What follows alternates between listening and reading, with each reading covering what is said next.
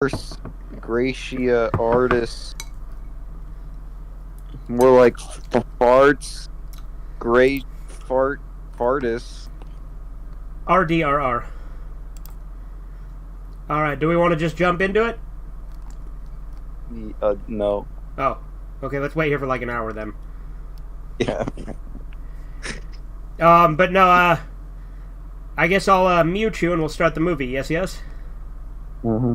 Alright. We're watching Vampire's Kiss from 1989.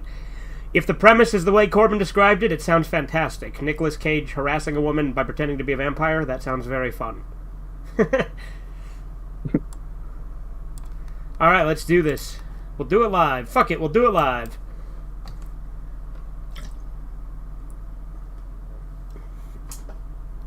Yeah, you still need to see Color Out of Space, though.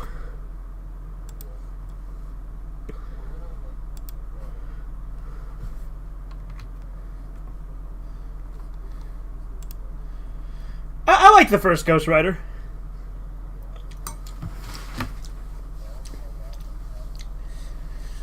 That is funny that that's your favorite, yeah.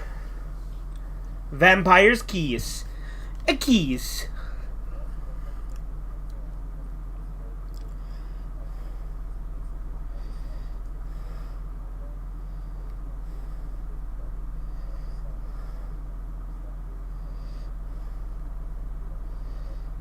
Yeah.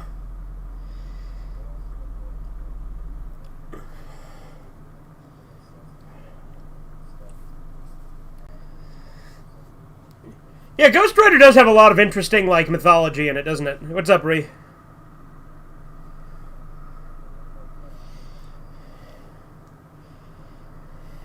Yeah.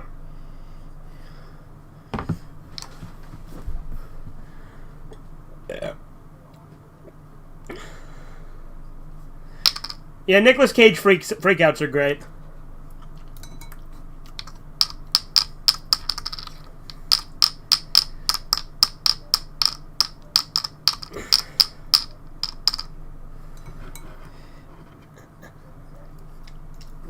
Hey, you think all acting should just be over the top, exaggerated?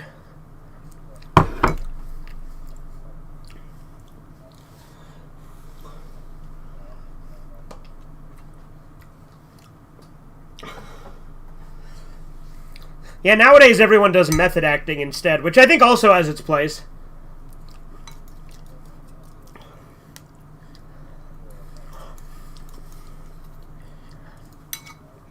Yeah, you're literally acting. You don't need to be the character to be the character.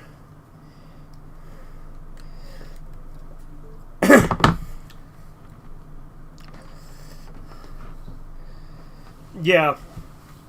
Well, Joaquin Phoenix said that, like, doing the Joker in that movie also fucked him up.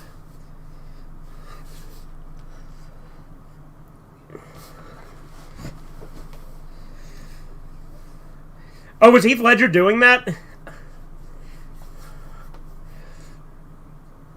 Is that why he did what he did after?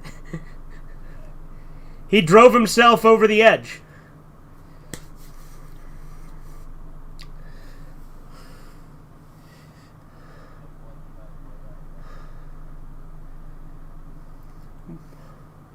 Well, I mean, it was a performance to die for. Yeah. That's funny, though. Heath Ledger drove himself insane for the role and took his own life. And everybody's like, let's do that. That seems like a good idea.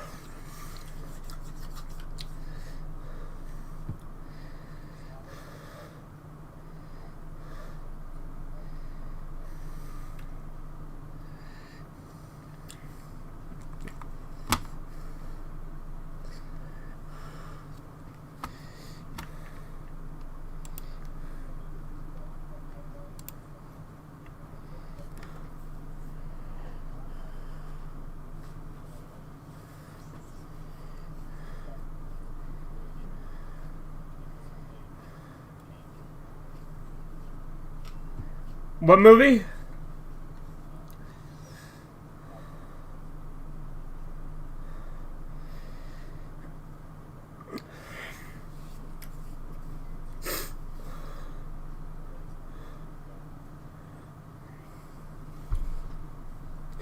I didn't know it was possible to drive yourself insane, but it is.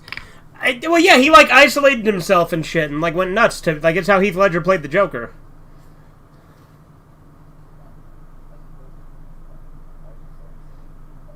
Yeah, people do drive themselves insane all the time, like the Bjork stalker.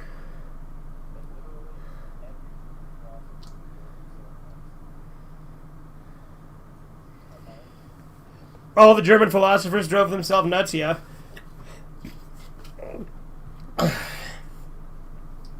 You ought to watch The Hunger with David Bowie and directed by Direttel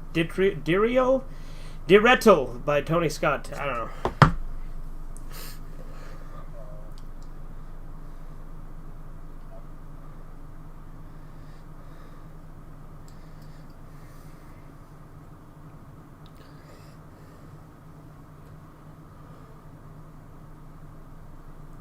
Reddit? What about Reddit?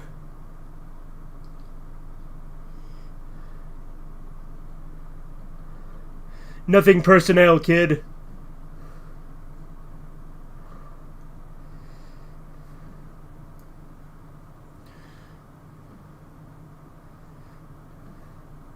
I like how that kid's just creeping on him.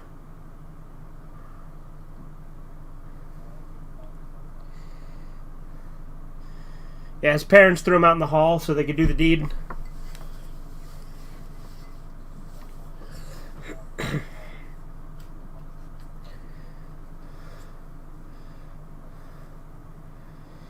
That just seems like a bad parenting decision, though.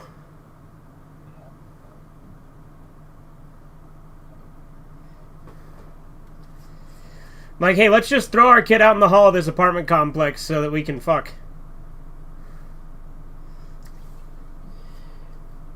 Reddit D's nuts in your mouth? Got him? Okay, Ree. And I don't even...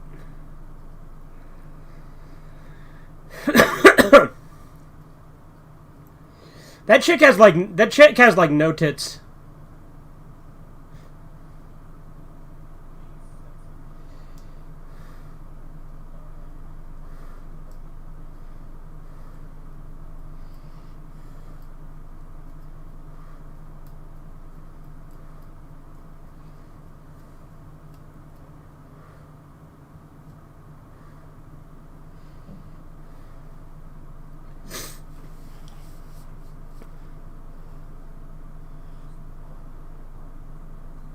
Is this the part where the vampire gets a kiss? Yeah, there you go.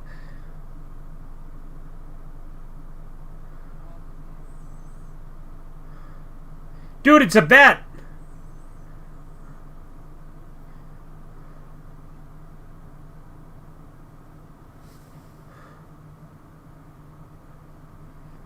Yeah, it left. What is she freaking out about? Oh, I guess it didn't leave. Even though it clearly did. Like, it clearly flew out the window, but then I guess it was just in the curtains.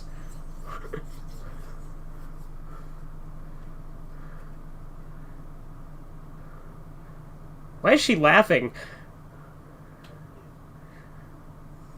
That kid's like, what the fuck is going on? This lady seems fucking insane!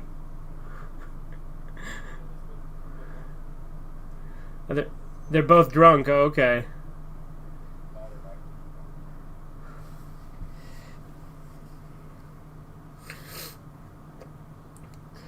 You see how fucking wide her eyes were there for a second? This is not how, like, drunk people act that I've encountered.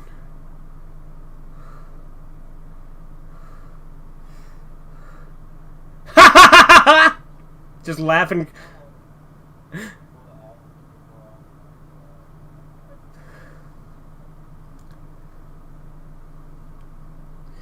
I like how he just like, yeah, there's a bat in my apartment, and he hysterically laughs and then just leaves.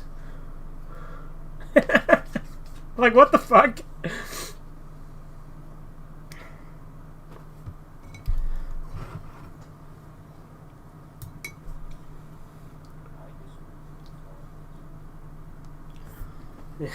There you go. Hopefully the vampire doesn't suck another thing, if you know what I'm saying. Okay, Ray.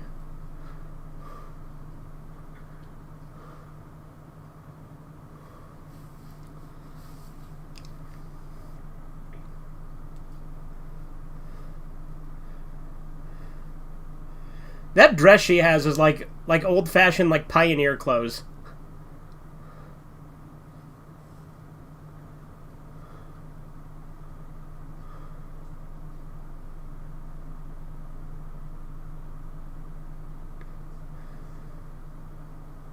What kind of accent is he doing?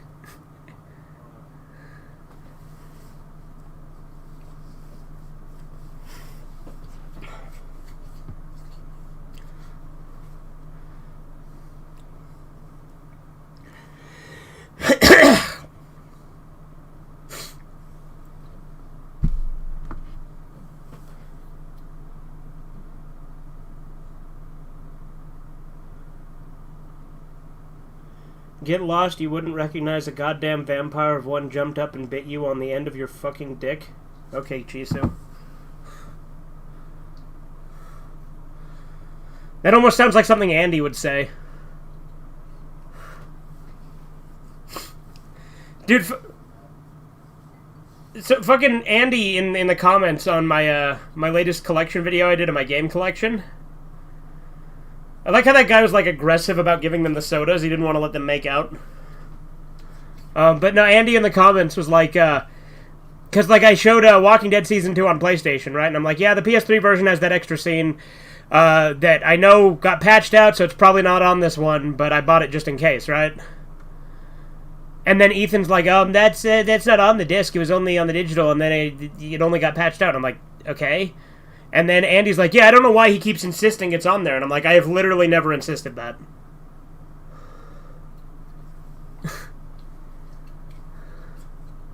Like, every time I've brought it up, I've said, I doubt it'll be on there, but I bought it just, just in case, hoping,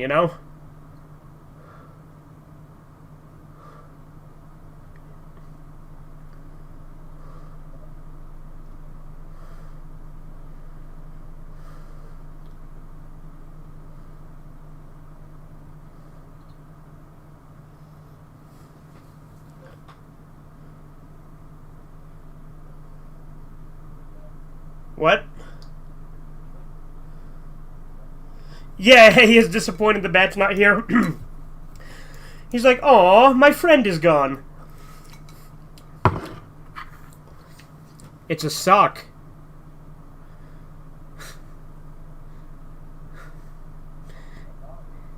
He was like fascinated by his own sock. Or was that the lady's sock?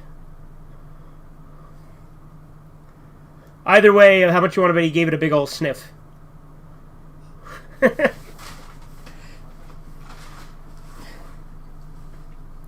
Like I said, foot fetishes are one thing I will never understand. What's up, Andy? A fetish for your own feet? I like how in the Berserk PS2 game, the abilities I get are called fetishes.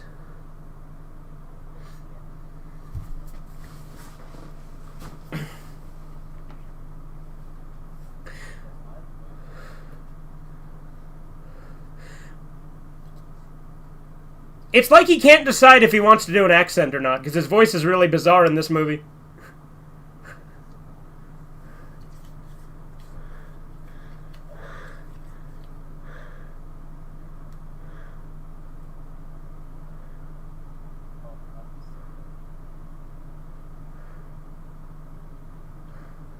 What the fuck? He was turned on by the idea of fighting off a bat?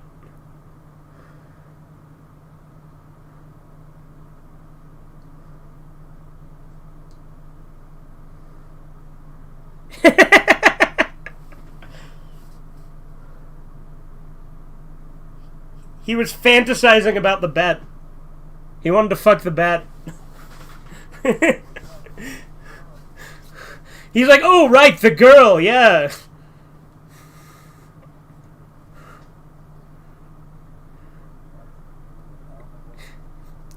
It sounds like he's almost trying to do a Trump voice, but not quite.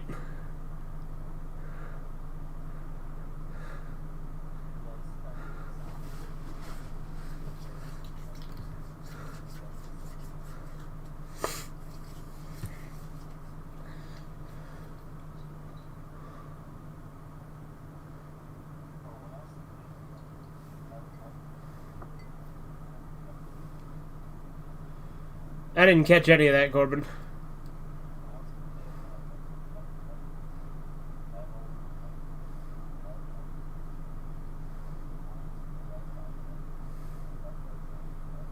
Like they'd put their lips on the metal?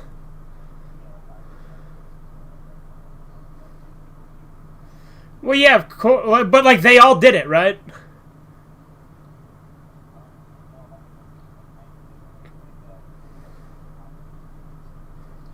Okay, so you were so gross you drove the rest of the class off from doing it.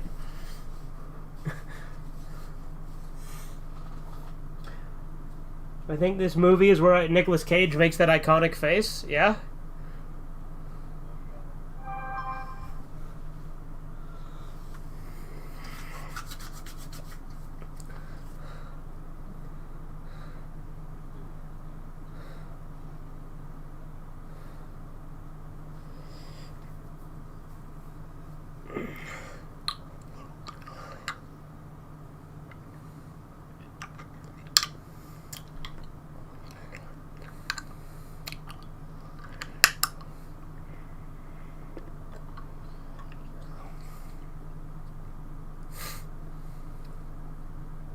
Inconceivable!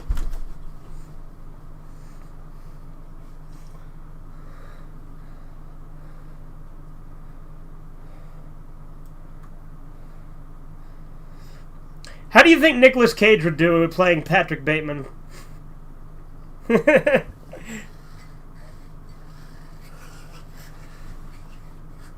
Like if they did a remake of American Psycho and just had Nicolas Cage play him like currently, would you watch that?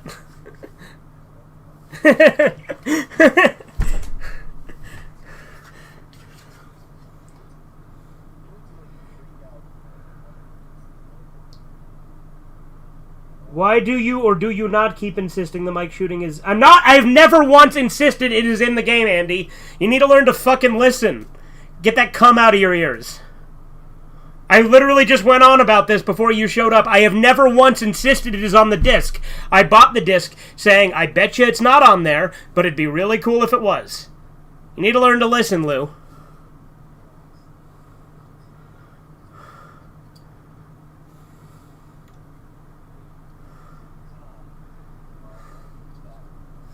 Yeah, while he's fucking the chick, he's thinking about the bat. She bit his neck. Kinky.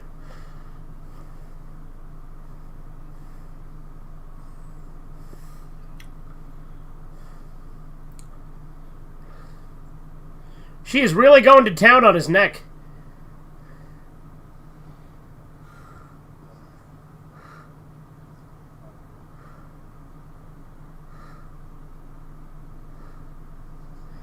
Now he's turned on. Now he's into it.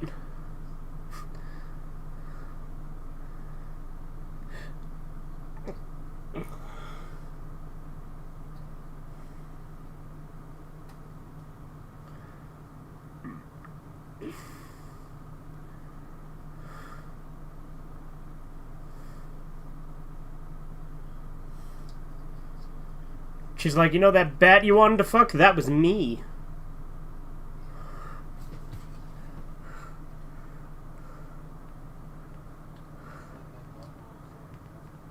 Yeah. Oh, drive time, 99. We got an ad, by the way. It's 18 minutes and 17 seconds.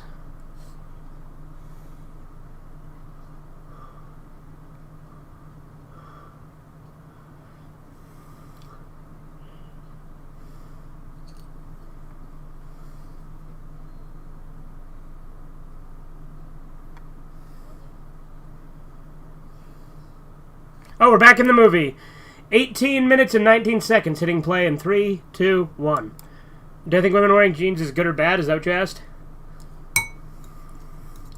I don't think it should be banned. I think some jeans can look good on a woman.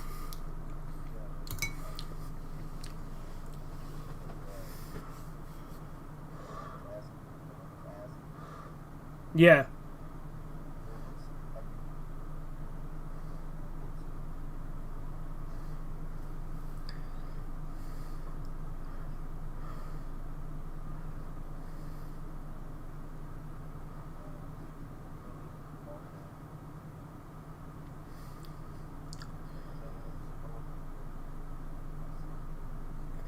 I didn't catch most of that.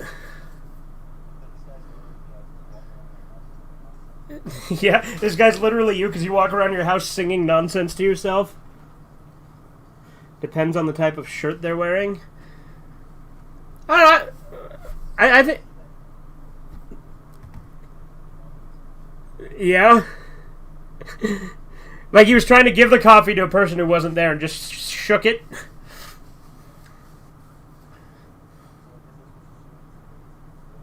Yeah, because this is all in his. Like, he's not actually a vampire, right? It's all, like, in his head.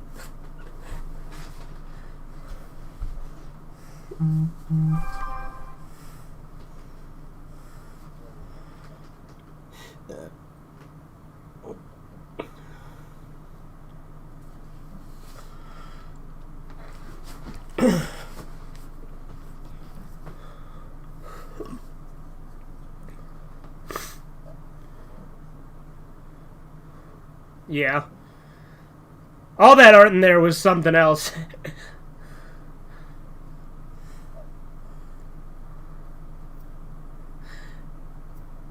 It's like your notebook, Corbin.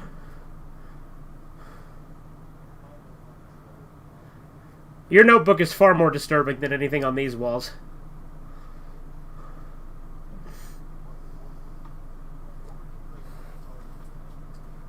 I don't know, Corbin. It's very stylistic. It's like some shit like Mike Diana would draw, like I've said multiple times. It's charming in its own right? But it's, again, it looks like the scrawlings of a fucking demented serial killer.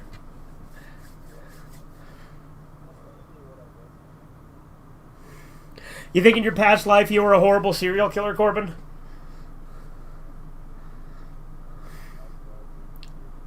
Yeah, there you go.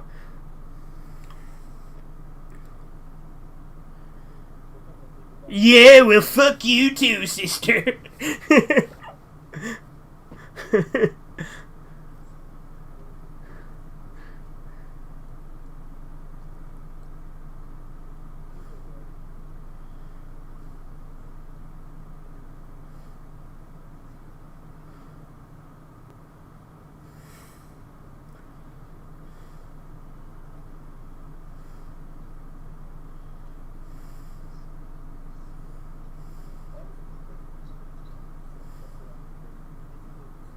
Yeah.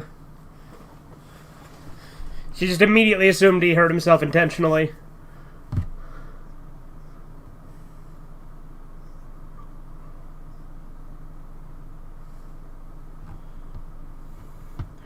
Top 10 hottest vampires? Yeah, Nosferatu, obviously. Count Blackula. Count Chocula. Blackula's a fun movie.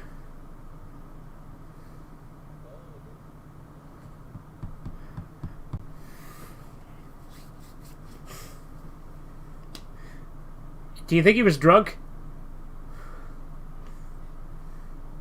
He reiterated like 3 times that he was drunk.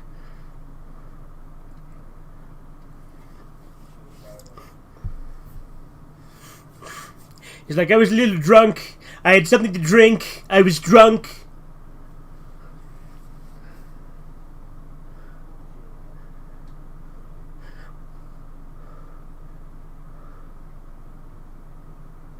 What the fuck?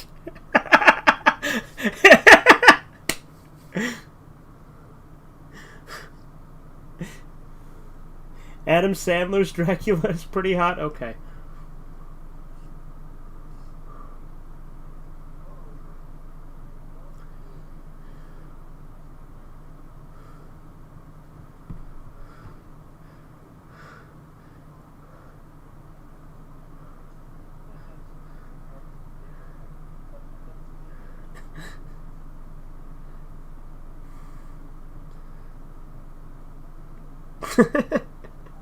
So aggressive.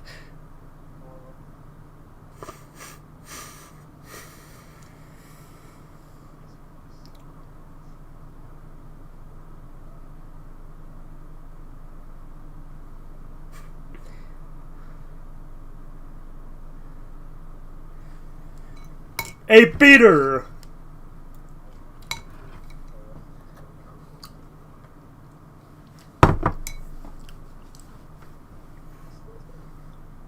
There's no rush. I like how the guy told him there's no rush, and he's still giving her the glare. So he's literally harassing this woman for no reason.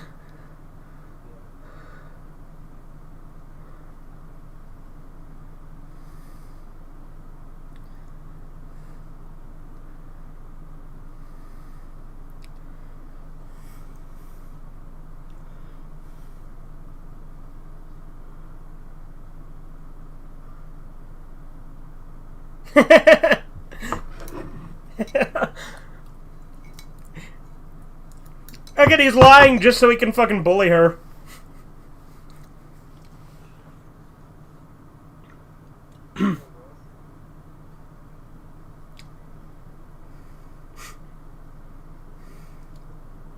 Am I getting through to you? This acting is something else.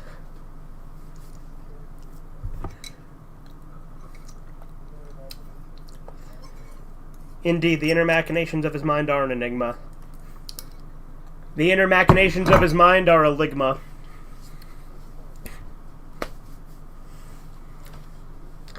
Edward Nigma? Enigma? Edward Nigma my balls? What's up, my Nigma?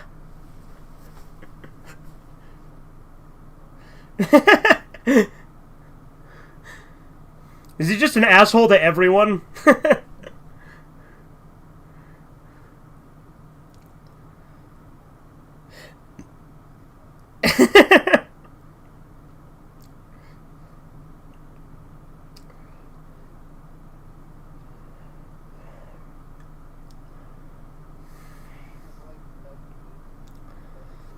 Yeah, it is like Patrick Bateman if he was retarded.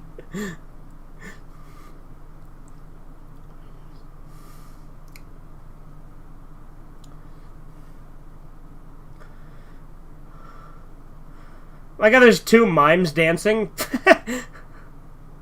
What the fuck? Yeah, mime domestic abuse.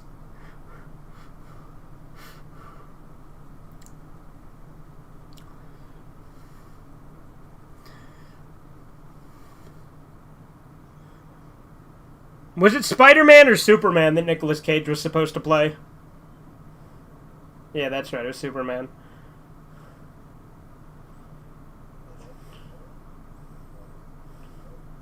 Oh, wow.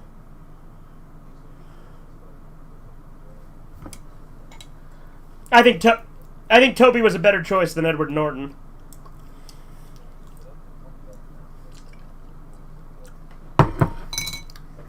It's gonna be a darker take on it.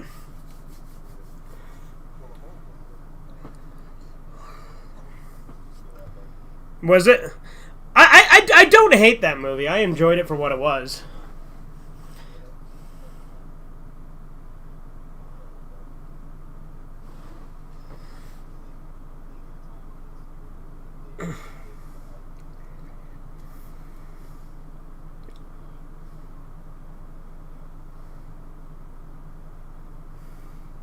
Come on, can we get together tonight? You want to meet me tonight? Come on, let's meet tonight. Can we get together tonight? Let's meet tonight.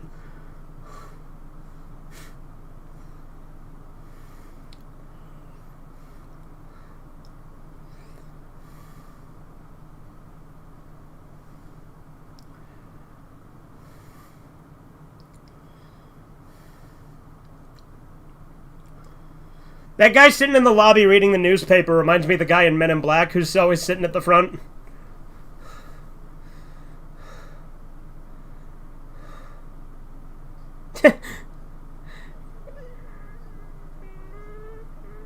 Yeah, that'd be funny. The cops just arrest the mimes.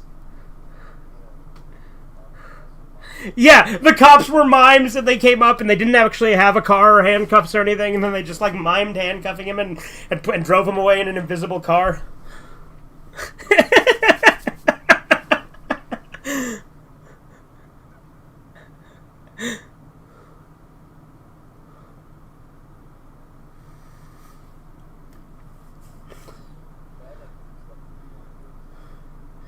Yeah. Sexy vampires, yeah. Okay. I mean, Nicolas Cage is a pretty sexy vampire. He played Dracula? This year? What the fuck, really?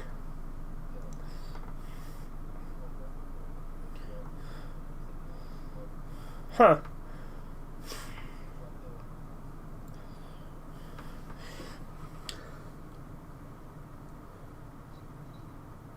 Who is it? Dude, what if the kid was the real vampire the whole time?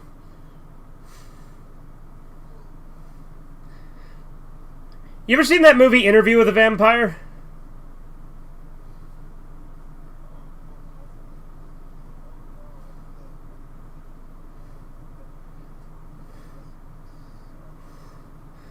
Yes, imagine.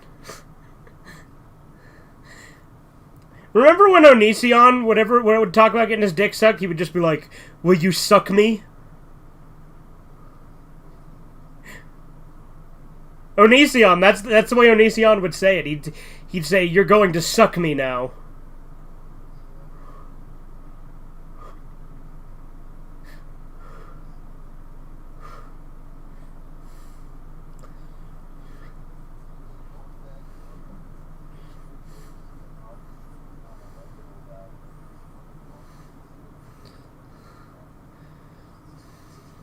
Yeah. He is like a YouTube supervillain.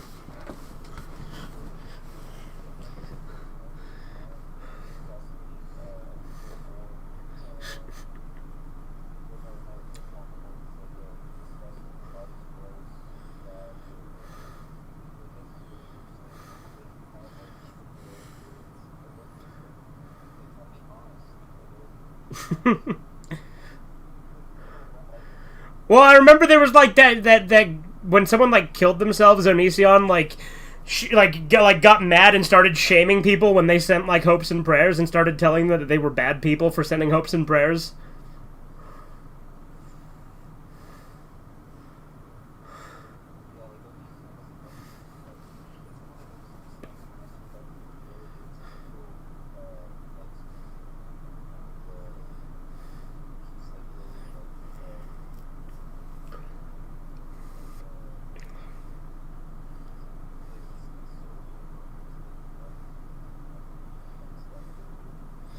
Yeah, well, if you remember when Leafy got banned, Onision defended him.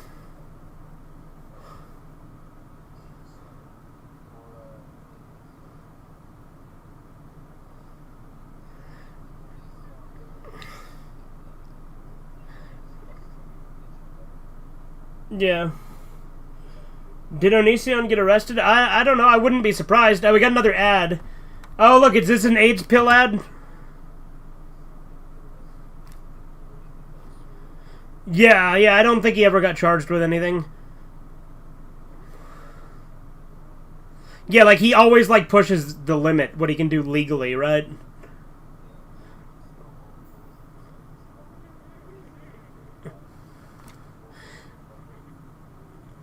Okay, no, this is just an fucking eHarmony dating app ad. Okay, so ad's over. We're at 32:29. Hitting play again in 3, 2, 1 now.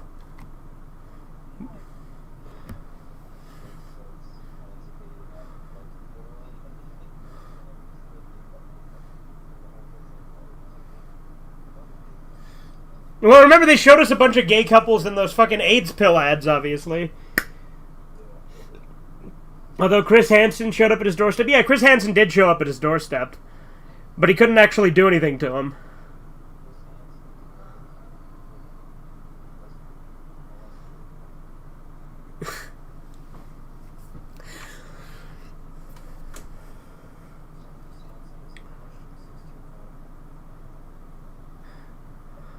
What the fuck? Just jumps on the fucking desk. He's just fucking chasing her. What the hell?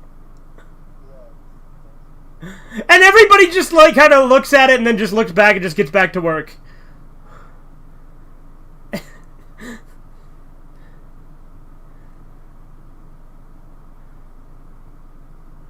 I have a gun.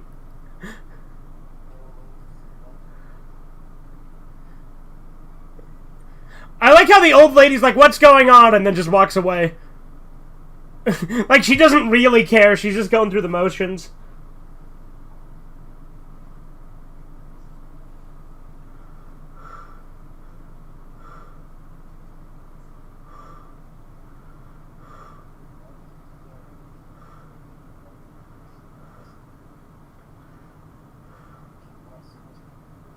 Yeah, he did. He drew so much attention to himself.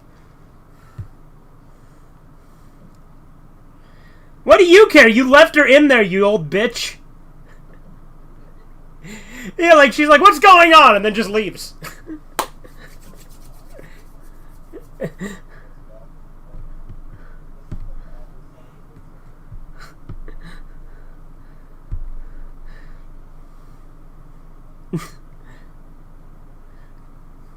Now let's see Paul Allen's card.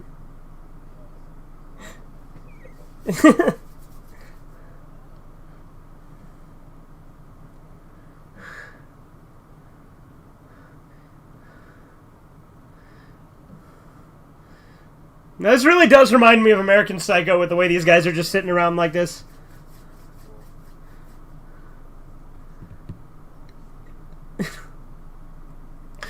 Hey, cool it with this anti-Semitic remarks.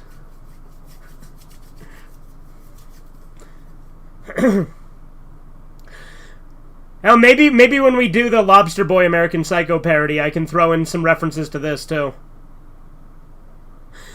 But, you know, like I said, I already recorded Theron's lines for that, so we have the dinner scene already.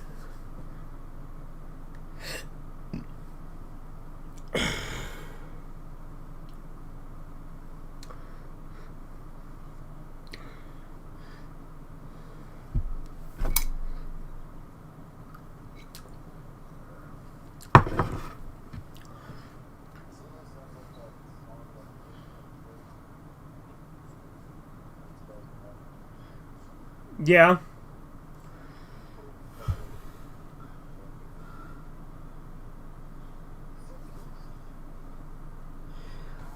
That's weird because it's fucking Chris Hansen. You may think they would keep an eye on... Chris Hansen doesn't have any legal authority. Chris Hansen's kind of washed out and pointless now. He's super irrelevant nowadays. Like, I'm gonna be honest, I actually don't like Chris Hansen. Because, like, he like, there was this guy who ran a daycare who, like, hit someone once, and, like, Chris Hansen went to him, like, years later and harassed him about it. Not to mention, Chris Hansen was, like, dating, like, a girl that was, like, 20 years younger than him. Or, like, or much, much younger than that. Like, she was legal and all, but, like, he was dating, like, a 20-year-old when he was, like, way older. And, like, it wasn't, like, a date... Like, he was also cheating on his wife with her. Like, Chris Hansen is not a nice guy. Just because he went after pedophiles doesn't automatically make him a good guy. And I hate when people try to prop him up as if he's this, like, great, like, defender of justice and shit, when he's literally... He has no legal authority to do shit.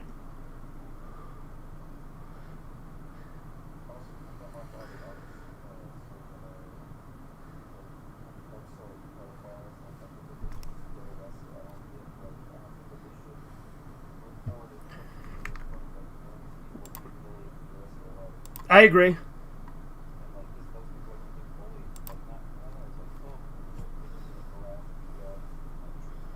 Right. Right.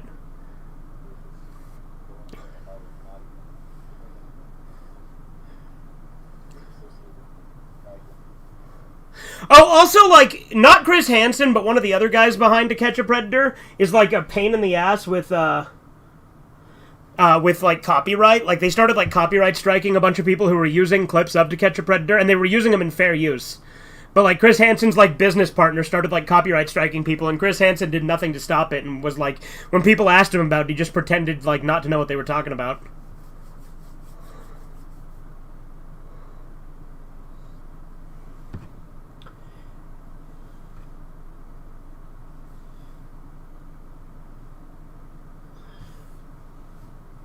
In the USSR, the people do the Hanson, but to queers instead of only queer pedos. Oh, yeah?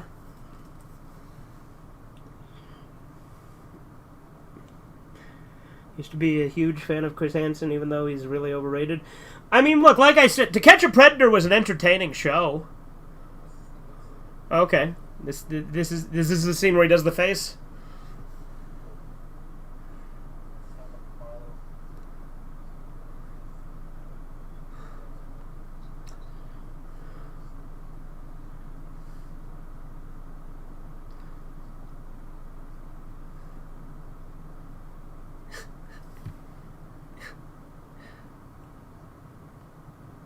She's doing like a weird accent too.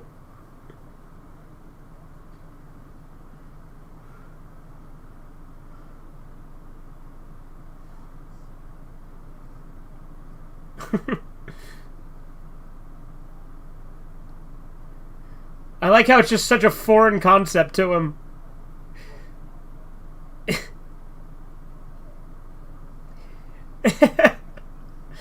H-I-J-K. Just shouting the alphabet at her. That's all you have to do! You know your alphabet.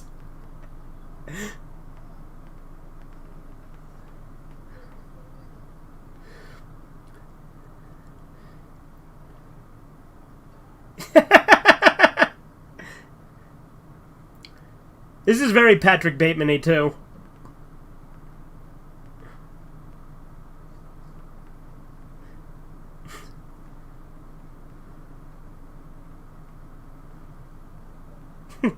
But Peter, you're a psychologist.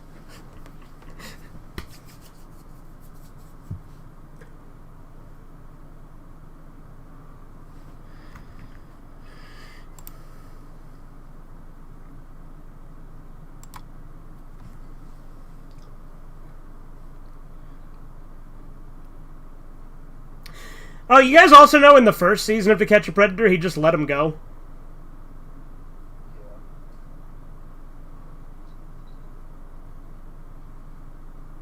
So if he really cared about justice, you know, you'd think that that wouldn't have been the case.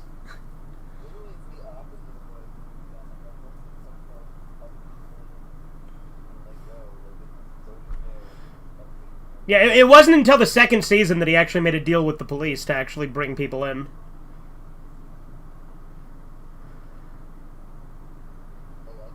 Is that redhead chick from Gremlins 2?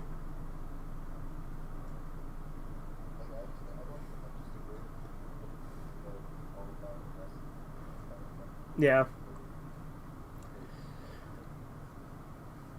I think I was just offering her a pistachio.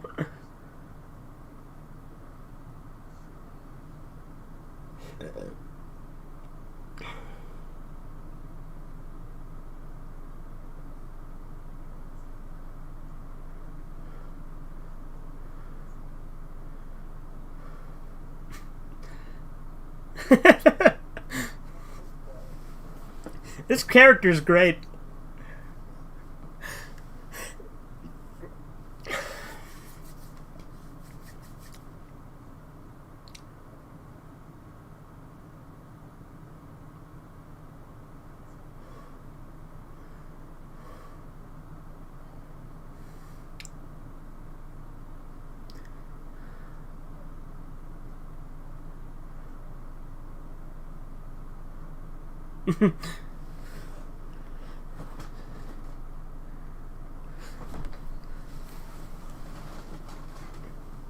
Yeah, I'm gonna need you to come in Sunday as well.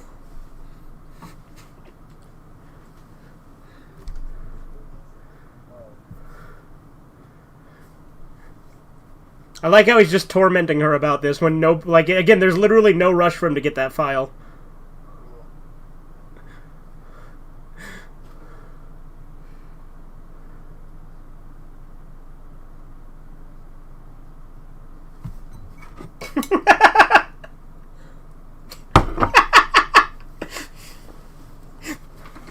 Loser, you're a loser.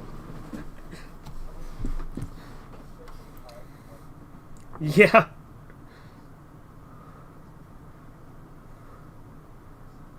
Well, this is the face, isn't it?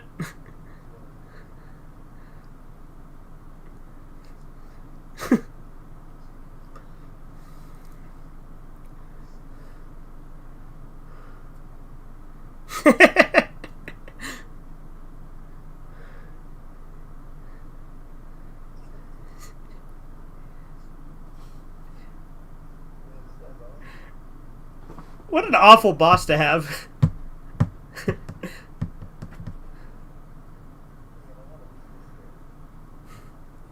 I like this character. This is a good character.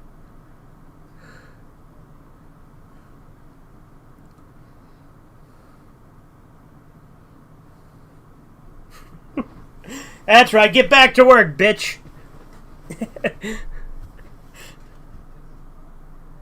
Don't you want to... He's trying to get her to shoot him.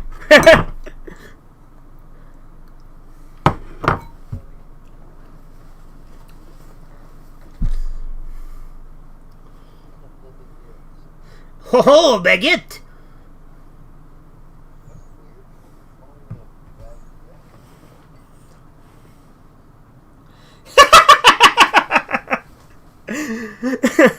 That dramatic fall down when he sees the cross.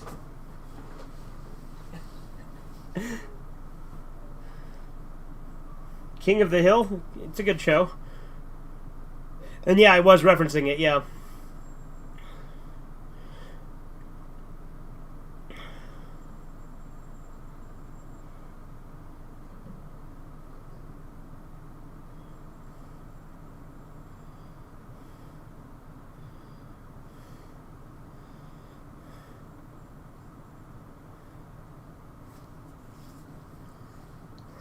That face! Look at that face he's making!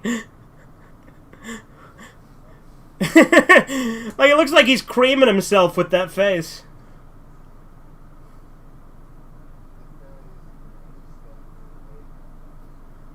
Yeah.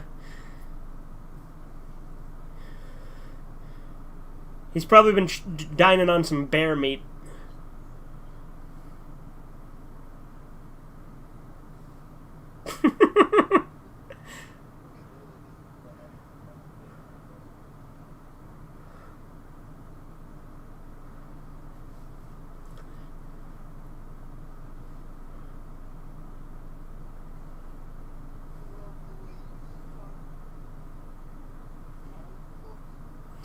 Tonight I'm going to suck your blood.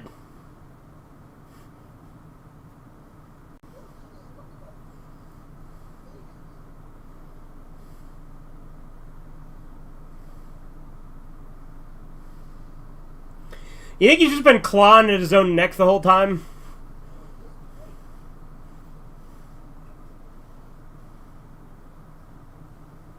Ooh, Nosferatu, there he is.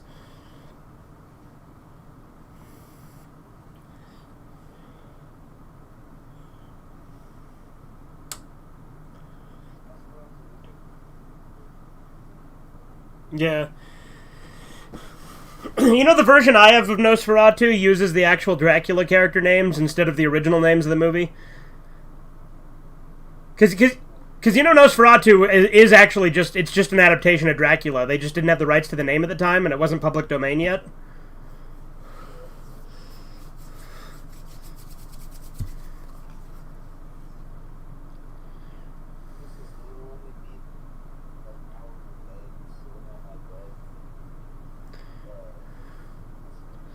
Hell yeah. So what you're saying, Corbin, is that you're an unhinged, demented psychopath.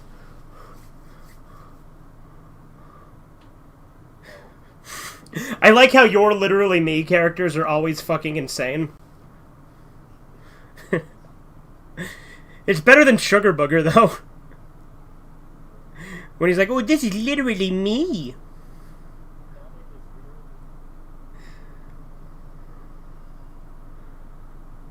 Like how he said boss from Mazinger is literally him, and so I'm like, oh, so you're a fat loser? Dude, Nosferatu's a Nazi! Oh, we got an ad. We're at 48:27 and we got an ad.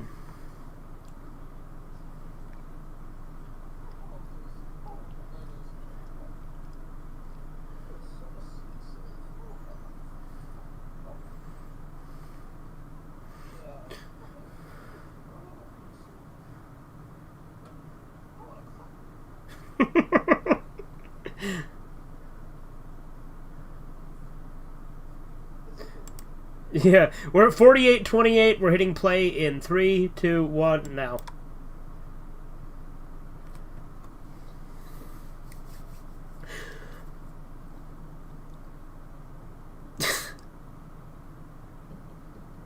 Just, I don't like how unhinged he just is.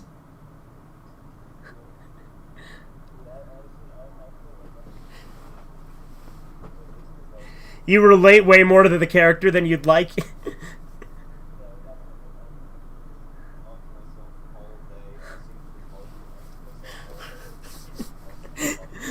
Nice. So you literally just sit there, talk to yourself, and sing retarded music to yourself. You're a special boy, Corbin. Yes. Is he gonna eat the cockroach?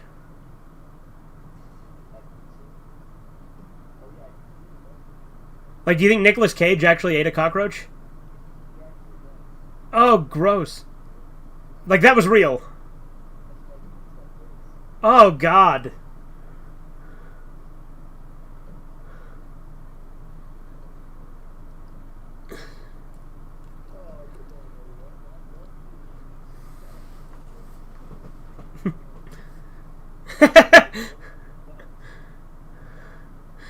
I like how he just singles out this one fucking employee to bully all the time.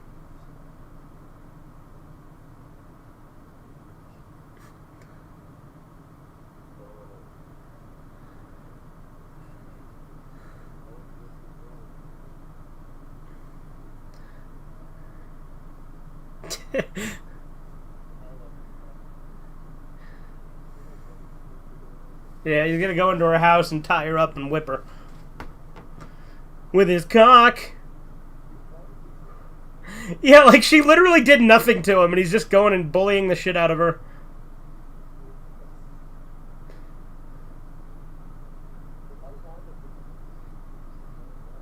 Yeah, like she's super nice to him and like maybe that's the problem, right? She's not unhinged enough for him.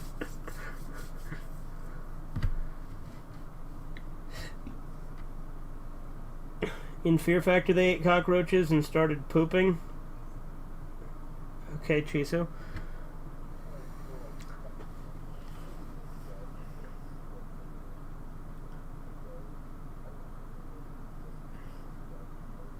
Yeah, of course.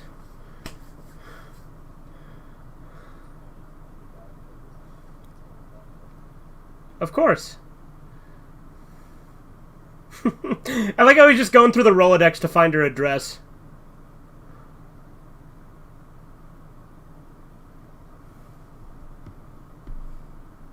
Oh, and one of the roaches started pooping. Okay.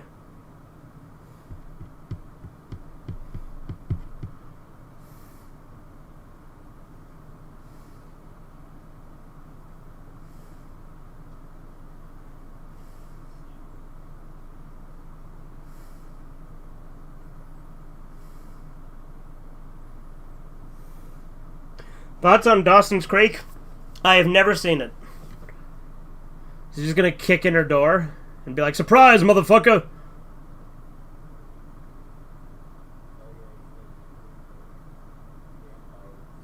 Just fucking staring in the window. I can hardly hear you through this window.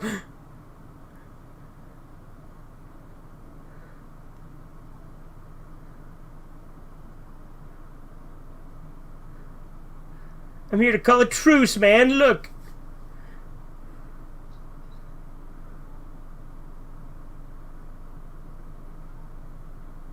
Now, is that an elaborate gesture or what?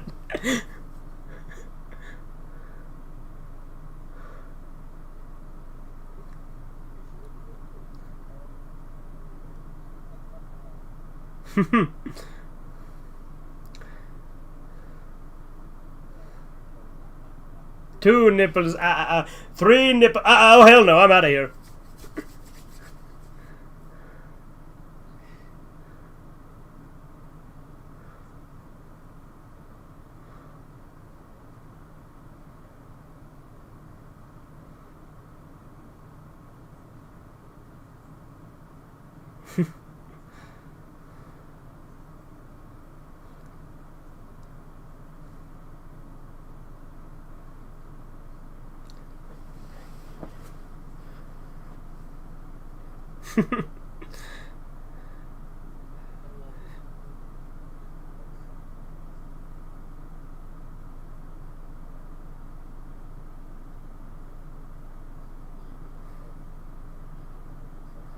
Yep, giving her false hope.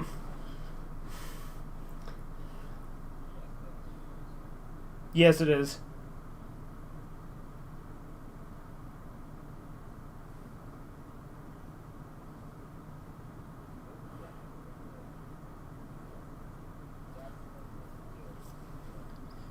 That is funny. Gaslighting isn't real. Women made it up.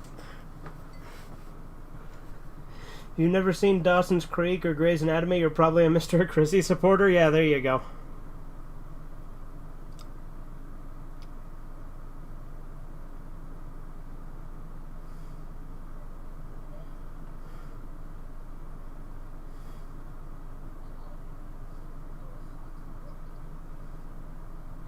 He's like, you gotta give head to get ahead, and then whips out his cock.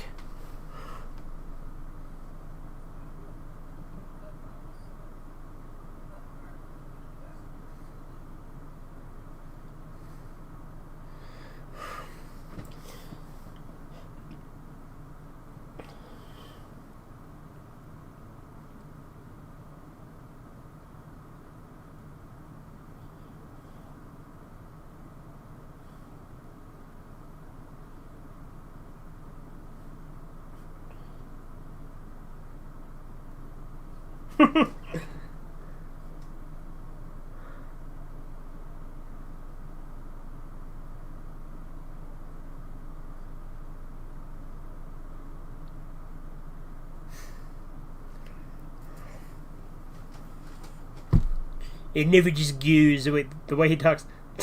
Starts screaming.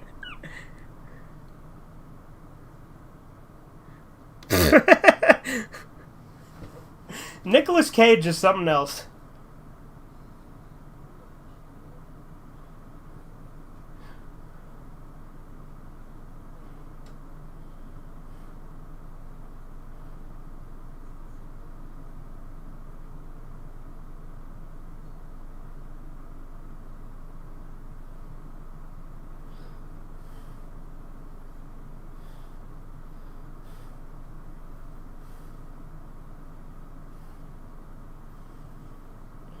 She's very clearly lying. I don't know why you'd fall for that.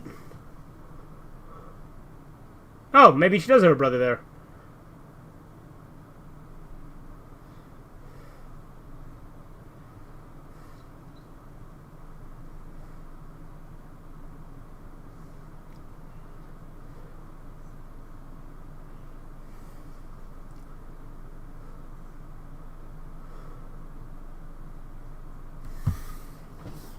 You got a time to lean, you got a time to clean.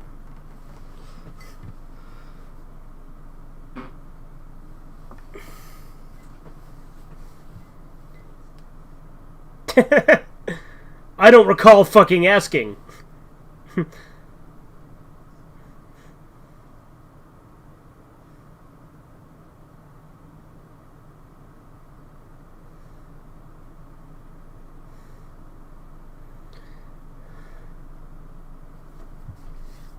I like how that guy just completely misreads it, thinking that that's his wife.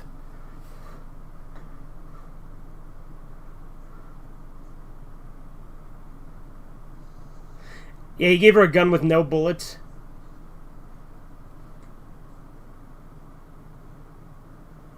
Yeah, and if that doesn't work, you fucked her over, jackass. Like, you gotta arm her with real bullets, dude. Come on.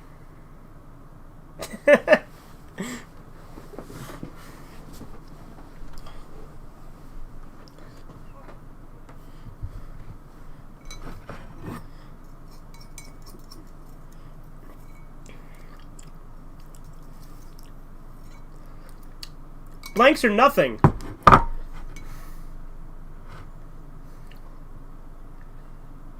Yeah, that would literally just make him think he's immortal, yeah. Like, he would actually think the vampire thing is more true if you shoot bullets at him and nothing happens.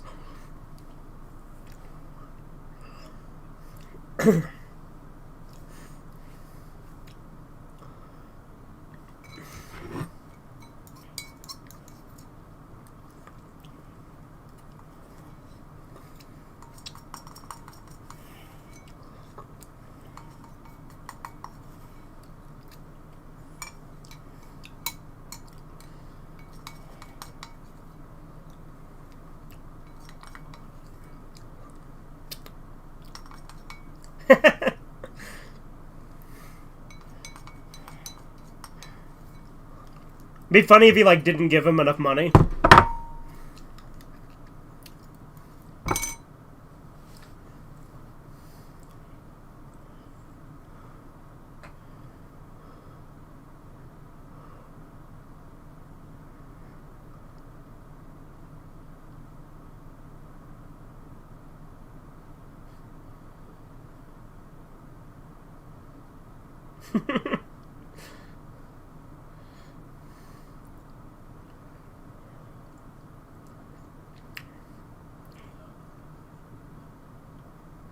I mean, that'd be the life, right?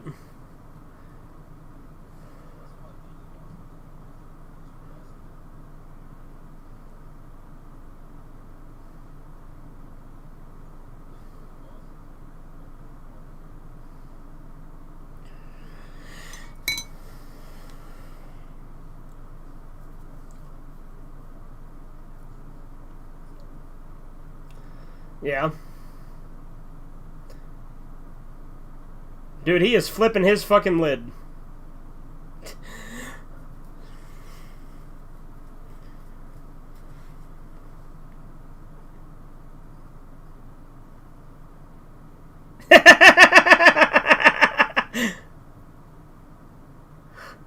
Either go home or go back to the ladies' room.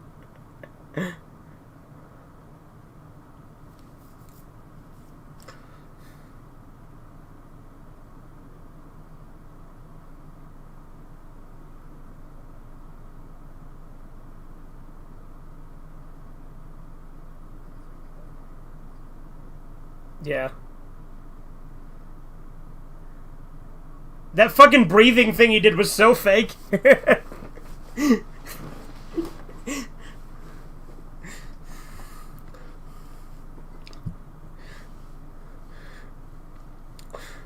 that's why I always liked, there's this YouTube channel I used to watch called Blame Society, and whenever they talked about crazy people, they'd be like, you know, real life crazy person, Nicolas Cage.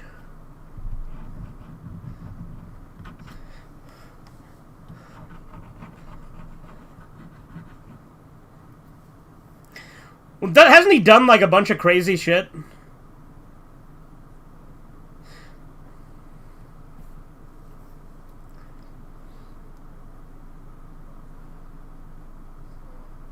Yeah, and he wastes it on, like he wastes his money on the most ridiculous shit, doesn't he?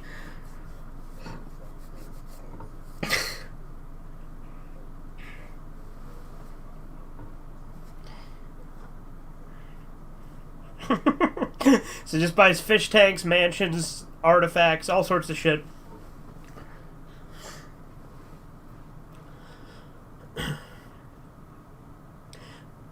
She found the file.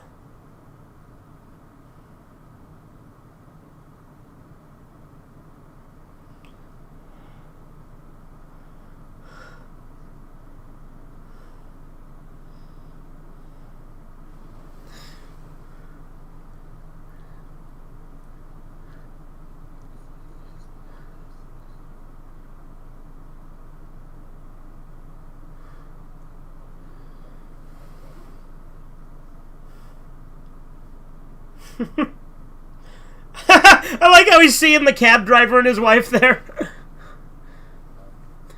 Like, do you think people who saw this movie thought he was actually a vampire up until this point and then realized he was fucking crazy here? Yeah, like, he was very clearly crazy the whole movie.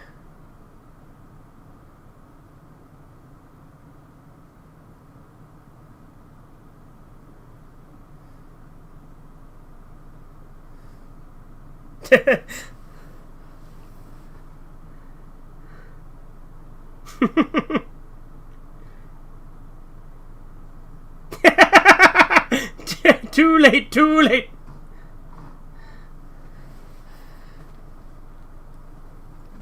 Just fucking chases her again.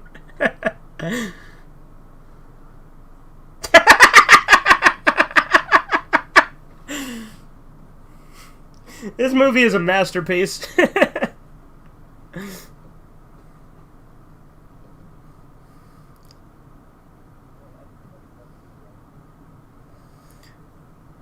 Yeah, if we do, you'll fall asleep, though. Watch.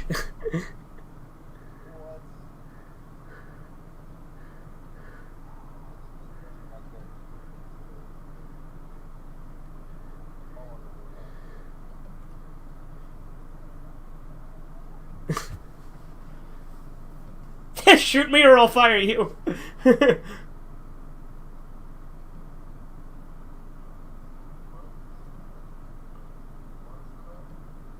I think he wants to prove that he can't die.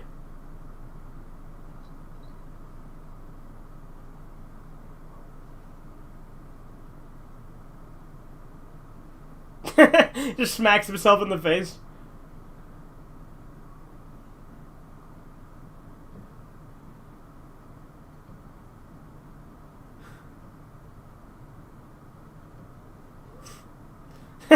Jeez. Well, this is escalating.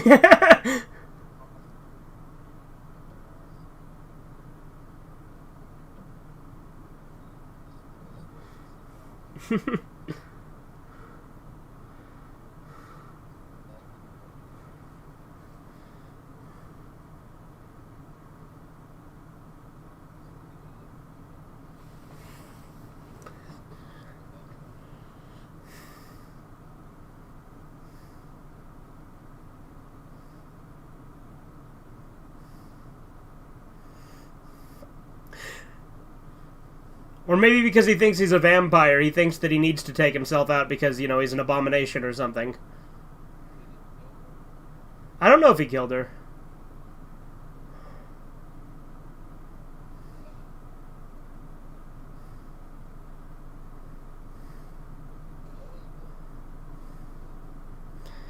Yeah, but movies don't actually depict blanks accurately.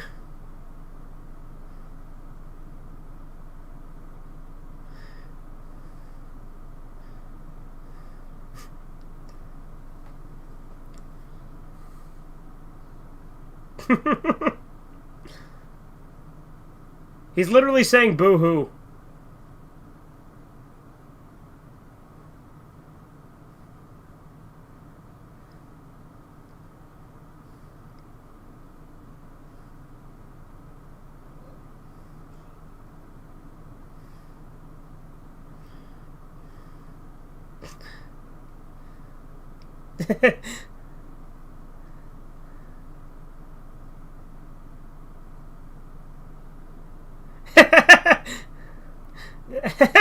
Just running through the streets yelling, "I'm a vampire."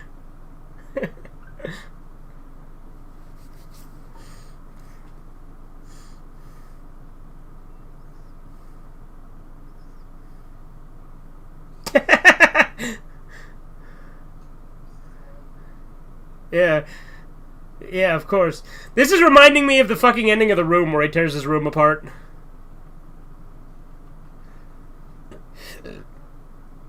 Oh, we got a... Oh, and you know what's funny? In The Room, he wanted to be a vampire, too. We got another ad.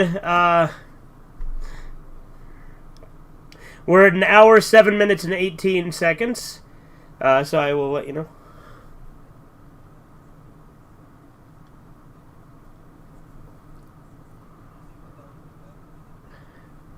I think The Room is perfect as it is, but it would have been funny with him as a vampire.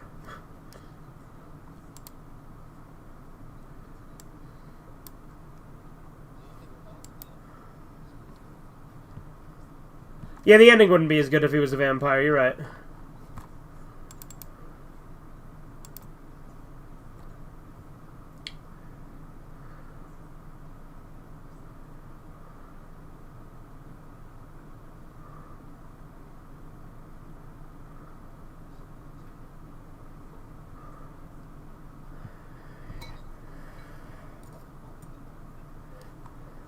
Yeah, that'd be nice.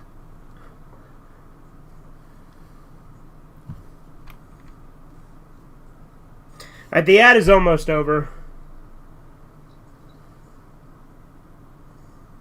Alright, we're at 1 hour, 7 minutes, 18 seconds. Ad's over, hitting play in 3, 2, 1, now.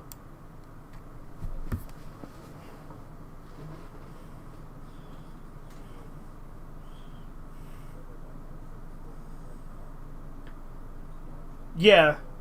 I've never understood just watching sports. The only sports I like to watch are combat sports, like boxing, wrestling, or MMA.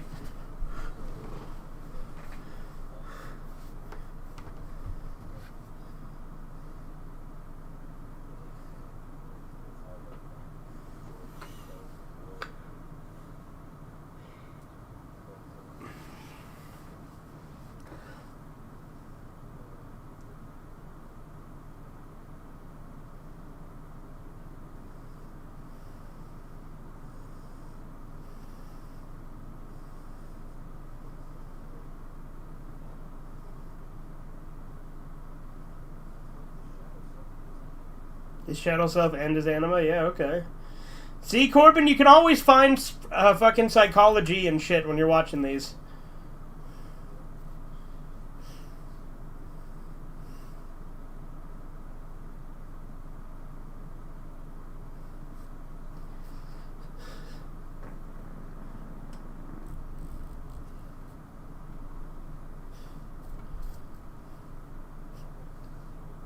Yeah, he's completely mentally destroyed her.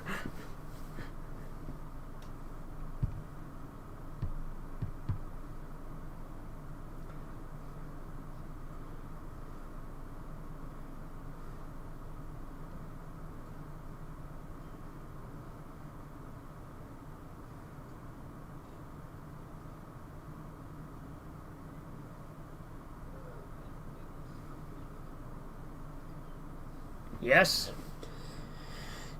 Syrup. Yeah, maple syrup goes good with eggs. I usually, like, when I get pancakes and eggs, I'll mix the eggs with the syrup.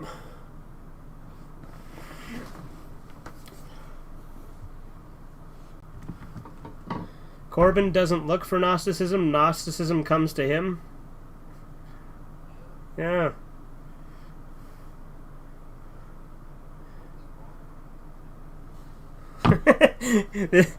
This guy is, like, super fucking unhinged. I love him.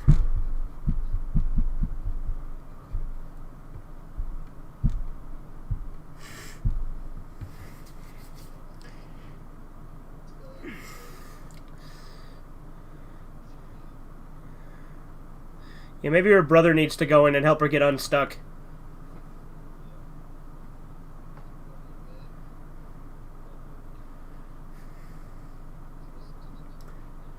Yeah, there you go.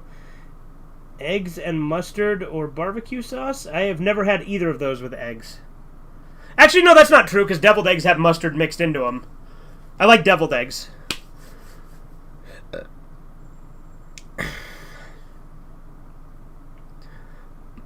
You know what I think is really funny, Corbin? You said this was like American Psycho of Patrick Bateman. No, I guess you said retarded, not crazy. I was going to say, because Patrick Bateman is absolutely crazy. But not retarded like this, that's right.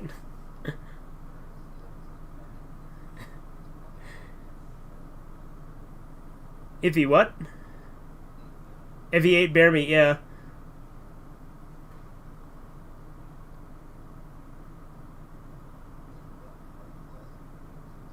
Oh yeah, no, fiberglass splinters do suck.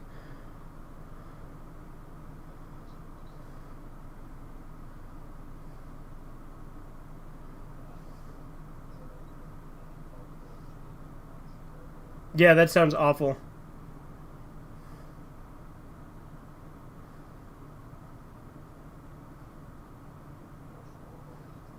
Yeah, he's got a fucking pentagram on his shirt. I think it's a Baphomet, too, isn't it?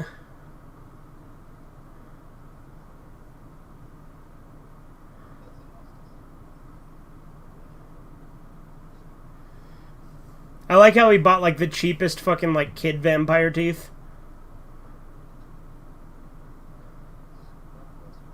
No, he couldn't afford the fiberglass ones, so he bought the little kid cheap ones.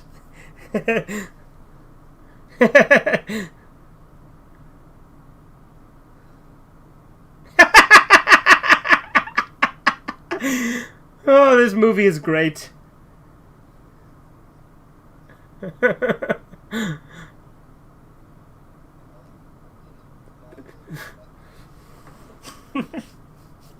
Yeah, this guy's mind is a fucking mystery. He needs to be studied. He is such an Edward Nigma.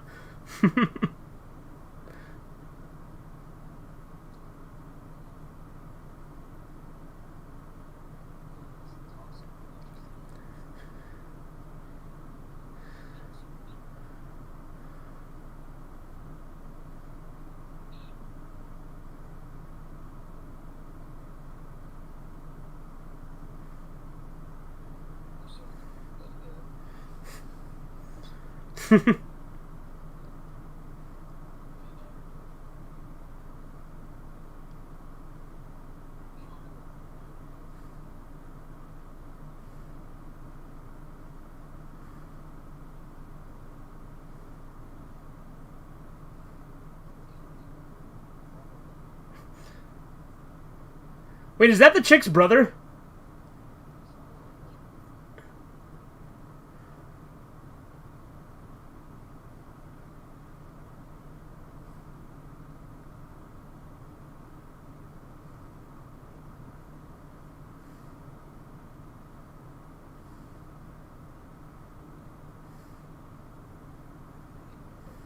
He's losing it.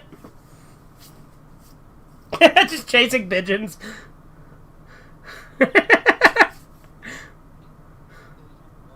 Imagine if he just took a bite out of the pigeons. He just puts it in his pocket. He just fucking took a pigeon and put it in his jacket pocket. Meaty pigeon in pocket. Tasty snack. Dude, he ate the pigeon.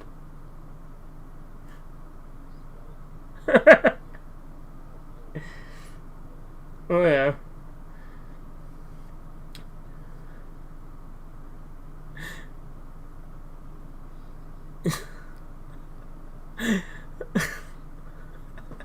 Just ate a pigeon raw. Like, he just ate a live pigeon.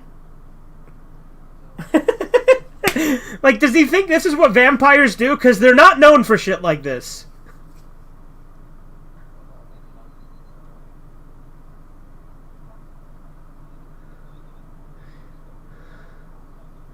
That's true. Yeah, there is a lot of weird, like, shit in old vampire, like, mythology and stuff.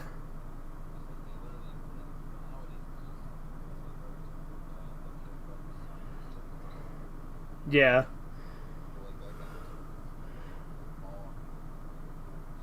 Yeah. Well, they could shapeshift into basically anything in some versions.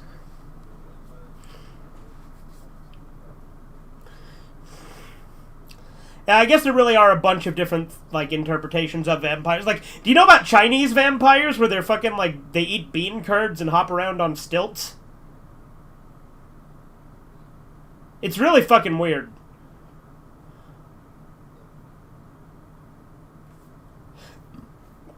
There's a Bruce Campbell movie about him, actually, but it doesn't have the stilts or anything, but it has the bean curds.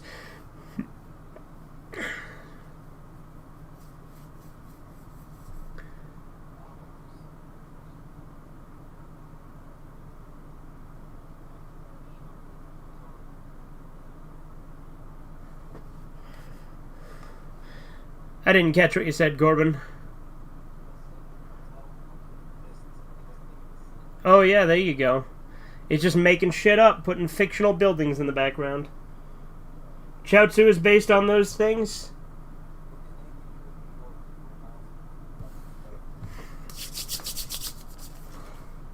Qianxi, that's what they're called? Or Changxi? Okay. You know Death Note had the Twin Towers in it, and it was after, like, the anime was after 2001, but it still had it?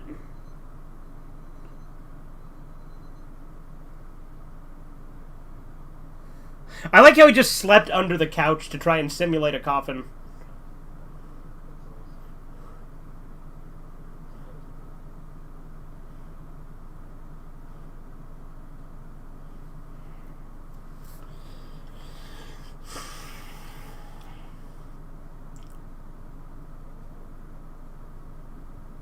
Watch what? Perhaps.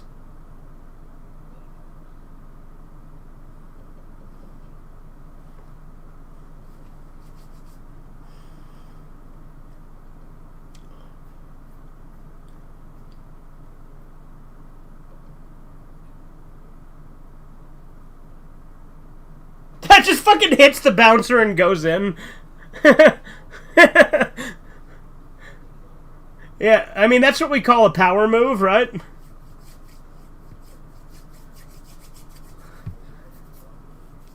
Yeah. The bouncer just figured it wasn't worth chasing him in, I guess.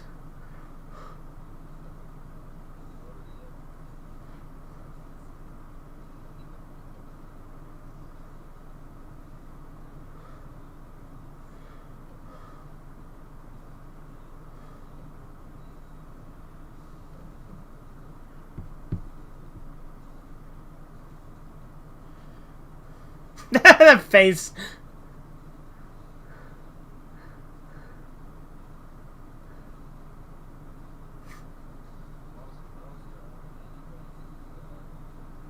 Right? He looks the most interesting.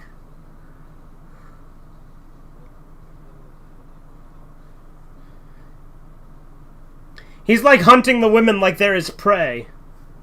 Trying to single in on a target.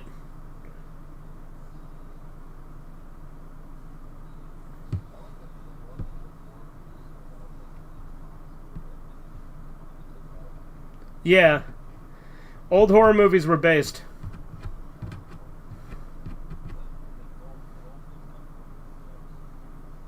Yeah.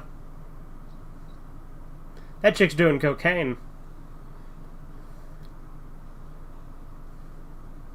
I like how he's like making his hand into like the Nosferatu like claw kinda. Like he's trying to do the Nosferatu walk.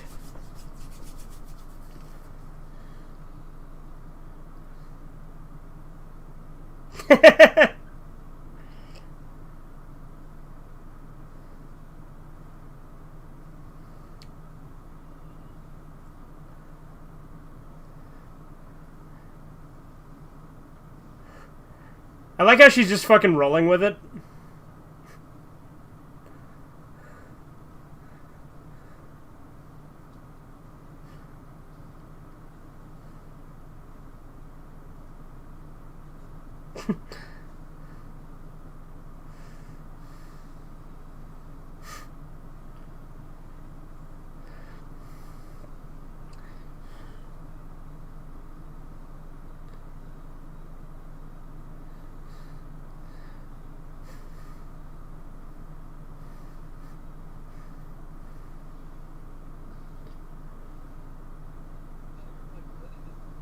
Yeah, she was, but then when he actually touched her tits, that's when she. That's when. But like he was like basically, it was very clear that he was telegraphing that that's what he was doing.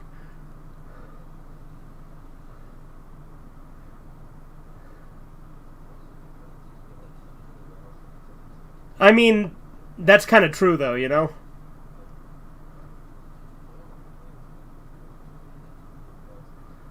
He had his plastic teeth. Yeah, he was biting her with his real teeth. Imagine if he just fucking killed her.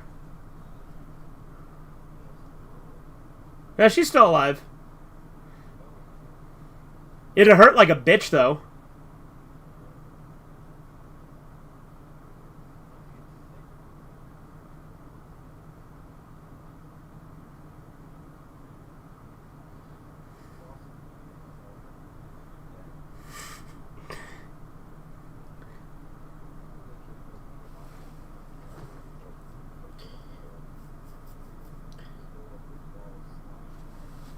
Maybe don't drink so much energy drinks, Corbin.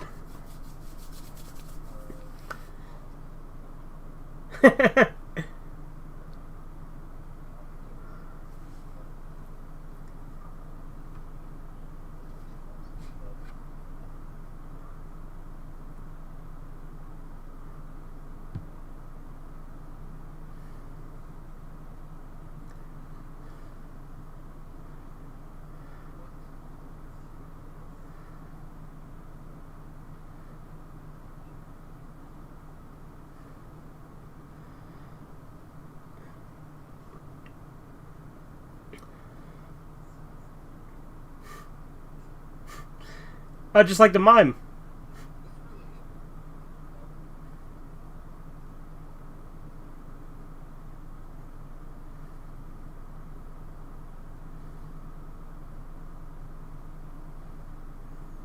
Who's this character?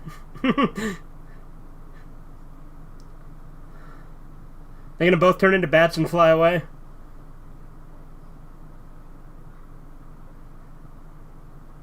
His imaginary girlfriend has an imaginary boyfriend?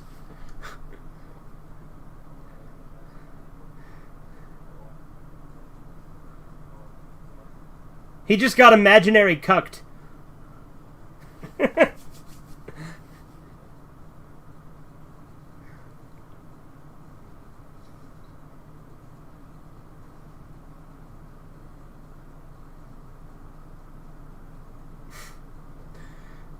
I like how he's just walking through like fucking Nosferatu, covered in blood, and nobody's even questioning it.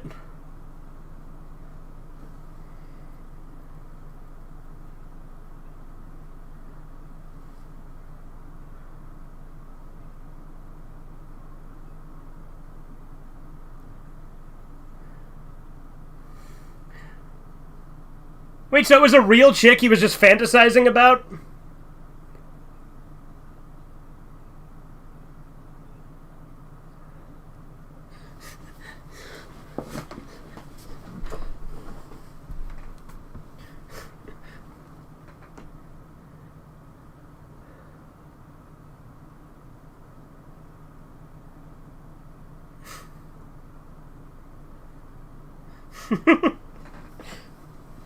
Damn, he's fucking crazy. Love him.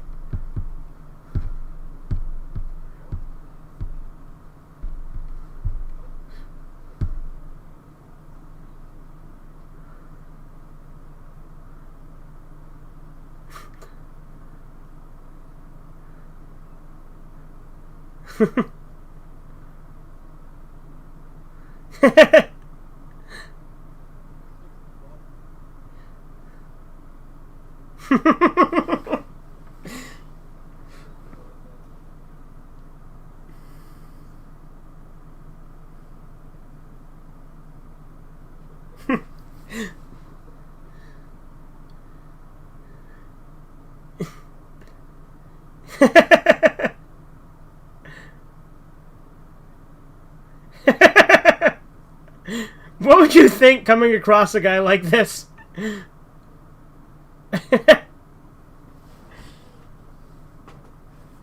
Oh, we got another ad. And we're at 1 hour 25:17.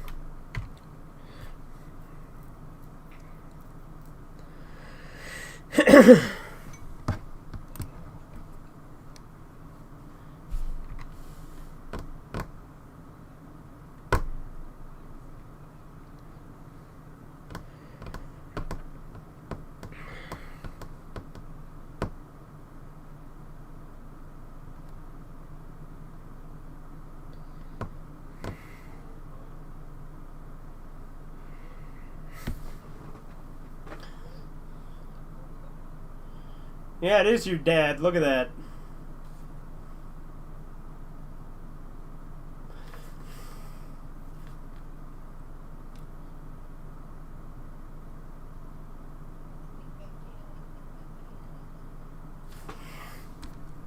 Alright, again, we're at 1:25:18. Hitting play in 3, 2, 1, now.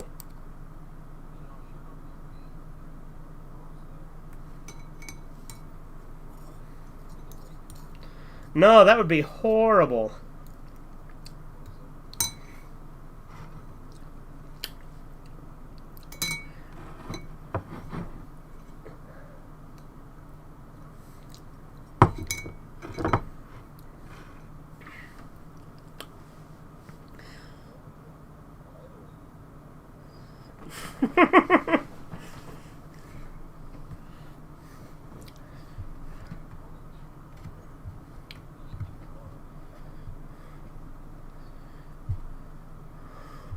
Look, don't you want that promotion?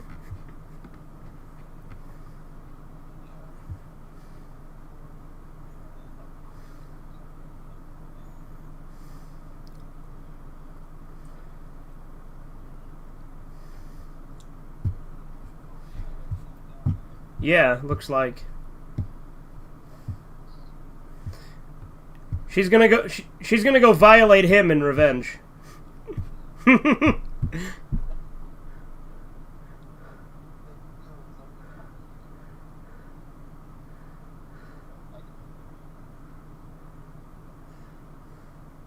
He's gonna try to stake himself.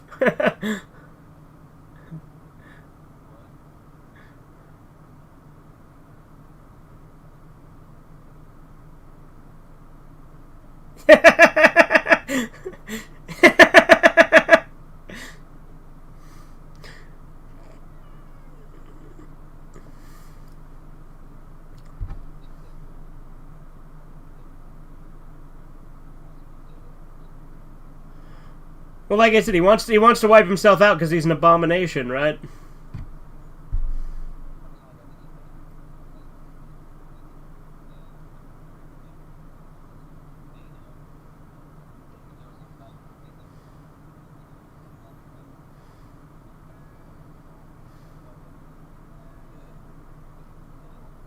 Huh. The tortures of the damned!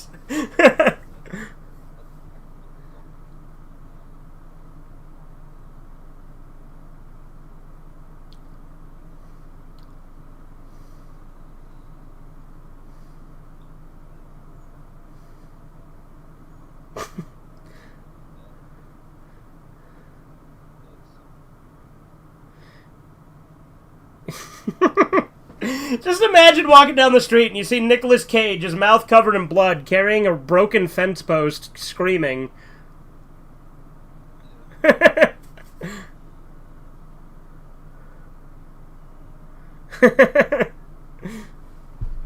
Vampire's Kiss fell at the box office and has developed a cult following since that time. I kind of figured, Andy. It feels like a cult classic.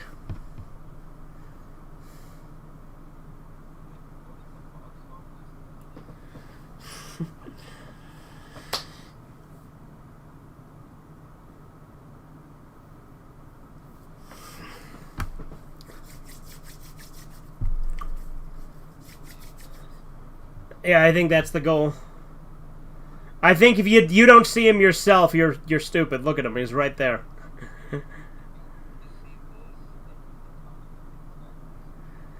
Yeah, if you think you're gonna, you see someone this unhinged, and you're like, yeah, I'm gonna go kick his ass.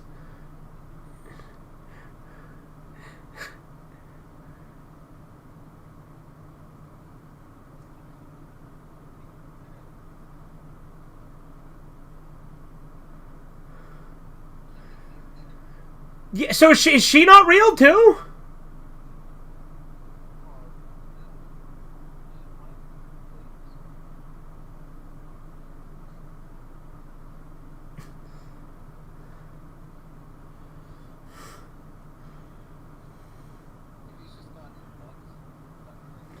Yeah, he's just increasingly losing his grip on reality.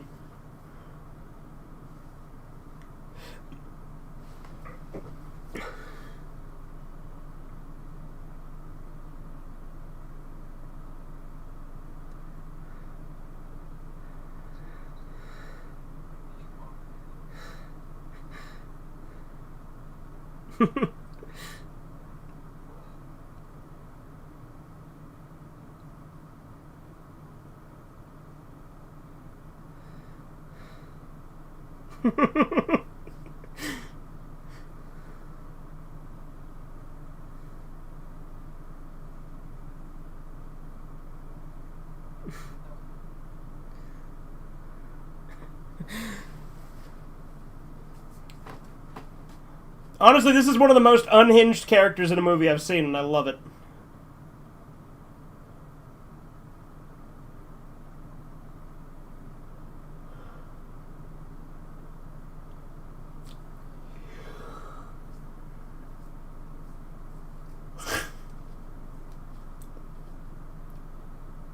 Watch her just call him pathetic.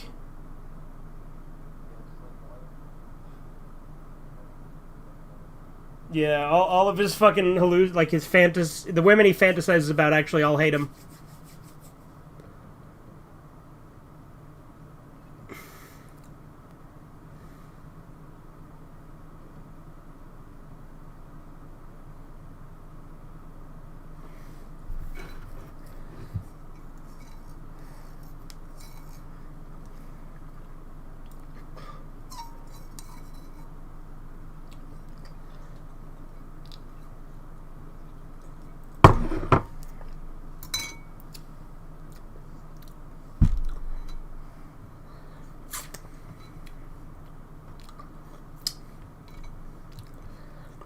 He's just making up yet another woman.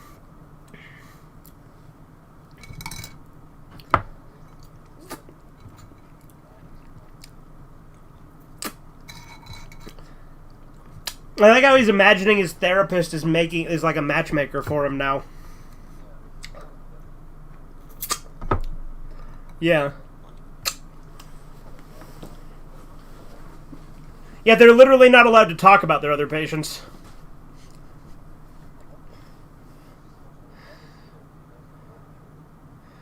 Is that the chick whose neck he was biting at the bar, or is that a different chick?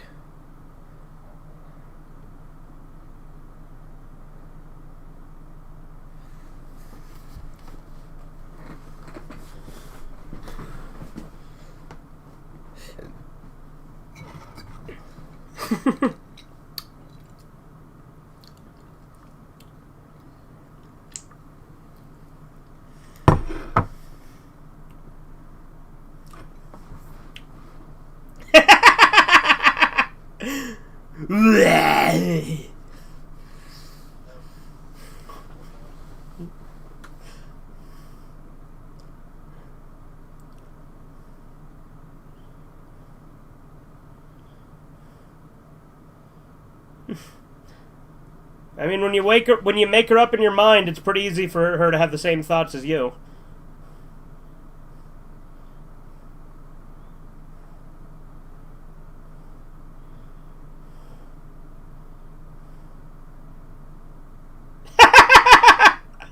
Just nonchalantly. Just a little id release, no need to worry.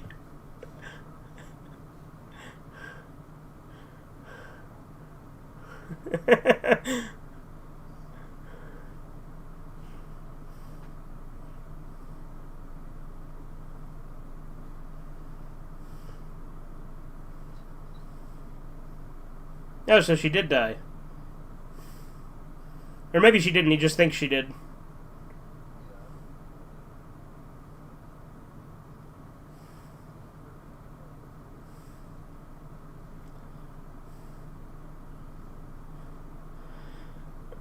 I like how he thinks that this is realistic, that his therapist would just be like, yeah, don't worry about all those crimes you committed.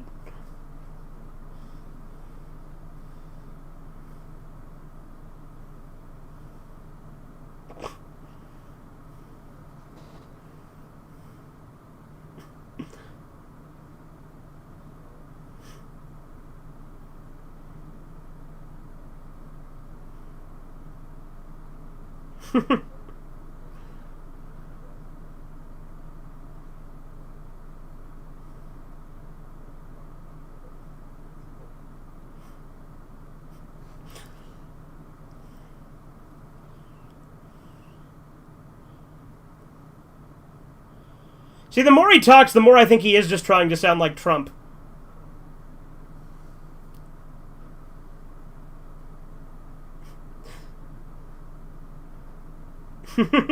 What?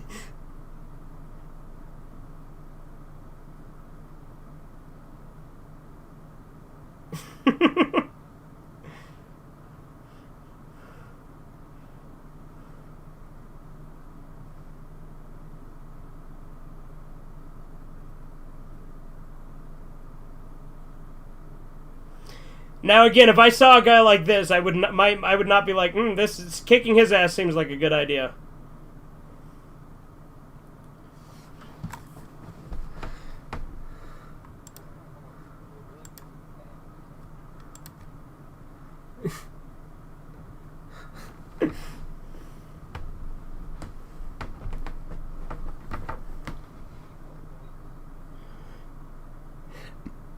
Yeah.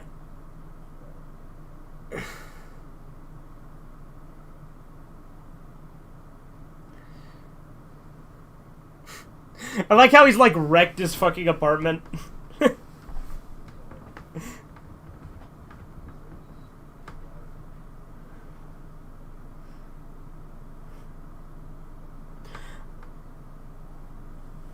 He's probably just gonna bite his neck.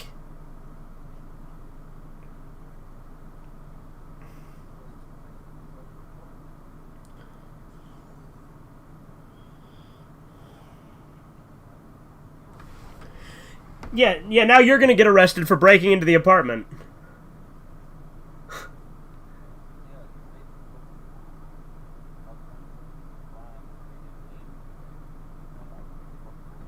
Yeah.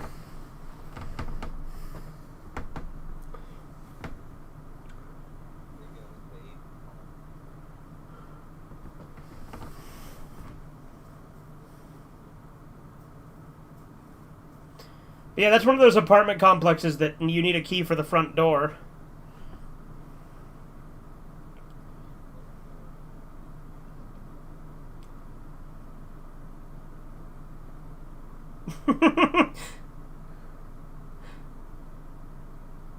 I like how he's shouting that right as the guy's entering his apartment, clearly not even talking to that guy.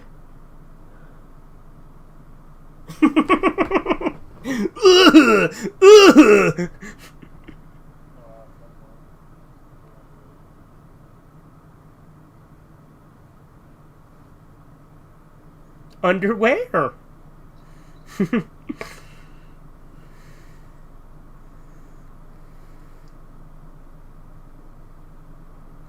Why'd you drop your tire iron, jackass, if you're gonna fucking commit?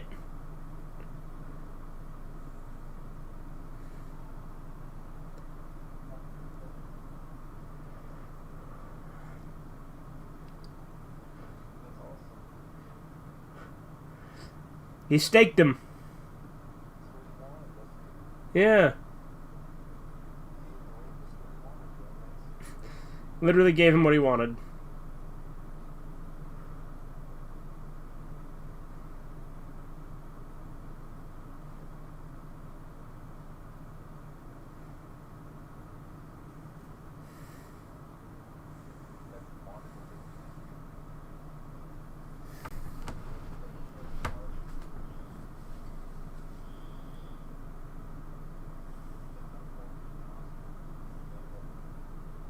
Yeah, vampire is like the least desirable monster to be. Like, really, the immortality is like the one thing you'd have going.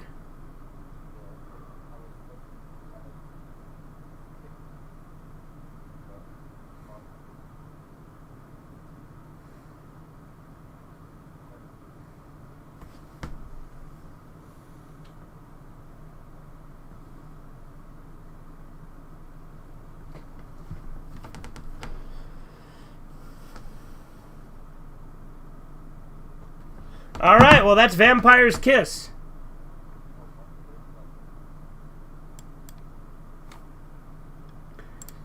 Well, Corbin, I'm going to unmute you temporarily. So you're unmuted. You said you wanted to just do Antichrist now, right? Yeah. So, anyways, what I was saying about, places where female writers work. You're unmuted, Corbin. Just keep that in mind.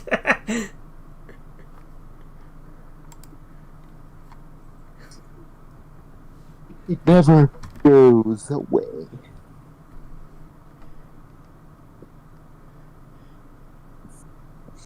Watching Pluto TV with Transformers Cybertron. It's really PS1, yeah. All right, let's do Antichrist. Like, do him?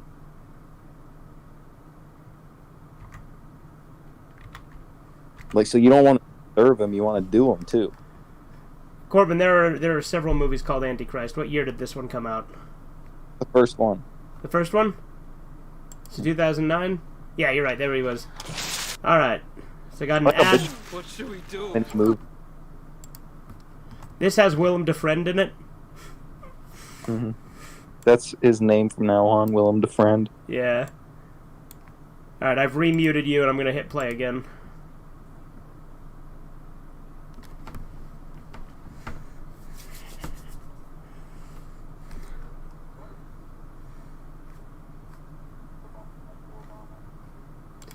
All right, so movie is starting. It's at 2 seconds now. 3.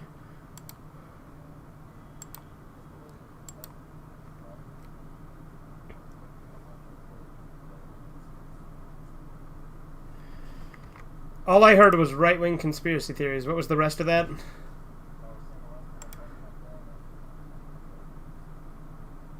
Yeah?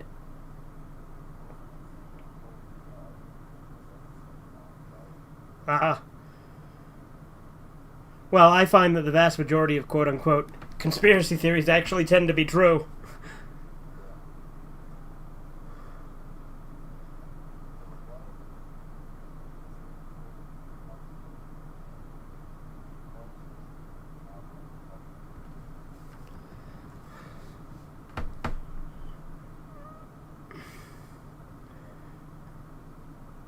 You're cutting in and out a lot, Corbin.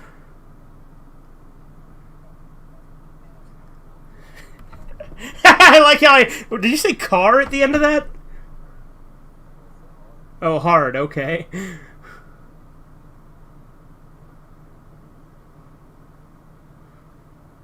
Is this movie going to be real artsy? Oh, shit! There's his cock! Jesus! I did not expect that! Full-on fucking penetration! Jesus!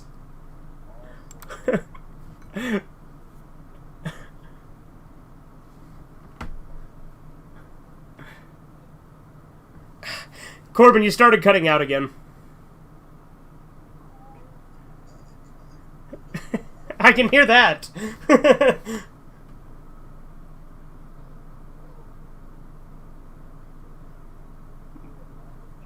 You want him to Willem your Dafoe?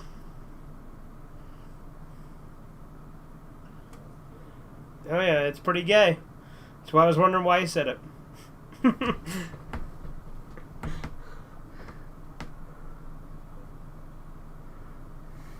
Remember that Family Guy joke where Willem Dafoe's under Stewie's bed and he's like, "You asleep yet?" And he's like, "No." And he's like, "Just checking."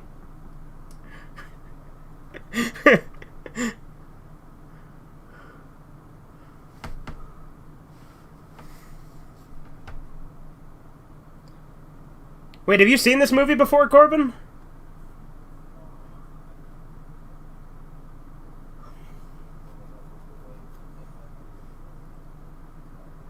Yeah, like, gee, I did not expect to see full-on penetration to start a fucking movie. Evidently.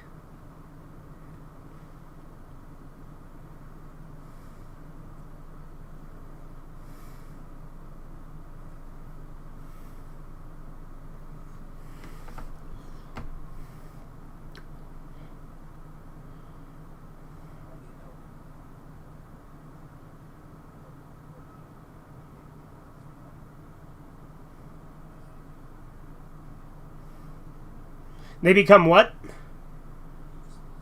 Yeah.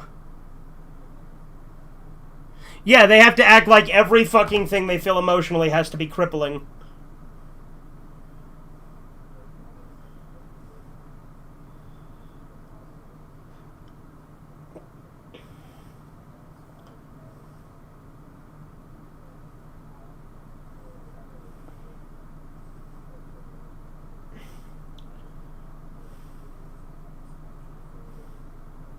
Yeah.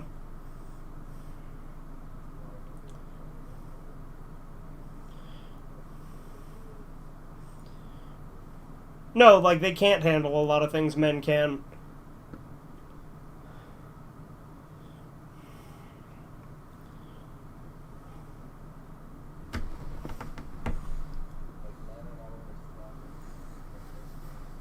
Yeah, men also just have more willpower. Dude, the baby gonna fall out the window? He fly at the sky? And then he die?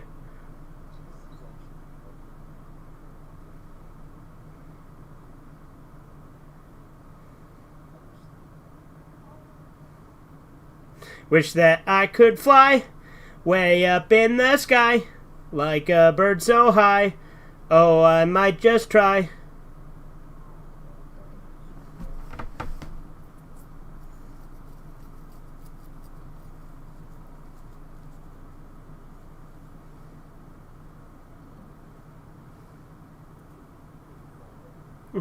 The baby, the baby he fall out the window, the baby he fall.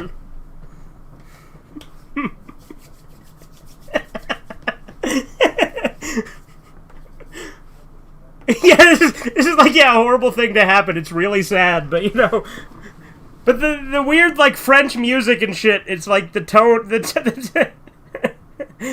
like, because of how fucking artsy it is, it's hard to, like, take it seriously, you know? Bye bye baby. The baby, he make a street pizza? The baby fall like that game The Fall Guys. Very funny.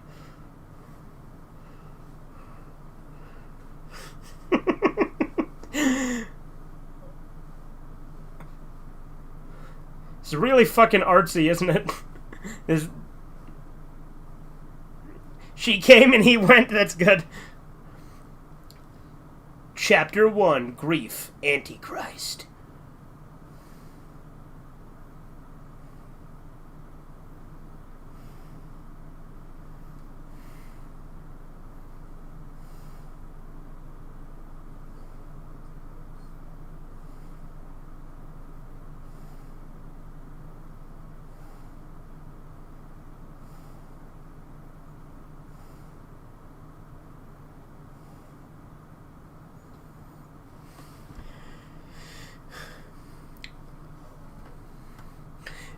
Dude, talk about a fucking mood killer though. After you just gave your wife a vigorous pounding, your toddler just plummets like 3 stories.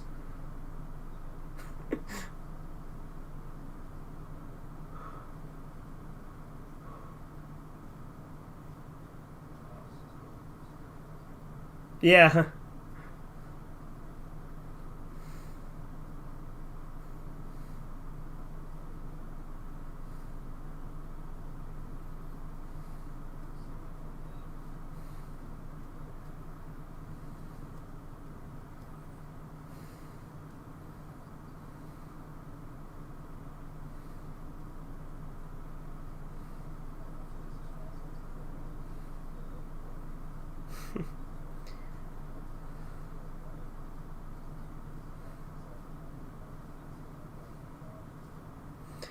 Yeah. Mm-hmm. My grief pattern is atypical.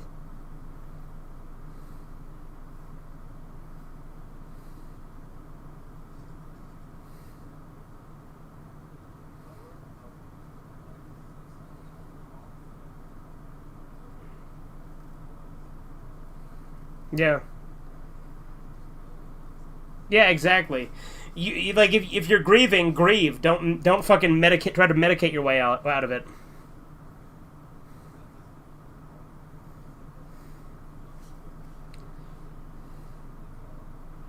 This here stuff don't not just numbs the pain. It don't make it go away.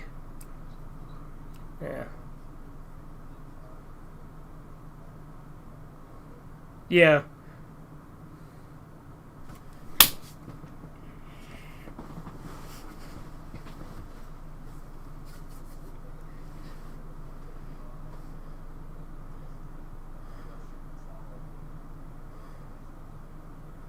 Yeah. You just have to tackle it head on. Apply directly to the forehead. I like how we both started saying that at the same time.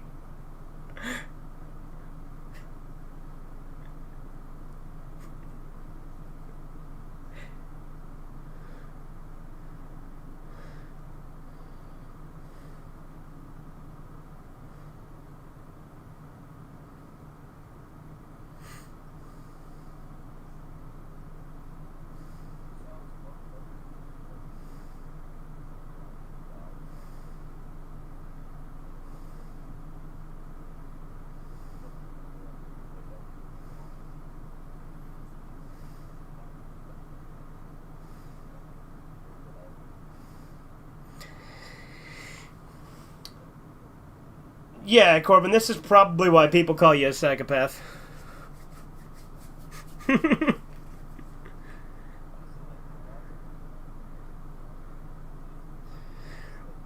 Well, the thing is, I wouldn't forget. I would move on, but I wouldn't forget.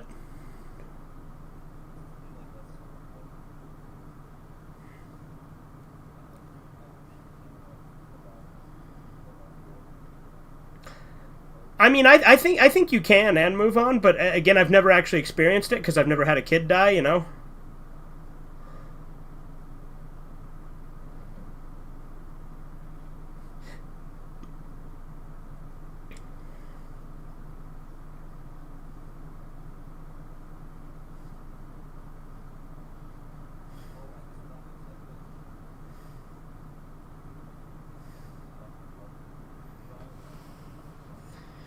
Well, like Corbin, what I think is you grieve and you move on. You know.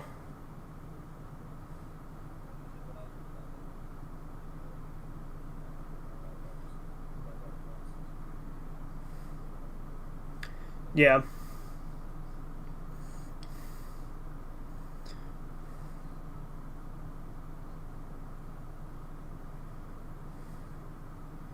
I think she should listen to him because he's giving good advice. But women gonna be women, right?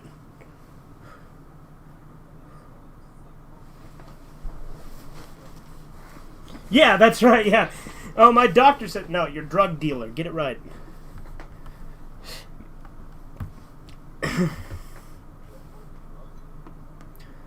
Yeah, who'd have thought the guy who sells you drugs wants you to keep taking drugs?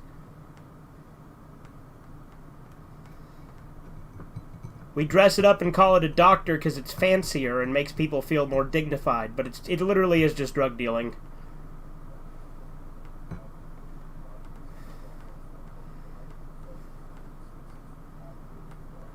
Yeah.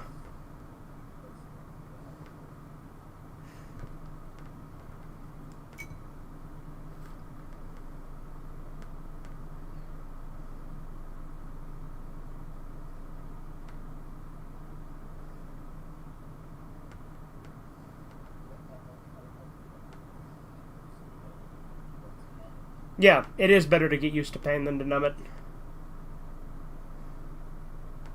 I basically never take painkillers. Like anytime like I get like a headache or like a fever or like I have like if I've injured myself, I don't really take painkillers.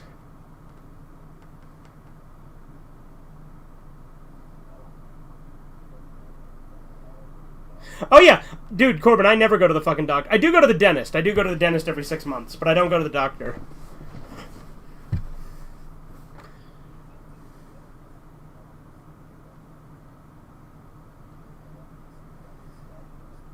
Yeah.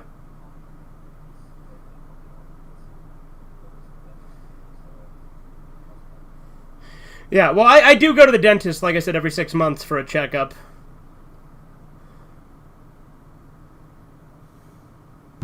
Aspirin can cause liver damage. Yeah, so can Tylenol, dude. Like, a lot of those things can cause liver damage.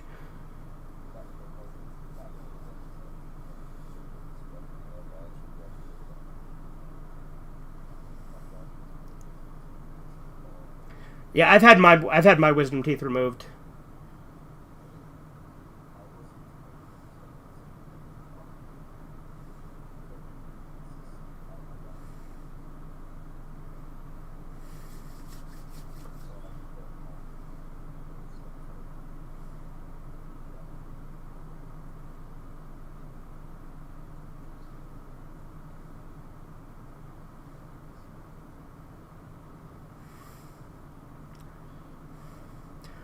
Honestly, he should just get rid of all their son's toys to make her like not think about it as much.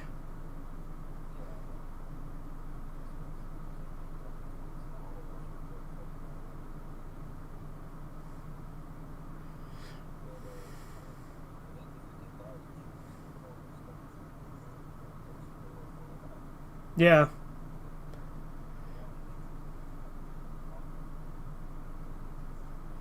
Well, it's like in The Good Son when they had that one room with all their baby stuff that they just didn't let anybody go in.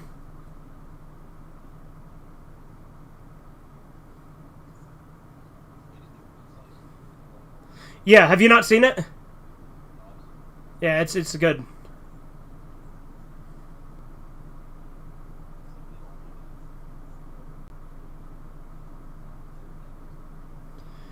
Yeah, it's a killer kid movie. It's a good one. Yeah, it's really good. And it's got Elijah Wood in it too, as a kid.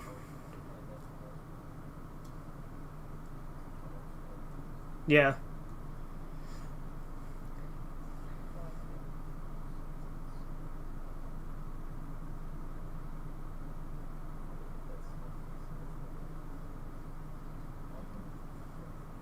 What's that from? Well, yeah, I, I I don't remember that line in specific. Then I've seen those movies plenty of times because I love those movies.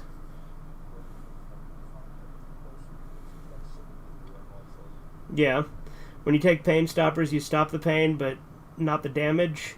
The pain tells you is there. Yeah, exactly. Pain is there for a reason.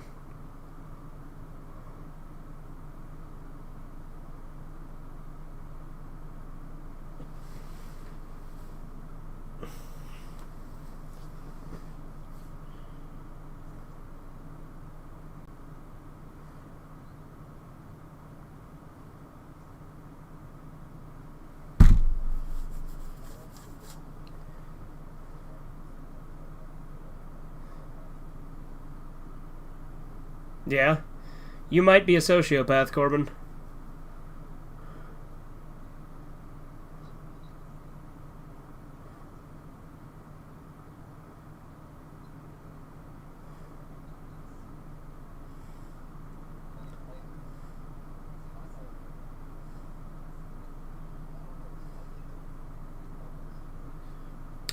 I mean, that's...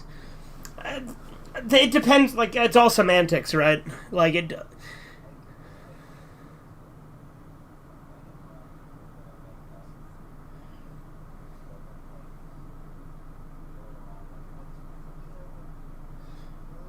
Well, yeah, I mean, that's cringe, Corbin. I agree with you there.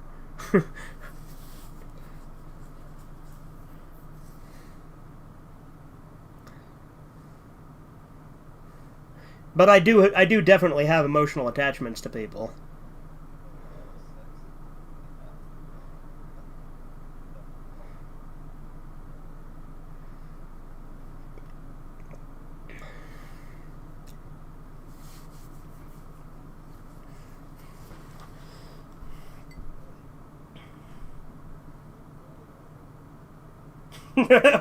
How he kept making the jokes when the baby fell. Would the baby fall? Would the baby fall? Yeah, that fucking like weird French music they had playing, yeah.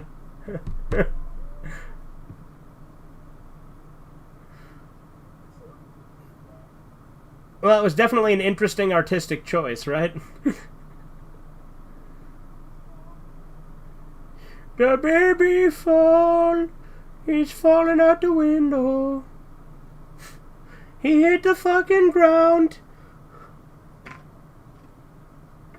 Splat. In more ways than one. A splat and a squish, damn straight.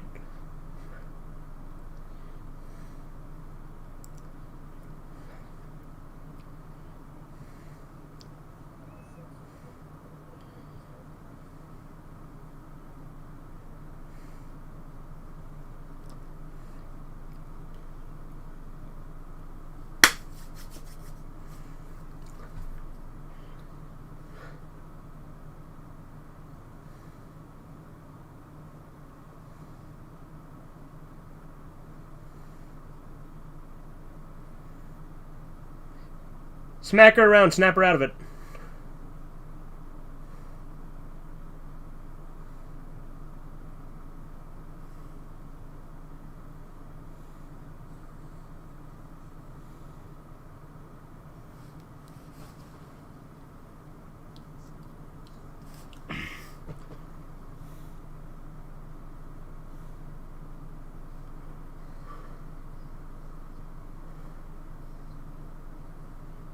He says it's good, but her breathing sounds awful.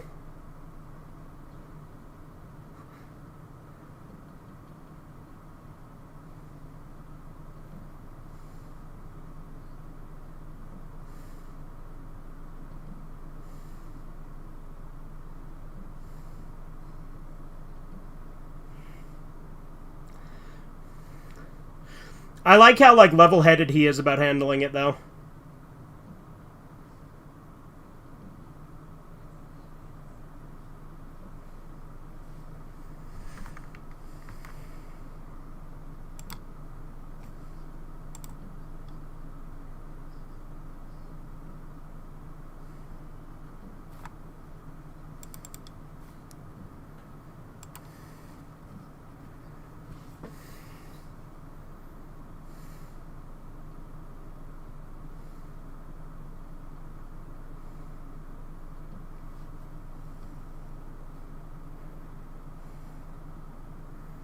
She wants his cock again.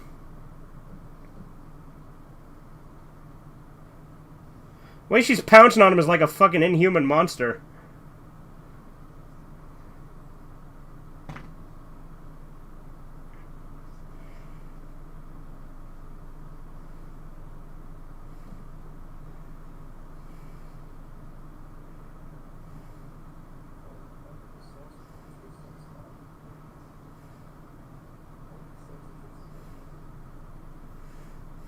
Yeah, I agree.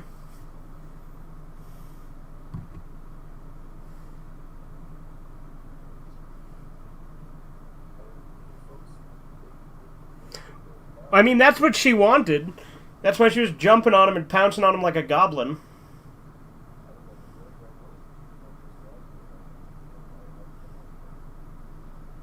Because he wants her to confront it. He doesn't want her to distract herself.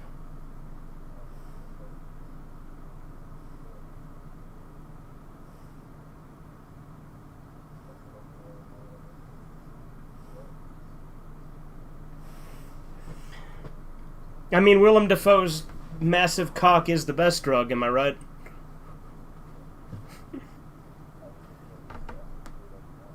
Yeah. No, that cock's all yours, Corbin. Go ahead, take it.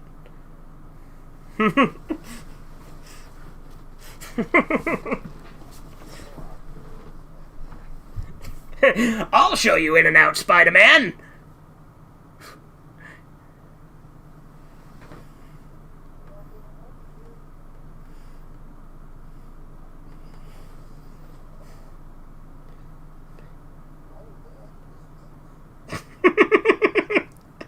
I like how you're having fucking Norman Osborn be the fucking receiver.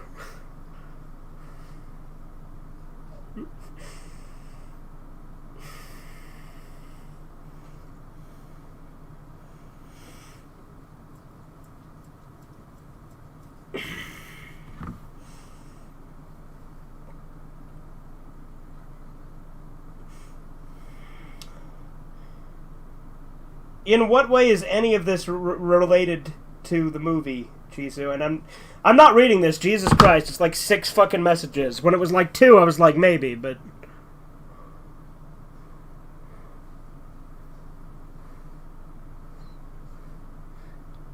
she's gonna keep banging her head. Oh God.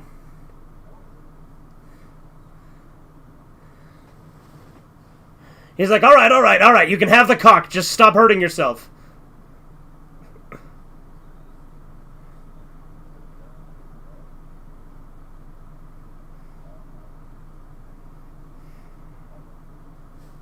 Yeah, I wouldn't bang my head on the toilet.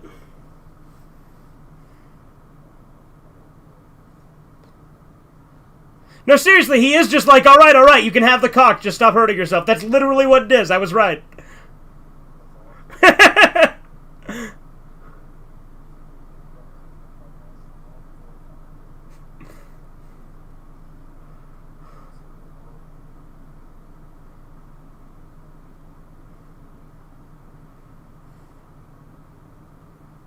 Top 10 cocks? Yeah, there you go.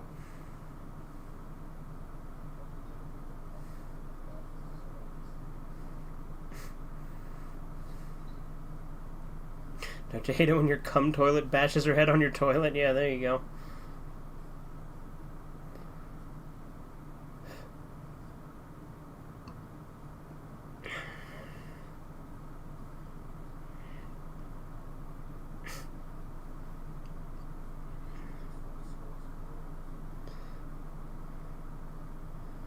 Put a load in them just like you do with the washing machine. And then you have them work your washing machine.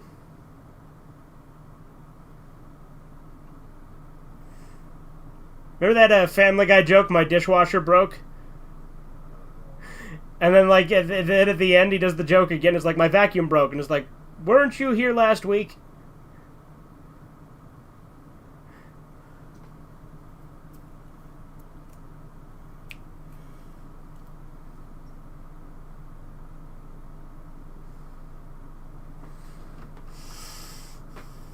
What's so scary about the woods? I mean, the woods are pretty scary.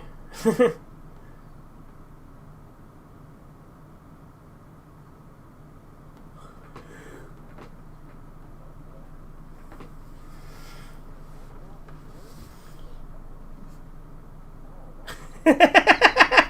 you know, there was this time where Danny kept being like, hey, you guys want to go break into a golf course? And we're like, no, what the fuck is the appeal in that? Like, he was obsessed with it. He really wanted to go break into a golf course. and he was the only one who wanted to do it. The rest of us were like, no, that's fucking retarded. Yeah. Yeah. Yeah. And I'm like, what's the appeal? What are you going to do? Fucking play golf? And he's like, it's for the thrill of it. And I'm like, what's so thrilling? The thrill of the breaking? I don't know. It was so stupid. Yeah, if you're gonna break in somewhere, you might as well break in somewhere cool, not a fucking golf course.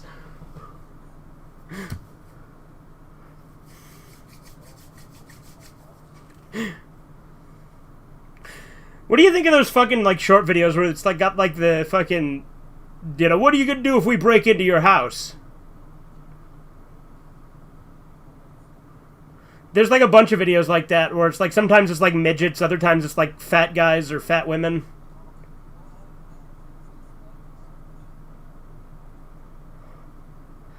She just cannot get enough of his cock.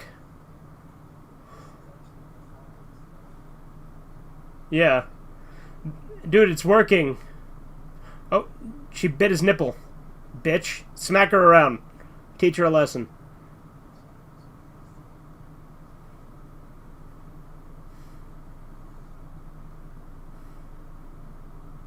Okay, we got an ad. We are at 27:38 and we got an ad.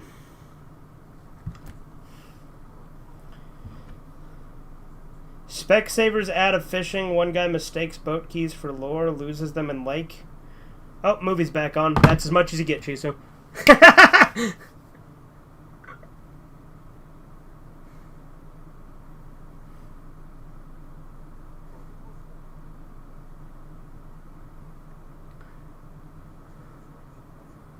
I don't know. Dude, the woods are pretty scary at night. Although, granted, I've gone on walks in sort of woods at night, but it was more like an actual like trail to walk on.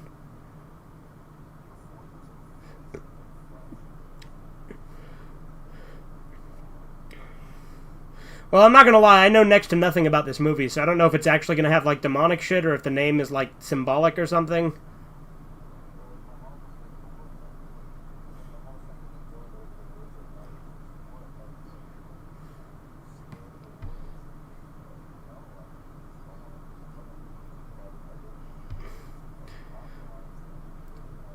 Yeah. Like, granted, the woods around where I've been, like, out at night don't have anything like that living in them. Like, at most, they got, like foxes and stuff.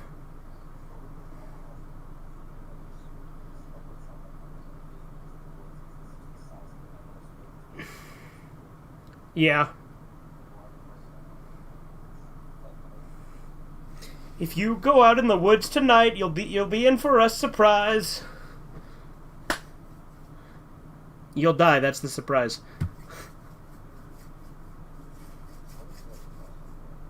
It's this song called Teddy Bear Picnic. It's used in a lot of things. It was in that movie Open Season. Yeah. But it's also like the theme song for Banjo-Kazooie when you're in Grunty's lair.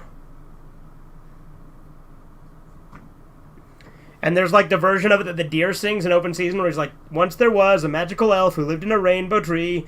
He lived downstairs from an incontinent dwarf who constantly had to pee.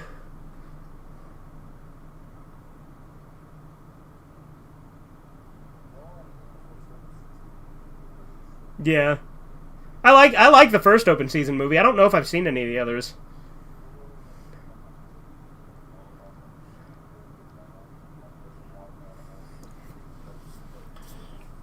Yeah, that's pretty based.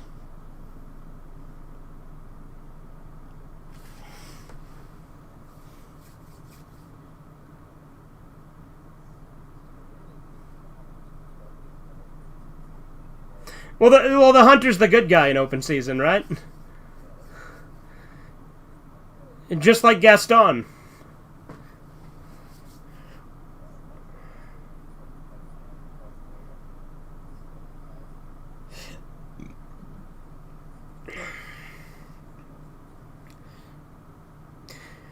Well, yeah, because Gaston literally would be the hero, like, if it was older.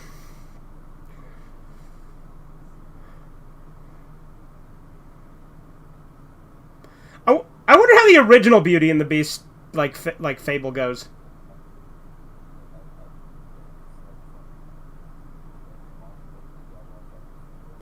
Yeah. I mean, look, I don't think the Onceler did anything wrong in Lorax. Like, the one who was actually bad was the O'Hare, like, air guys. Those guys were bad.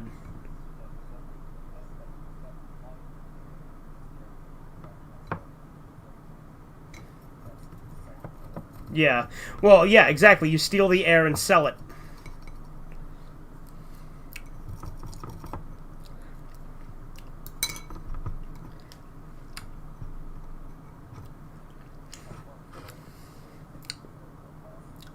Yeah. How bad can I be? I'm just doing what comes naturally.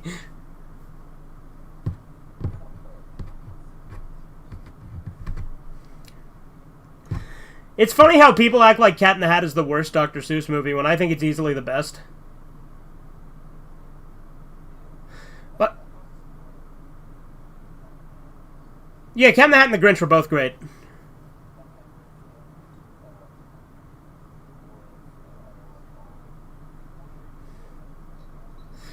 I tried watching Horton Hears a Who at one point again because I watched it when it came out and then I remembered fuck all about it. It has like a lot of weird like just references in it. Like they just tried to make it like reference after reference after, and like there's this weird part where he like gets all anime and does like a kamehameha. I do like that weird little kid porcupine that like puts the flower on its head and then like scurries backwards into the bush and it's really weird. Yeah.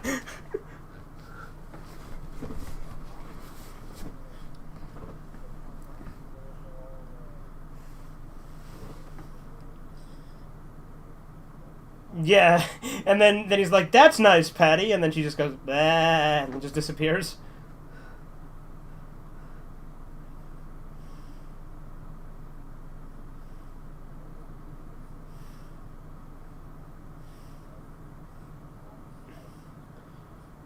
Yeah. I mean, we're still getting the gist of it, Corbin.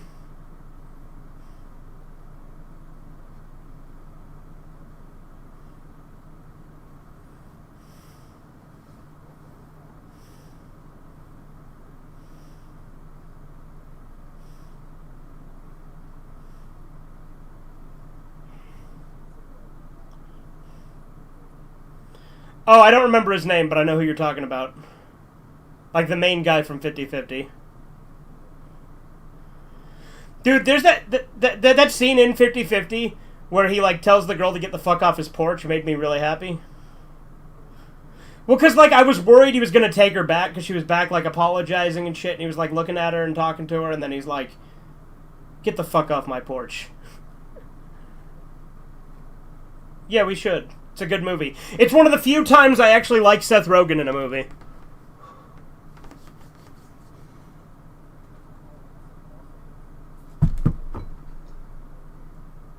I'm I'm surprised you were able to type that joke, Ree.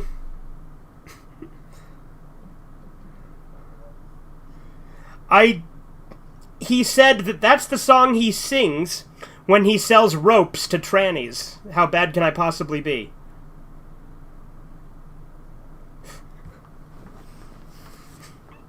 That is a good joke, but I'm surprised he was able to type it.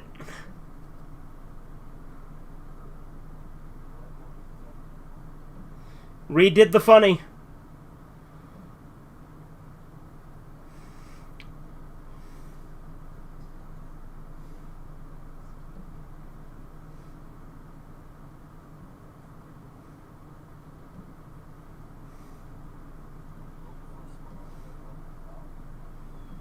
Yeah.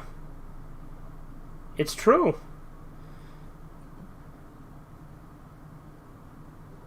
I realized I've never seen Willem Dafoe and the Green Goblin in the same place at the same time. I think they might be the same person.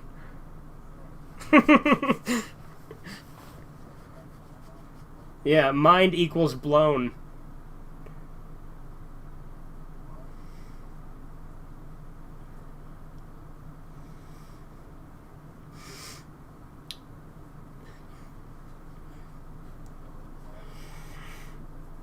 I agree. Mind break is pretty great.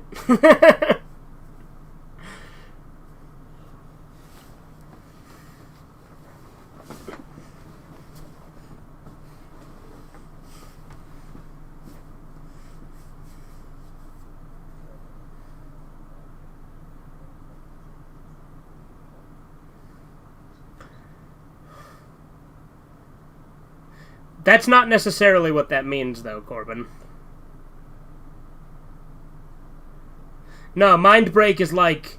It's like rape, but then like it rapes her so much that she gets into it, and you like break her mind to be into it.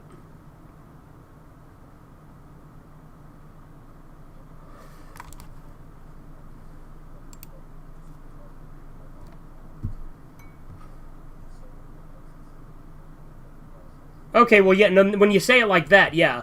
But it doesn't make him like Casca. It doesn't do that.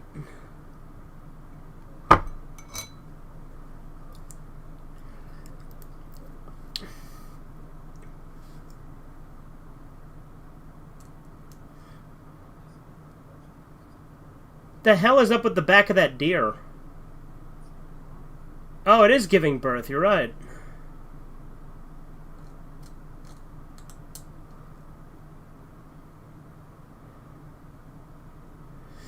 Remember that scene in Ace Ventura where he pops out of the rhino? Ah, yeah, it's giving birth to a dead deer. But yeah, you remember that scene in Ace Ventura where he's like coming out of the back of the rhino and he's like, oh, the rhinoceros is giving birth! Yeah. Chapter 2. Pain. Now, Ace Ventura 1 and 2 are both great. Because that's from 2.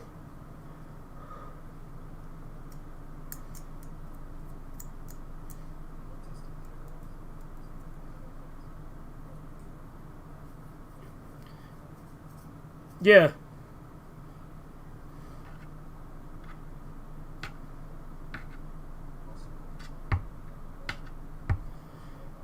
Yeah. Willem Dafoe is good in every movie he's in, even if it's an awful movie like Death Note.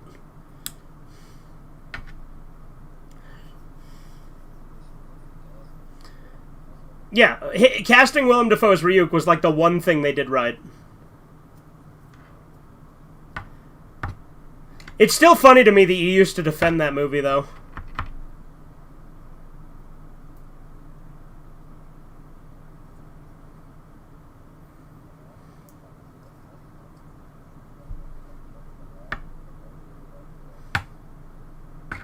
You just wanted to be contrarian, didn't you?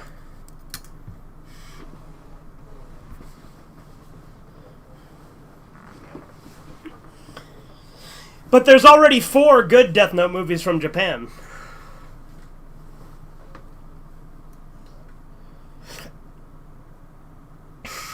Japan just doesn't exist.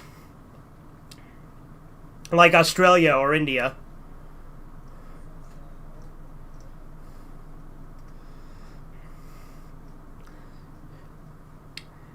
You know Big Gay Al on my channel? Not the South Park character, but the guy I used to work with. You know, he was from Wyoming, and he used to get really mad if you said Wyoming didn't exist. Yeah.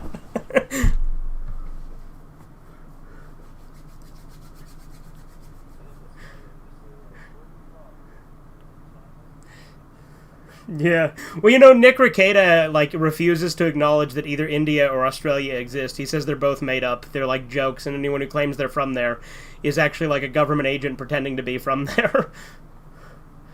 Because he says both countries are too absurd to actually be real. Yeah, well, it was both India and Australia, because, you know, Australia, like, their country was almost destroyed by birds twice. And everything wants to kill you there, and it's a prison colony.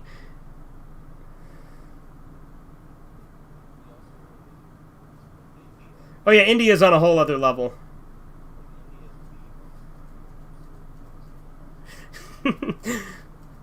Please open up your cloth. Please show Bob's and Vagine.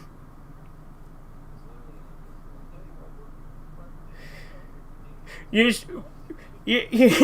smear the cow feces on your head and stretch out your cock with a rock.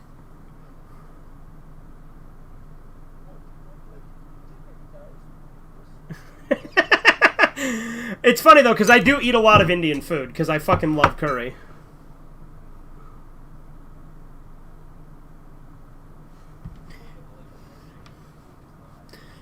No, but it's made by Indian guys, like but it's got like American like food standards, so you know.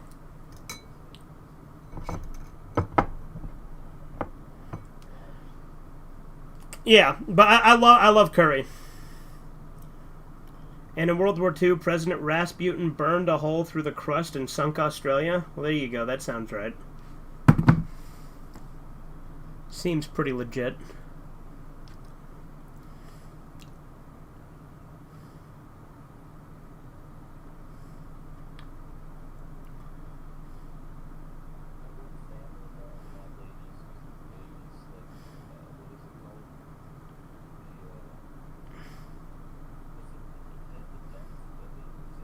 Oh, the soft spot?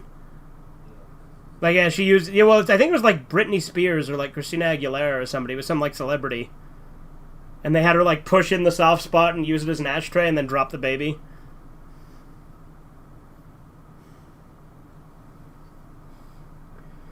It was in the Civil War V, World War II by Chisu. Oh, there you go. Yeah, your Civil War series is funny, Chisu. It is a good series you do.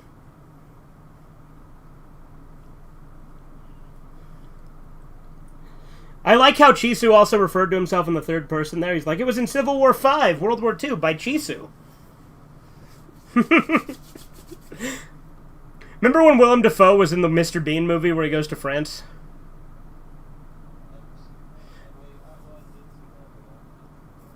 I like that movie, actually. We should watch it sometime. But, like, Willem Dafoe plays this character named Carson Clay, who's, like, a movie director.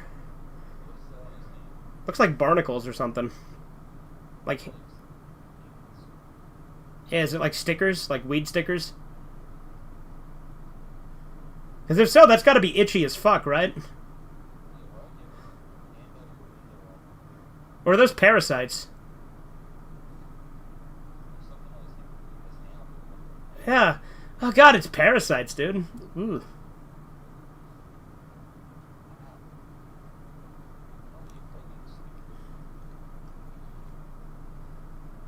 You got 3 prequels planned, yeah?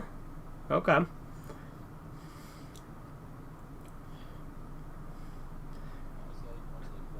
I guess it could have been like ticks or something. Yeah, no, yeah, they were huge, weren't they? Yeah. I mean, ticks do burrow into your skin. That sucks. I've never had a tick. That sucks, dude.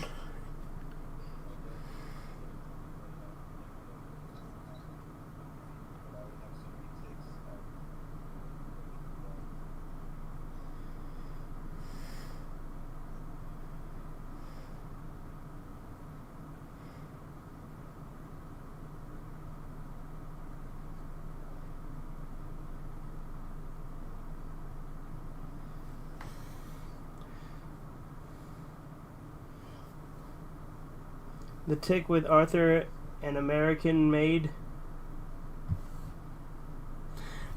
The Tick's a good superhero. Yeah, I like the Tick.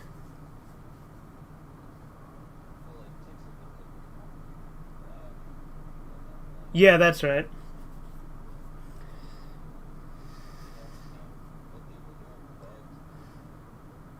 They were weird parasites. They're probably something just for the movie, right?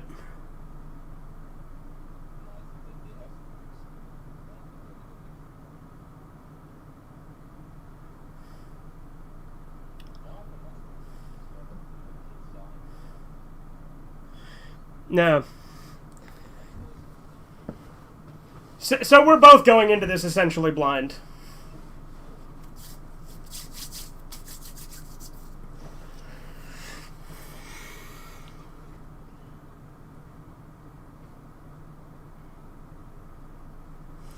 I need to watch that movie The Lighthouse as well since I own it. I've never watched it yet, though.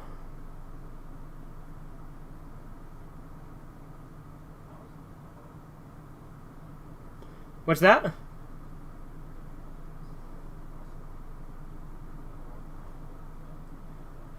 Yeah, why would you have her walk around barefoot after you just picked a bunch of parasites off your hand?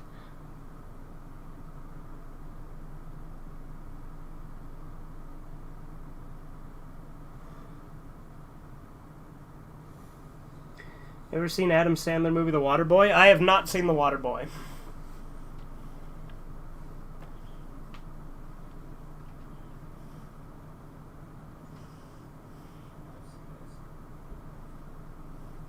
You say it's good, or not very good? Okay.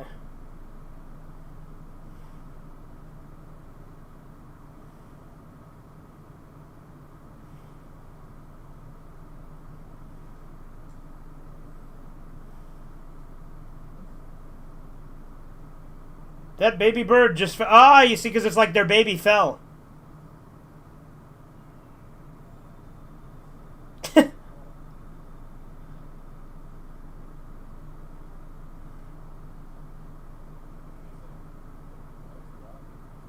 Yeah. God's just toying with them.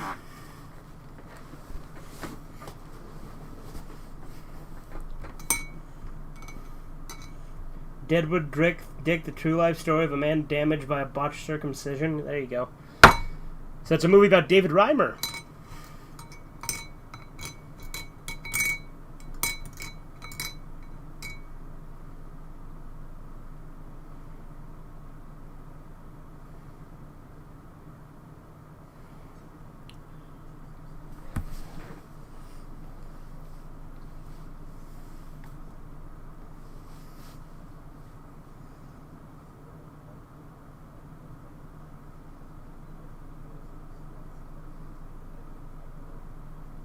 Yeah, true. It is much better to have a wife that gets, like, destroyed by your kid being dead than one that actually kills him.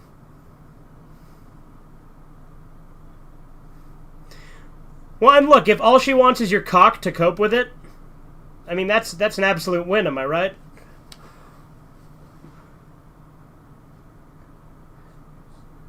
Gynocide, I think, is what it was saying, right?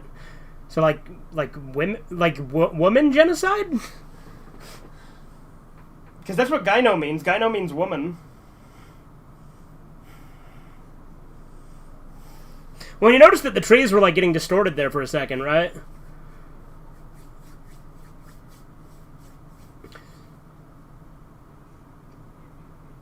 Like, look at that. Look at the background just warping there.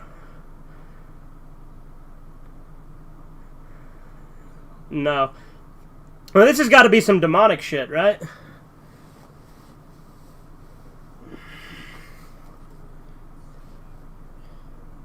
Yeah. You know, if you're getting chased by a mountain lion, you don't actually want to turn tail and run. You want to, like, back away slowly while facing it and also being aggressive to try and scare it off.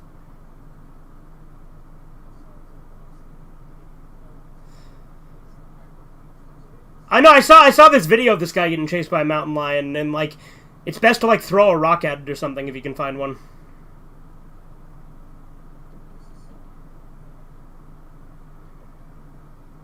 Yeah, this is weird.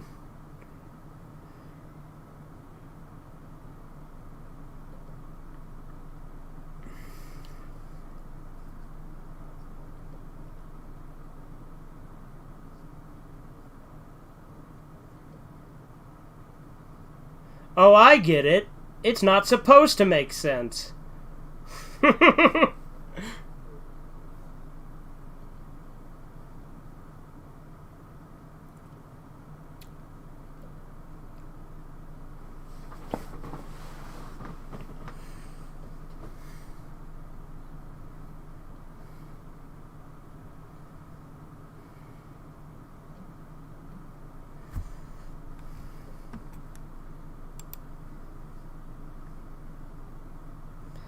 Yeah, so it was just like a past experience she had hallucinating something or hearing noises she couldn't explain like that, so.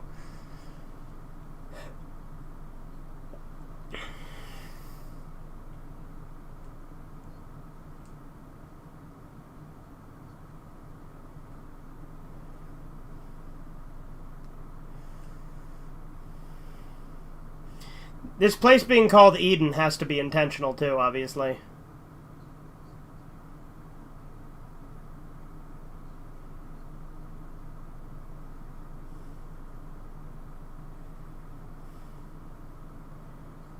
What the fuck?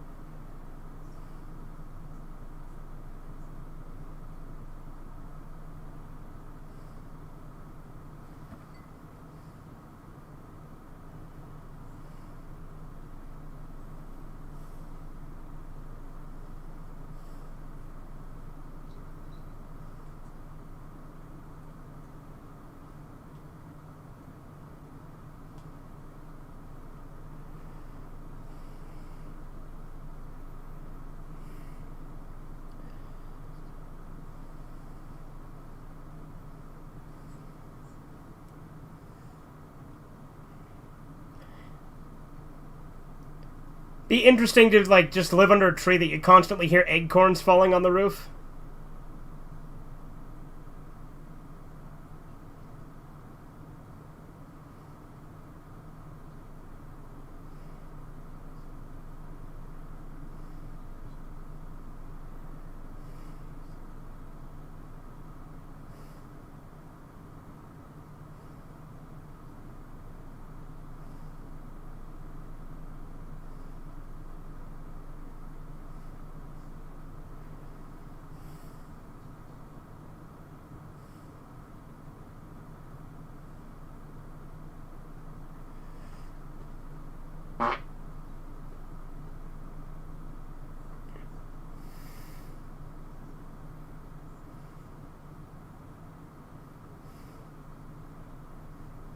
I don't... Yeah. Oh, we got an ad.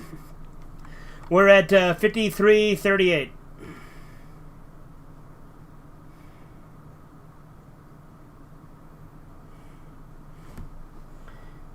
DBS superhero Beerus is into Broly's girlfriend. Me, he likes girls. Also, Piccolo fakes kidnapping Pan. She wore cuffs. Pan says, sounds fun. She likes cuffs. Of course you would go there, Chisu. You fucking degenerate piece of shit.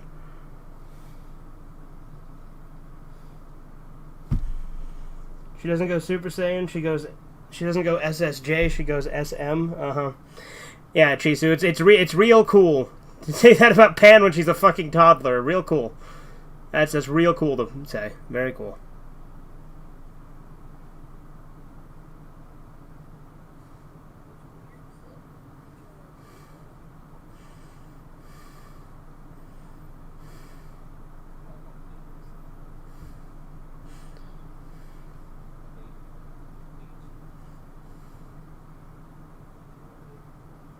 Dude, it's gonna be Pyramid Head, watch. Pyramid Head's gonna come in and start railing her, like he was.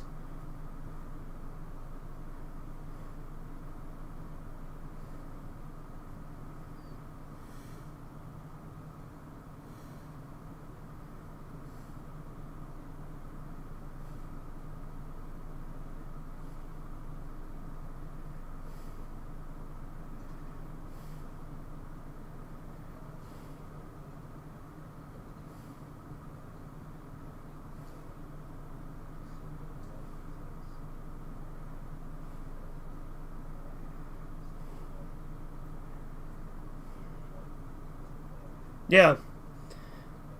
Yeah, the circle of life is ultimately good. It's, balance of the universe.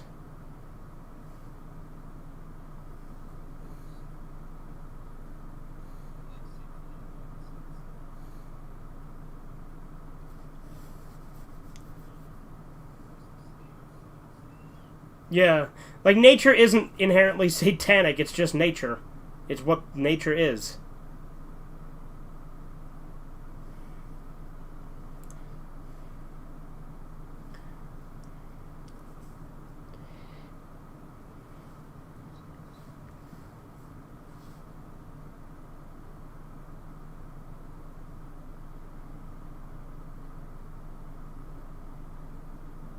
Now that's just nutty.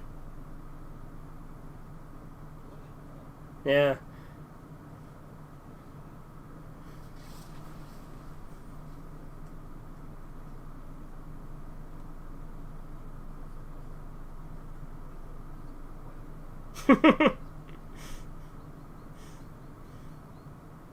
I don't think I've seen that, no, but...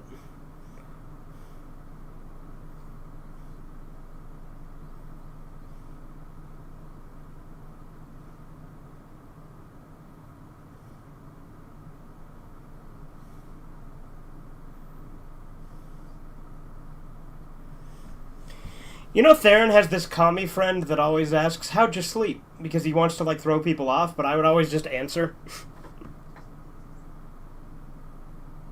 But he would make that for small talk, just to see how people would react.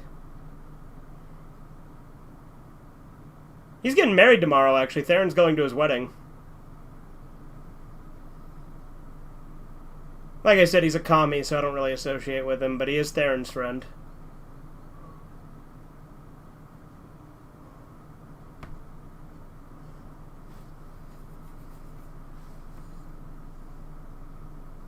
Well, they should be. Fuck you, bitch.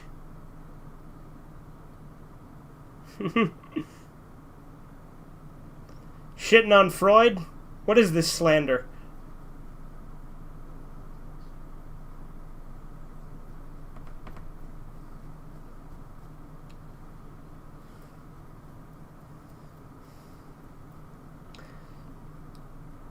Oh, dude, it's that little fucking place under the tree, like from Pan's Labyrinth, where there's the big three-eyed frog.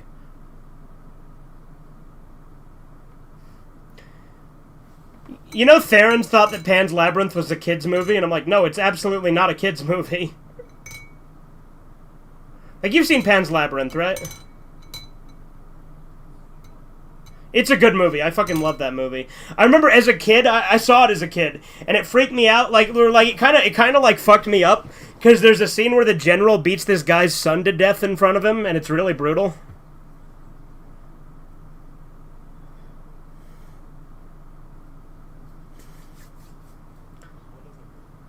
It's rated R. Yeah, but Theron thought it was a kid's movie, and I'm like, no, it's not a kid's movie. I saw it as a kid, but it's definitely not a kid's movie.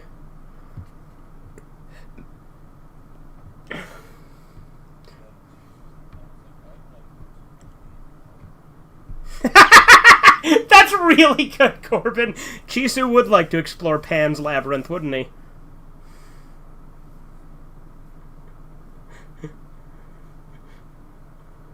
Grey's Anatomy is the best anime of all time? Okay. Yeah, Chisu, you sick bastard. Hey, right.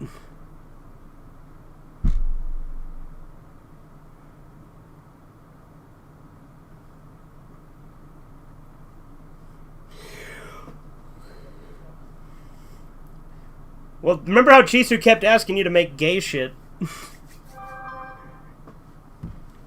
He's like, wouldn't it be funny to draw gay shit?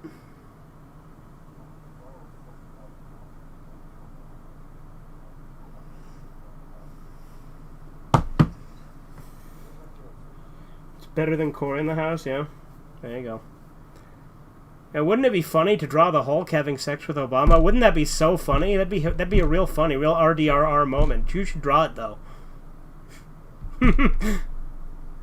It reminds me of that fucking scene in Always Sunny in Philadelphia where the chick's talking about how her boyfriend posted her nude pics online, and he's like, that's horrible! Where?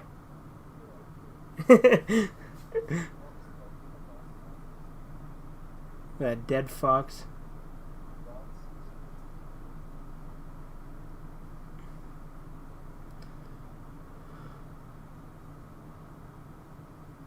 What the fuck?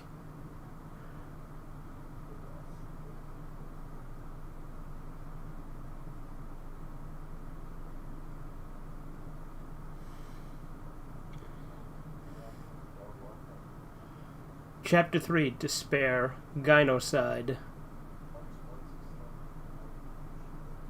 Yeah.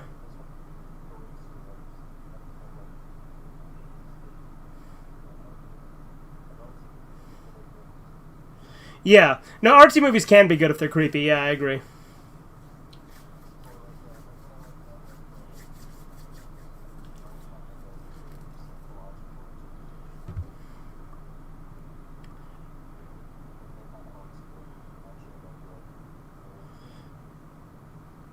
Yeah, or like try to find the meaning behind it.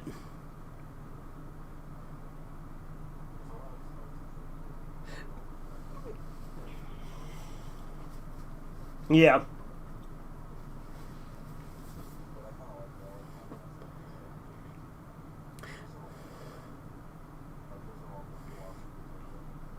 Yeah.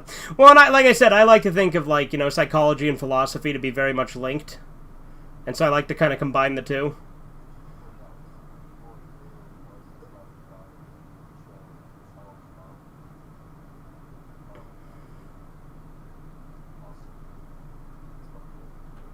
Yeah. Of course, Mr. Crizzy doesn't like anime, Dawson's Creek, or One Tree Hill because Zootopia like animes like that? What? Oh, because a zoophile doesn't like animes like that. Okay. Very funny.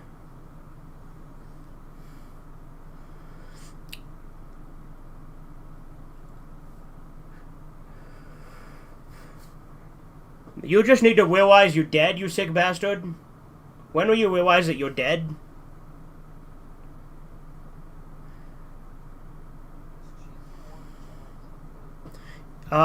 No. Chisu is not more degenerate than a furry. It's close.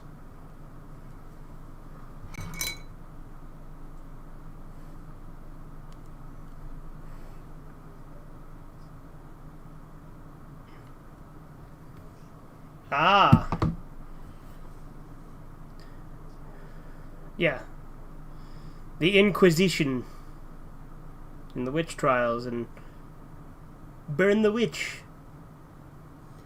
I take it Super Gaming wants me to play Ape Escape since he's asked me to twice when I've literally played through Ape Escape. Yeah, this art is good.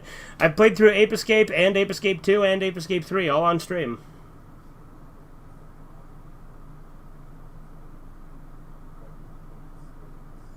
Yeah, I mean the book says gynocide, which again means female genocide.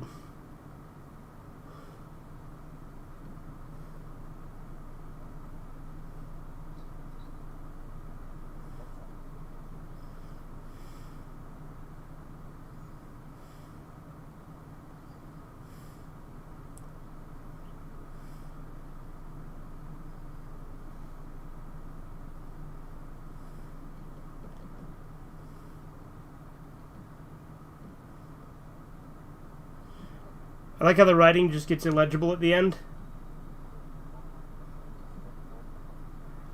No TV and no beer makes Homer something something go crazy. Don't mind if I do.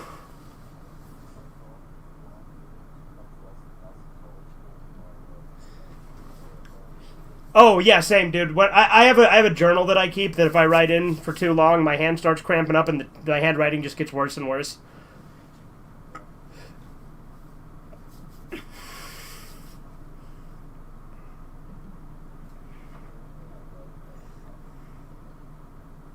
Oh yeah, no, Corbin, that journal I'm talking about, I would never let anyone ever read.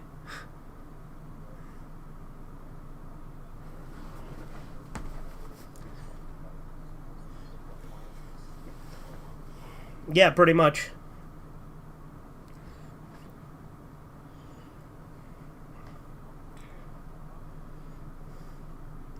They'll send you to a funny farm.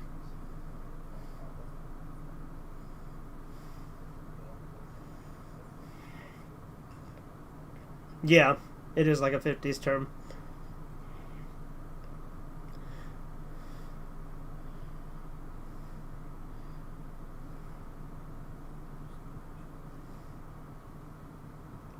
Nice.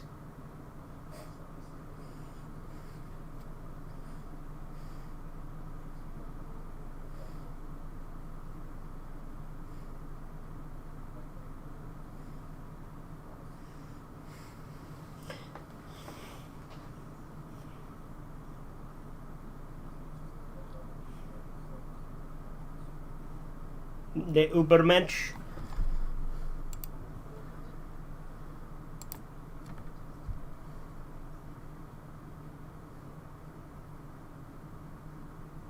I'm the Joker, baby. The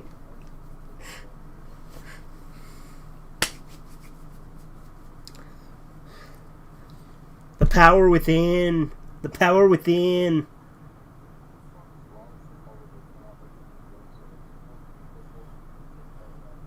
Yeah, Willem Dafoe. Yeah, Willem Dafoe would be a perfect Joker.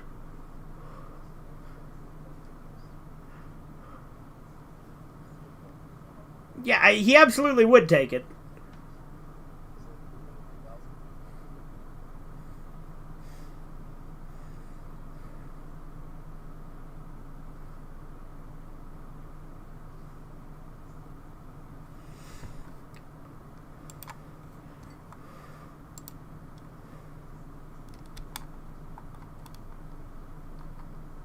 Oh, we got an ad.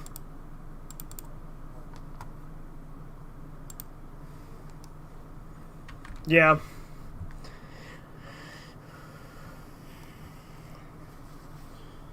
Yeah, well, and they also ruin occult stuff when they get into it. But yeah, we're at 1 hour, 7 minutes, and 12 seconds, and it's an ad.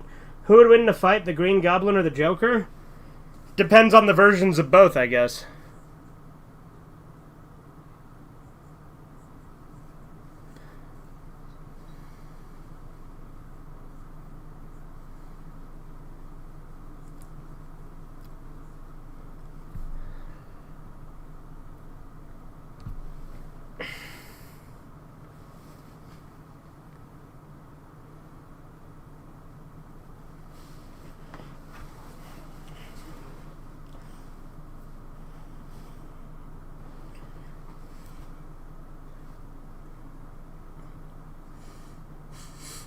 I like how now we're getting fucking hair loss commercials.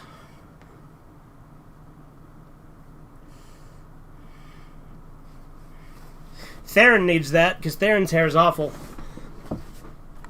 Alright, we're at 107.14. It's still playing. I have not paused it.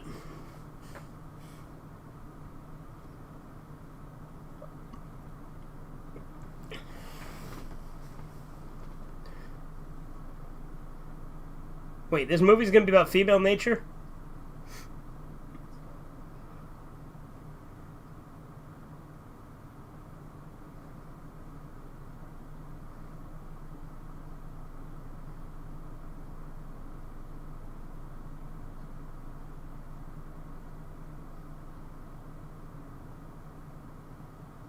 Based.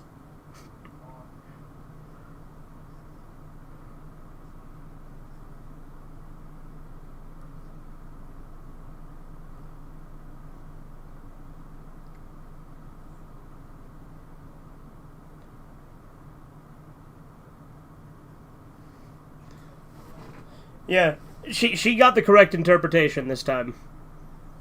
Is she gonna turn into a monster while fucking him this time? Hit me. Do it, dude! Fucking you struck gold. Do it.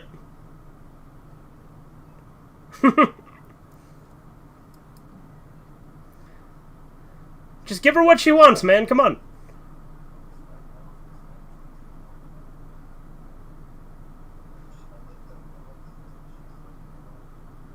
Yeah.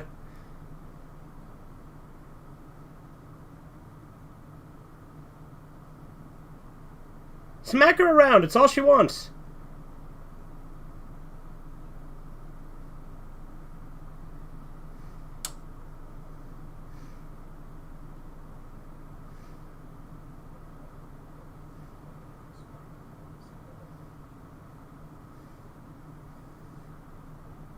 Seriously, she was begging him to hit her. He should have just done it.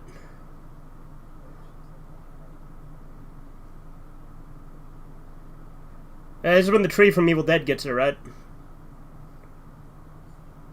This is a weird movie.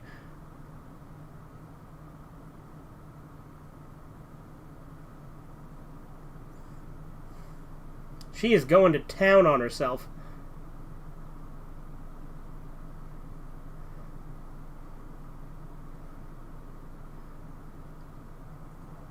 Smack her. There we go. Harder.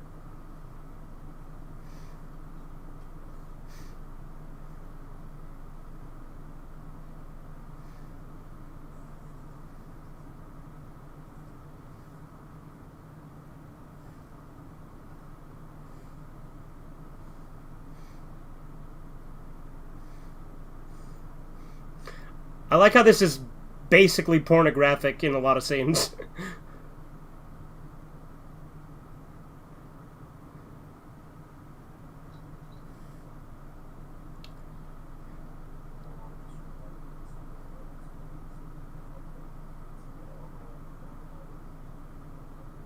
Oh, yeah?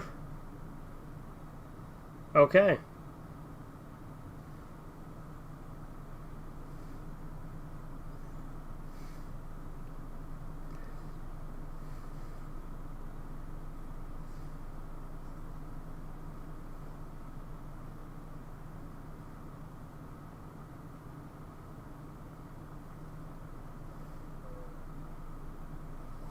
Yeah, I agree. Wrong.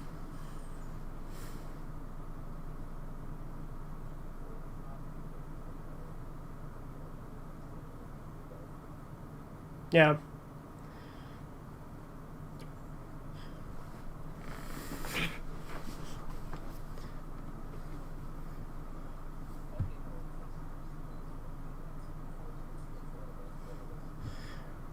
Yeah, well, no, modern psychology is a lot of bullshit, mostly.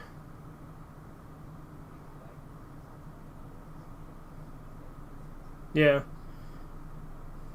Freud is easily the best psychologist.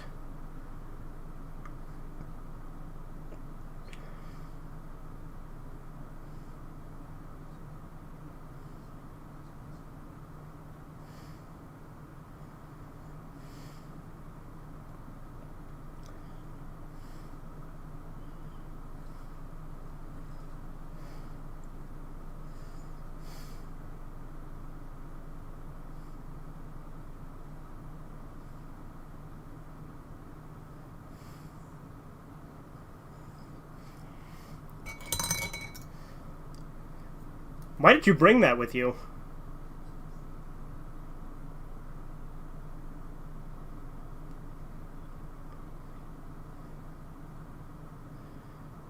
What? Why'd you need an autopsy? He fell out a fucking window. It's pretty obvious how he died.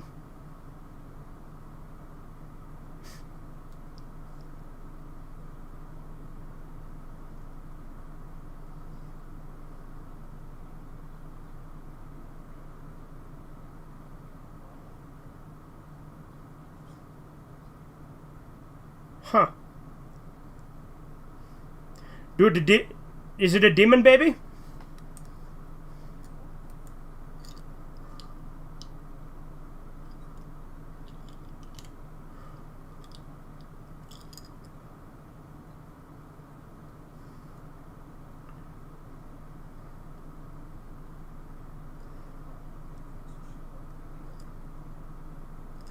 She fucked up his feet.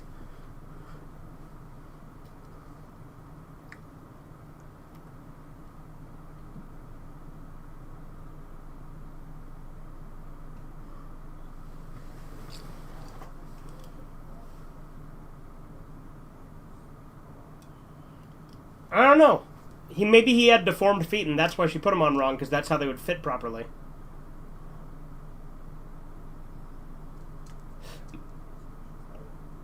Yeah, he's a demon baby.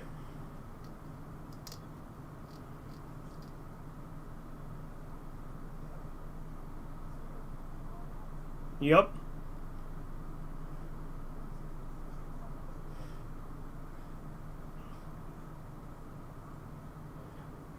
Yeah, she's purposely hurting his feet. What the fuck? Why would she do that? No, I'd fucking strangle the bitch. She found out she was fucking up my son's feet.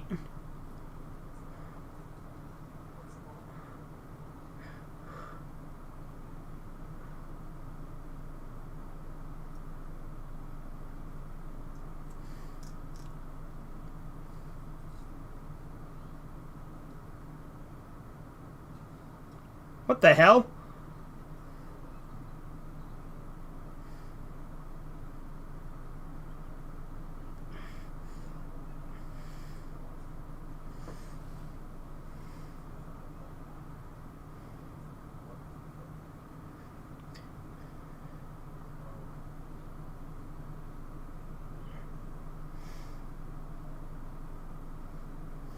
Dude, she is ravenous for cock.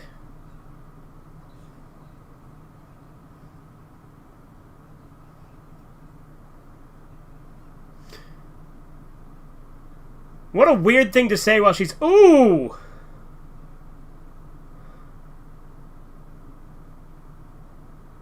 Crush my cock with a log, I must. Yeah. She smashed his cock with a log. She's Chinese and does foot binding? Yeah, there you go. Yeah, we've literally been talking about his cock this whole movie, and now...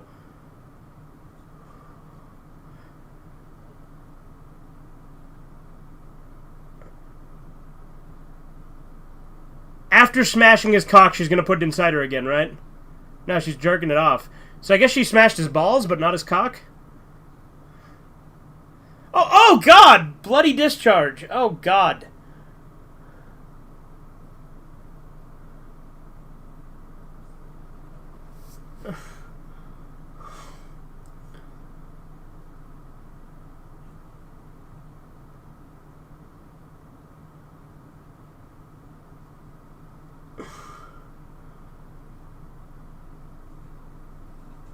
What is this crazy bitch doing? Oh God.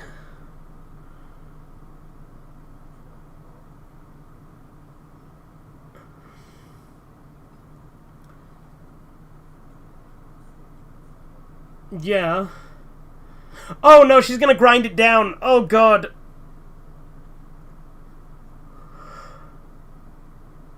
Or no. There's still like 30 minutes left, Corbin. She's drilling his leg. What the hell? Ugh. What the hell is this? Like audition on steroids?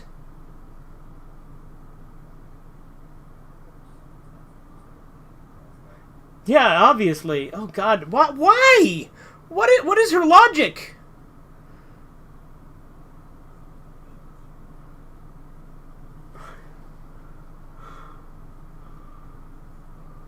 Yeah, she's fingering the hole she just drilled in his leg.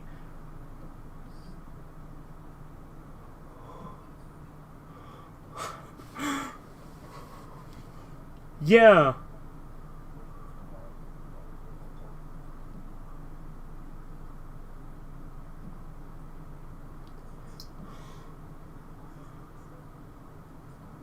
Yeah, I mean, the message of this movie is women are evil, which is based, but Jesus.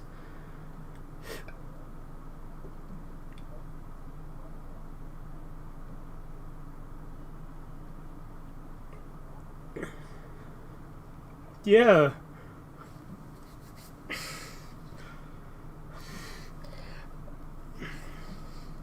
Yeah, for real. Oh, she shoved the wheel thing into his leg.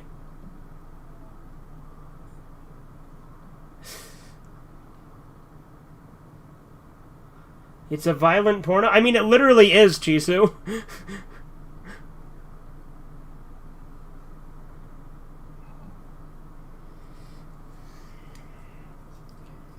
Yeah, she tightened it in there, and that's why she threw the wrench.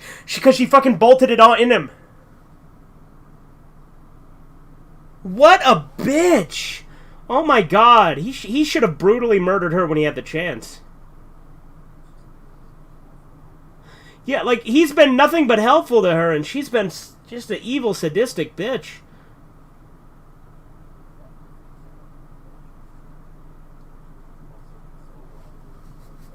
Yeah.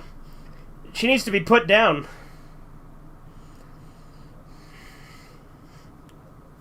Yeah. Yes. Yeah, she purposely fucking destroyed the kid's feet. That's ridiculous.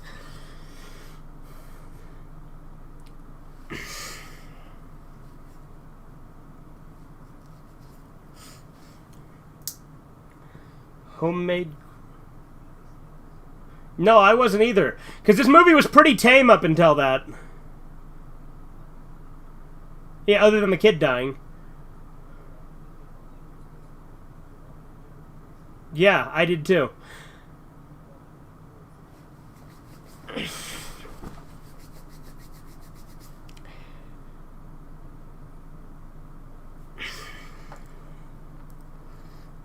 That's awful.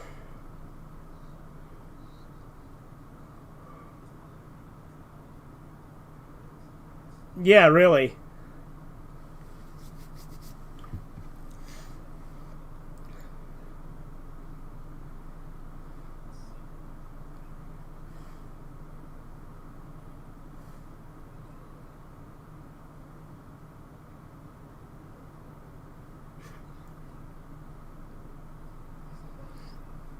Well, of course he's leaving you now, you crazy bitch.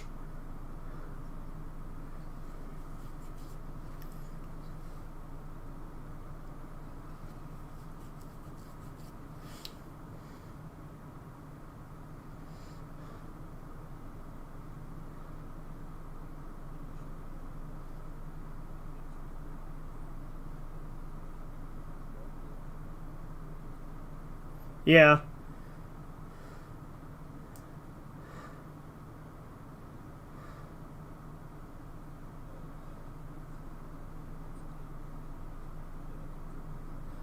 Yeah.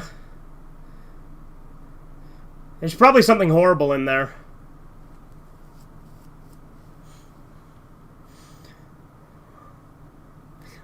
Like, there's no reason she'd have pointed out that little under tree cave thing. Yeah.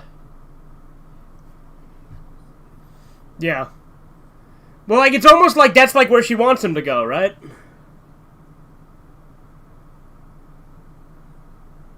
There's probably a body in there or something. Oh, yeah, me too, dude. This movie's tense.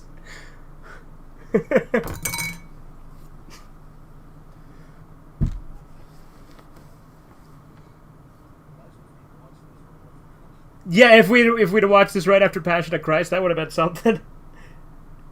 No, not Passion of Christ. Yeah, you're right. Last Temptation of Christ.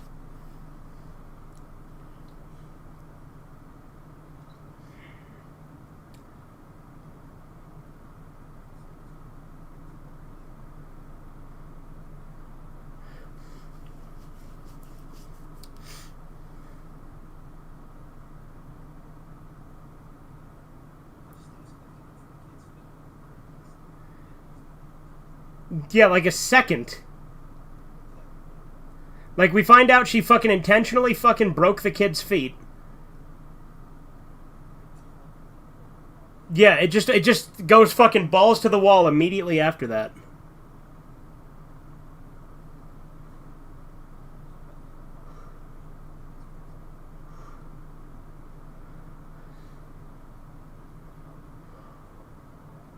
Yeah. What is that, like a Freddy Krueger glove?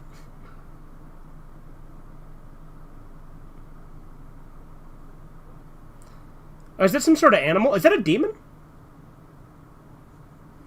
Is that like a crow? Yeah, it's a crow. A live crow was just like buried, and it's probably gonna be all like decayed and like, yeah, it's all mangy.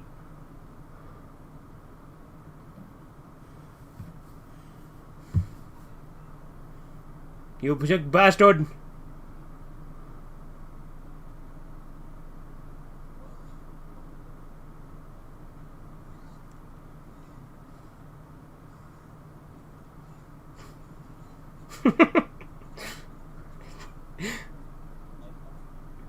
I still need to see that, so don't spoil it.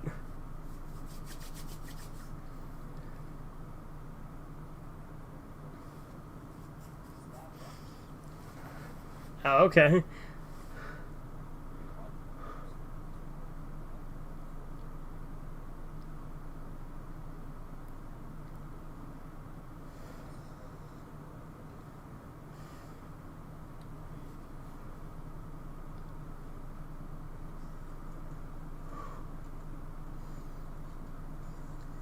This crow is like invincible.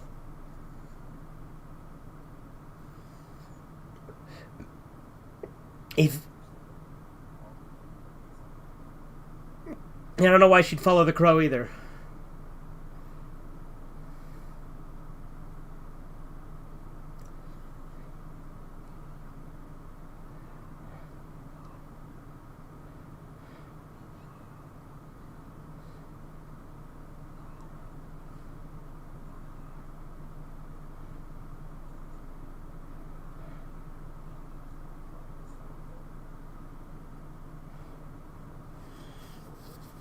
Yeah. It's the crow. Yeah, there you go. That's why the crow can't die, because it's the crow.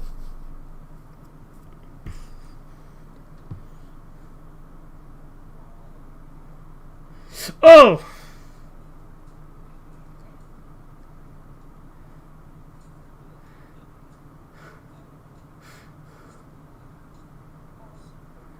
Good.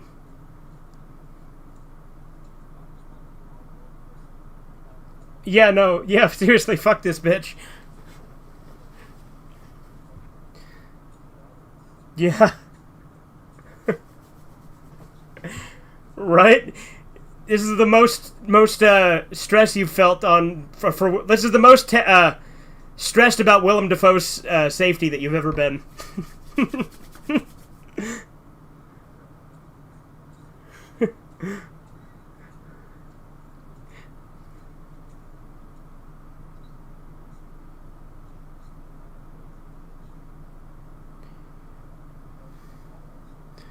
Chapter 4, The Three Beggars.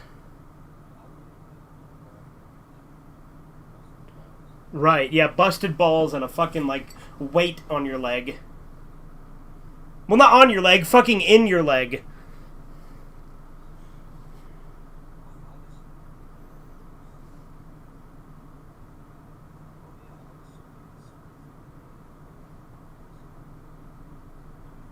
Yeah, he's totally dead.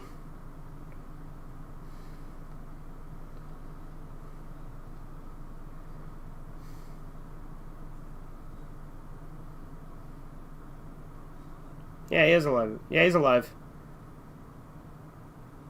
He breathed. Like, he spit out some sand.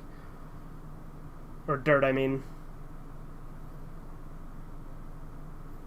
Fucking give her a left hook.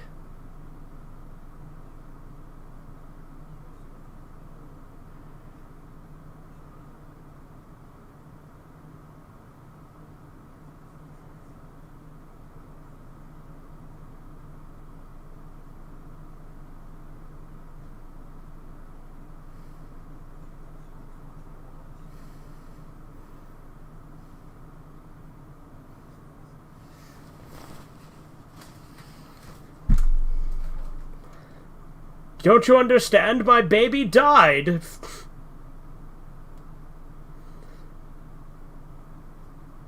No, she's like back to normal now. She wants to take it off of him now, but she can't find the wrench because she threw it under the fucking cabin. I guess.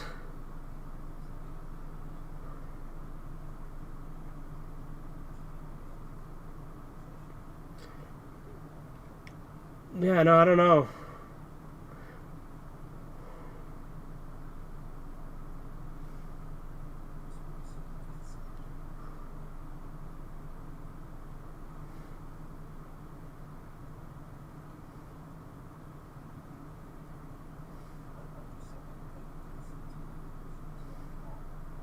Yeah.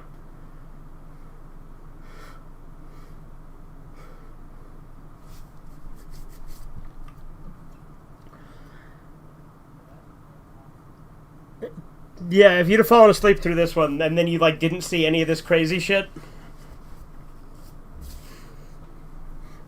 Yeah.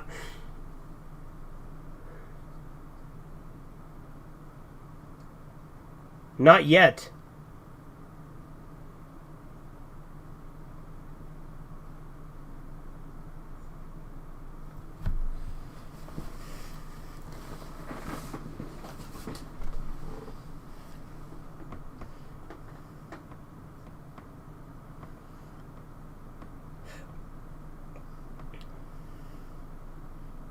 You're fucking crazy.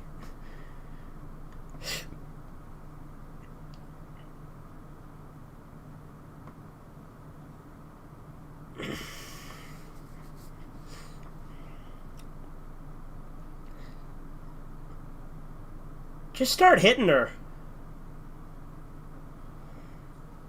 Yeah, that's true. He's all fucking destroyed.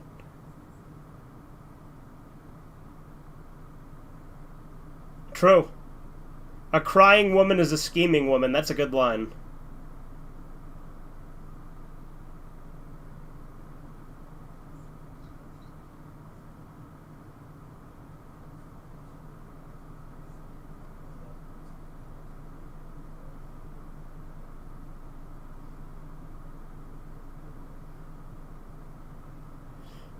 It's like, yeah, she knows that she's evil and that female nature is evil, but she's like, now I'm gonna be as evil as possible.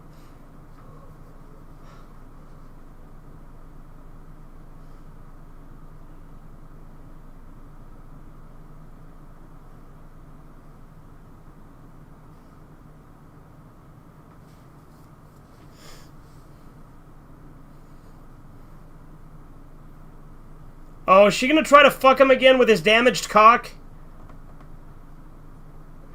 Leave his cock alone, you harpy!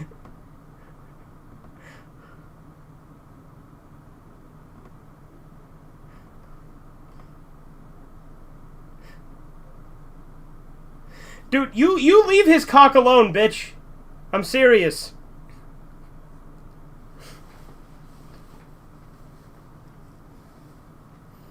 She's gonna try to get him aroused so she can cut it off.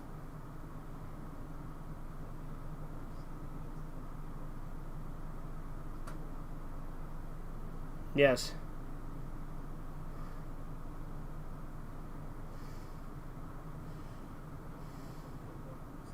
Yeah, no, he's probably literally, like, you would think you'd be literally incapable of getting a boner at this point, right? Dude, she watched him climb out! That bitch knew he died!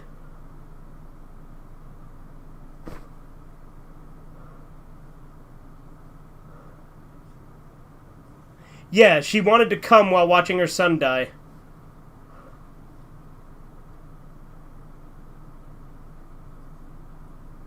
Yeah, she's literally using his hand to masturbate to the fact that she watched her son die while getting fucking plowed.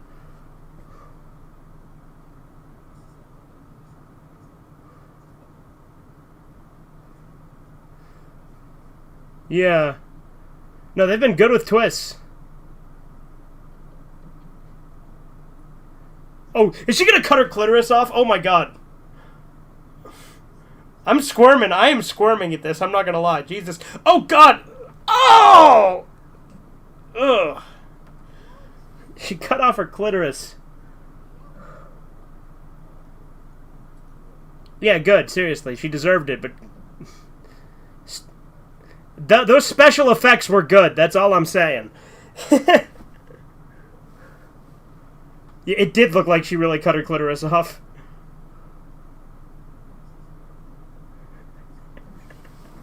Yeah, it is really fucking intense. Jesus.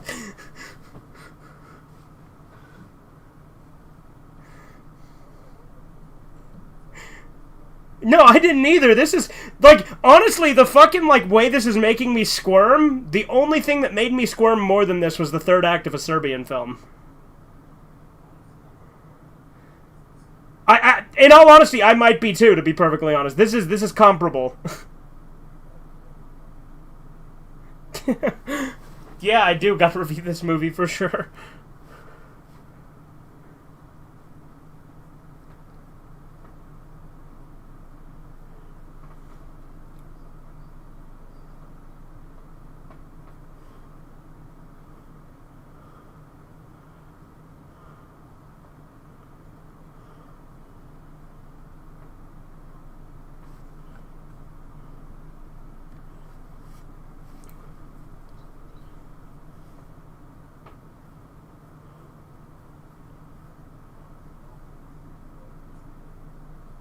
Maybe.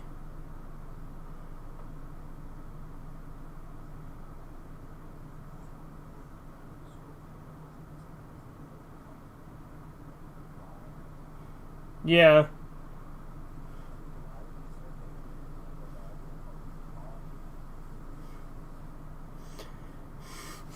But Willem Dafoe's a Chad. He's not even gonna cry when his cock's fucking destroyed.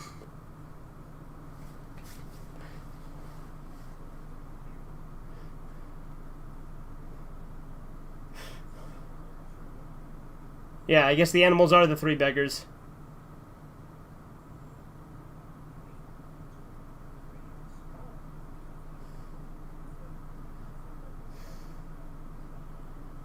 Yeah.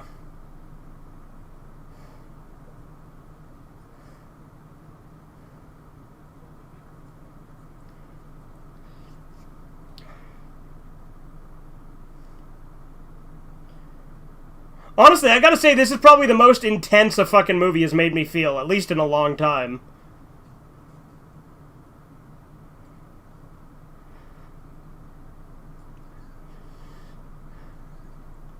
Like, this is a fucking thriller, you know what I mean?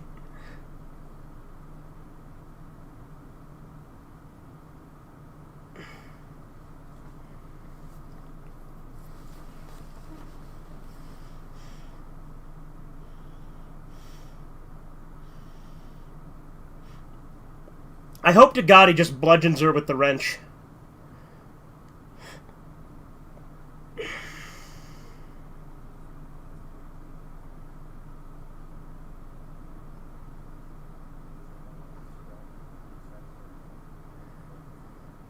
Right?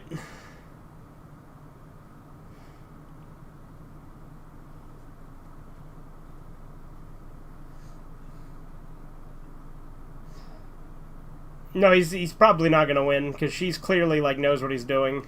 Yep. Fucking stab him with the scissors.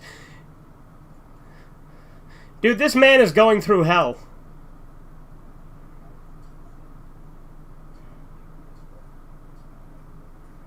Yeah.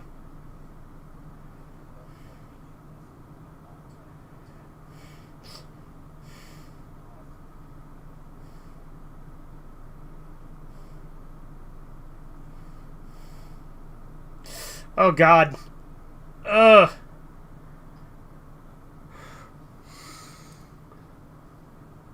Now club her with that fucking thing.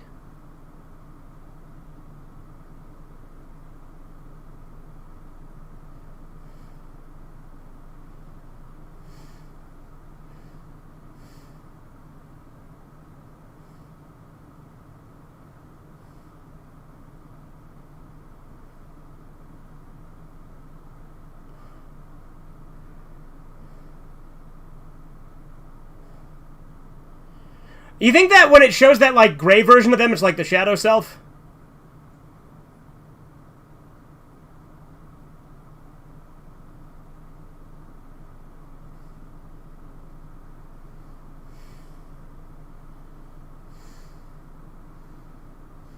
He's choking her.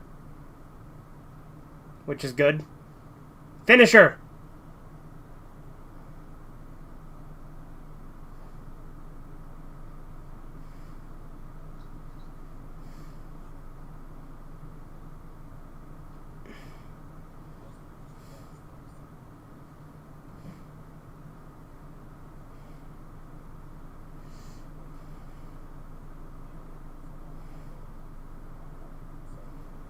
Yeah, seriously.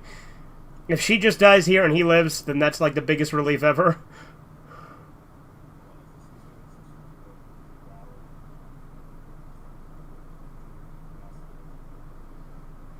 Probably.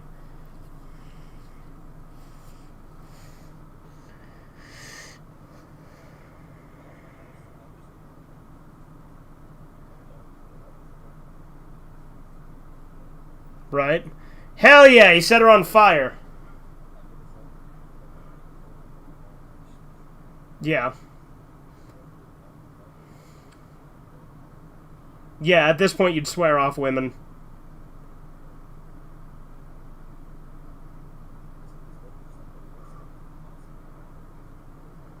Yeah.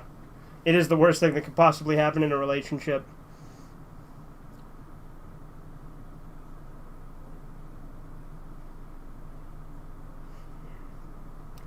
Yeah.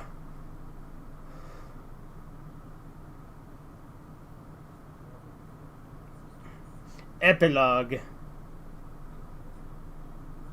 Yeah, no, the message clearly is women are evil.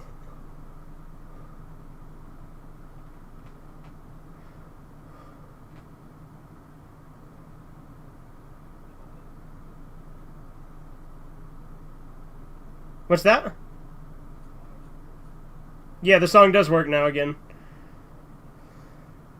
Yeah, it's all come full circle at this point.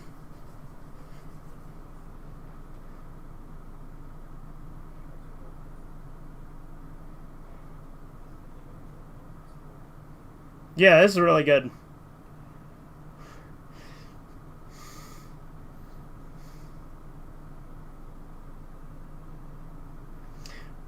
Well, like you said, Corbin, this is a true testament to man's fucking willpower.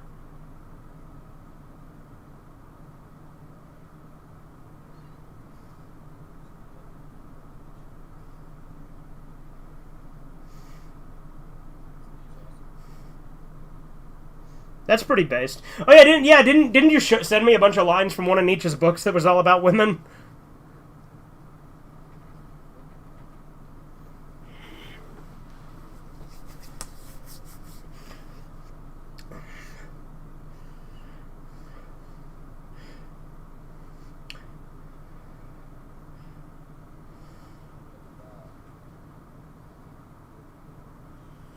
It's a movie that would not be made today. I mean, probably. This movie is from 2009.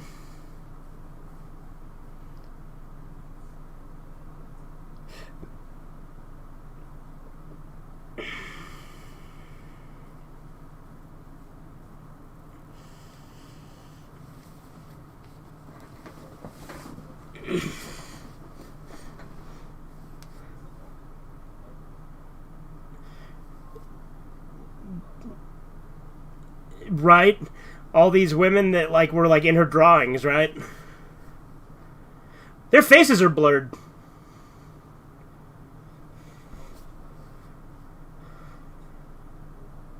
Yeah, it's got to be symbolic.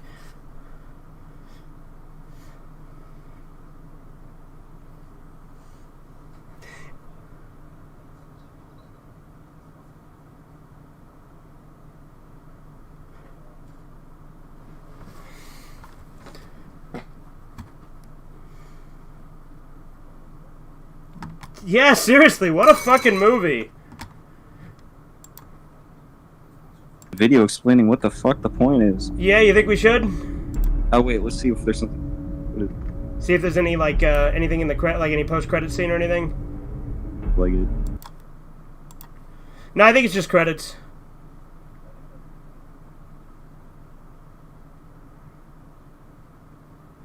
Yeah, it's just credits.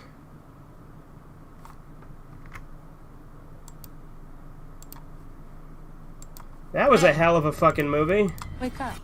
They would never make a piece of art like that again. No, absolutely not. I mean, I think literally the only message we can take from it is that women are evil. That is literally the only message that makes sense. Yeah, like literally the only thing I learned from that is just like well, it represents women perfectly though, because it shows like the witchcraft side, the masochistic and sadistic side, and the and like how they like fuck up children and stuff. But like you said, the three twists just back to back, they did really well too. Yeah, just like at the end, it went fucking balls to the wall. Yeah, that was nuts. That was great. Or balls to whatever that thing was that smashed him. Like, I genuinely think that was the most intense thing I've seen in, at least in years, you know? Yeah. I'm honestly surprised how deeply that impacted me. That was fucked up. Yeah. Like, I didn't expect a fucking disturbing-ass movie here. I expected, you know, maybe something that's a little creepy, you know? Mm-hmm. I didn't expect it to be as fucking horrifying and horrific as it was. And you also, if you review this, you gotta talk about how good it is that the guy actually wins in the end. Yeah, for real. That freaking made the whole movie him actually surviving. Yeah. Huh. Feels good. See, we watched a nice uplifting film. I had no idea where that movie was going. That was intense. And I'm gonna have to review this movie too, because I want to review it from like Nietzschean, Jungian. Yeah. viewpoint. I'm gonna review it, and I'm just gonna do my takeaway. But I think, yeah, you going in and diving in with that is good. Like, I'll probably touch on stuff like that. Like, because I think that when it showed like the gray them, maybe that was kind of the shadow self. Like, that was like there was her talking to herself, like when she attacked him one of the times, and then there was him like seeing himself gray when he started choking her. Mm-hmm. Very interesting movie. Yeah. That actually a lot. Like, that movie made me wonder what the symbolism was and what the message was. Like, I got really confused. Yeah, that was genuinely a good movie.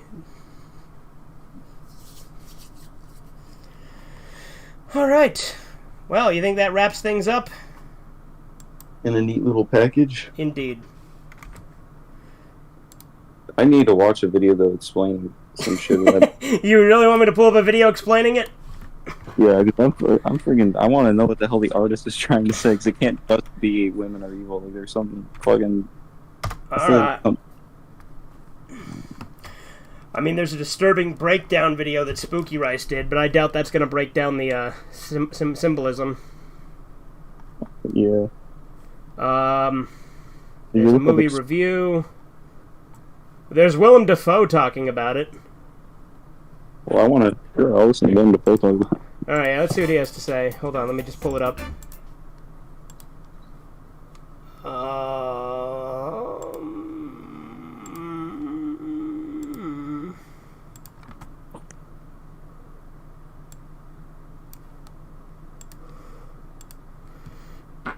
And let me pull it up for you.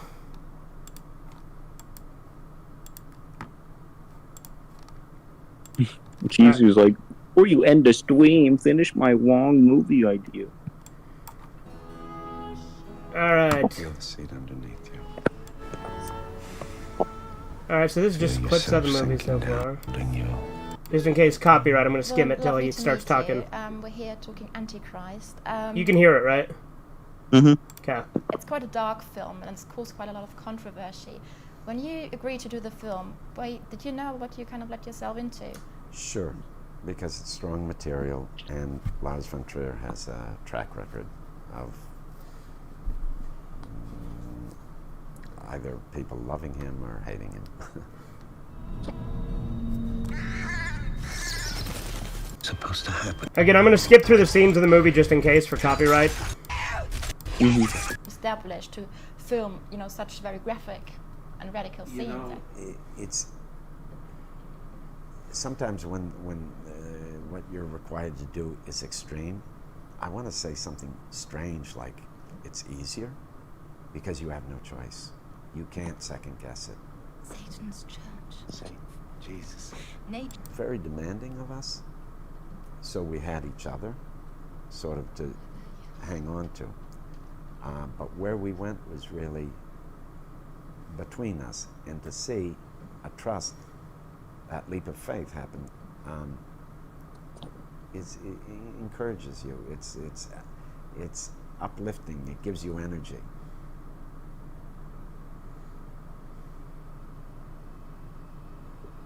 Okay, good. It didn't show any nudity there. Do you think all these graphic scenes had to be shown? I do. I mean, had to. It's hard because we did them, and I think they work well. And I'm not in a position where I wanted to decide, is this correct or not? You can only go by your feeling. And I think they're very important because they let the audience share in uncomfortable feelings, in unfamiliar feelings. And I think when that happens, if you're open to the ride, great things can happen. Insights can happen, a kind of emotional release or an emotional attachment to the story can come that you don't have if you embrace kind of conventions of violence or things that aren't so viscerally disturbing.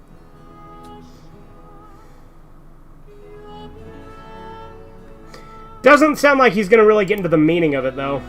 Yeah, did you look up what the meaning was, or what did you look up? I just looked up the movie. It was the second time.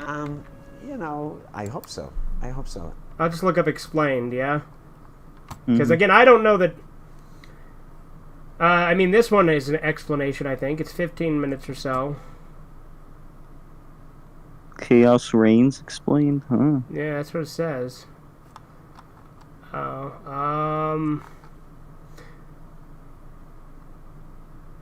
I like how this guy's like feminist or misogynistic. I think it was clear. Definitely wouldn't call it feminist. Yeah. Hang on a sec.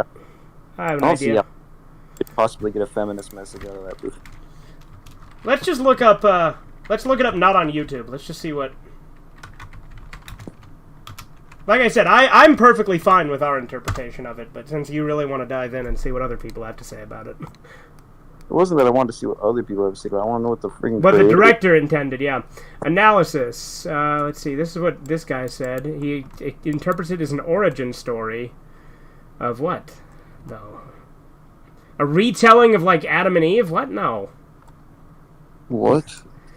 Yeah, he's like a retelling of Abrahamic religions framed as a question.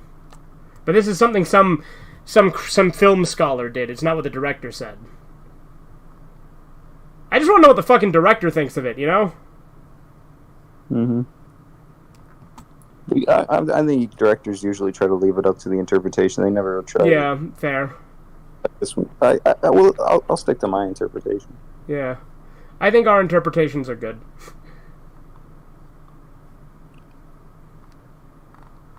Yeah, I'm not seeing anything else that really tells me anything otherwise, you know? I don't even know if I can sleep after this. I'm gonna be like thinking about this forever. That's what I like about watching movies. They make me think about shit all the time. Yeah.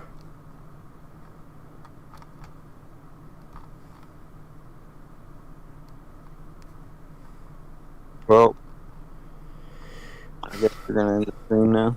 Yeah, we're probably gonna wrap it up. Apparently the director wrote it when he was feeling very depressed. I didn't get that impression. Yeah, he he wrote it while being hospitalized for depression. What the hell?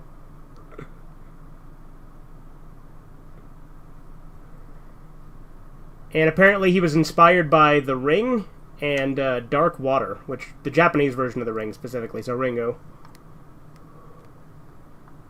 How the fuck? Yeah, I don't get it.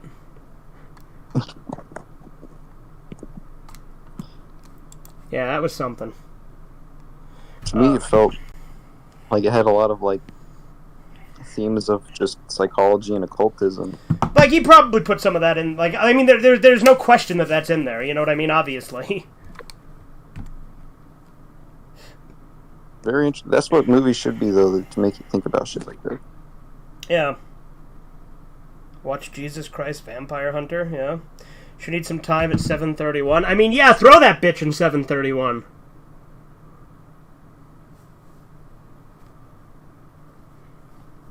Wait, what's 7:31? Is that the... That's that Japanese camp in World War II where they did all the horrible experiments on the Chinese. Mm-hmm.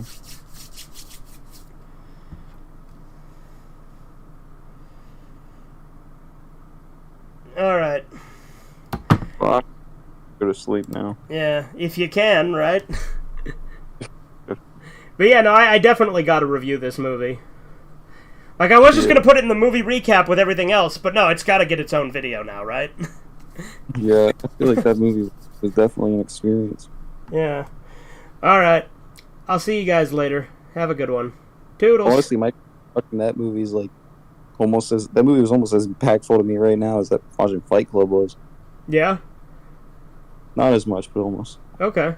But yeah, gonna end the stream now, so see you guys later. Obviously impacted in very different ways, but... Yeah.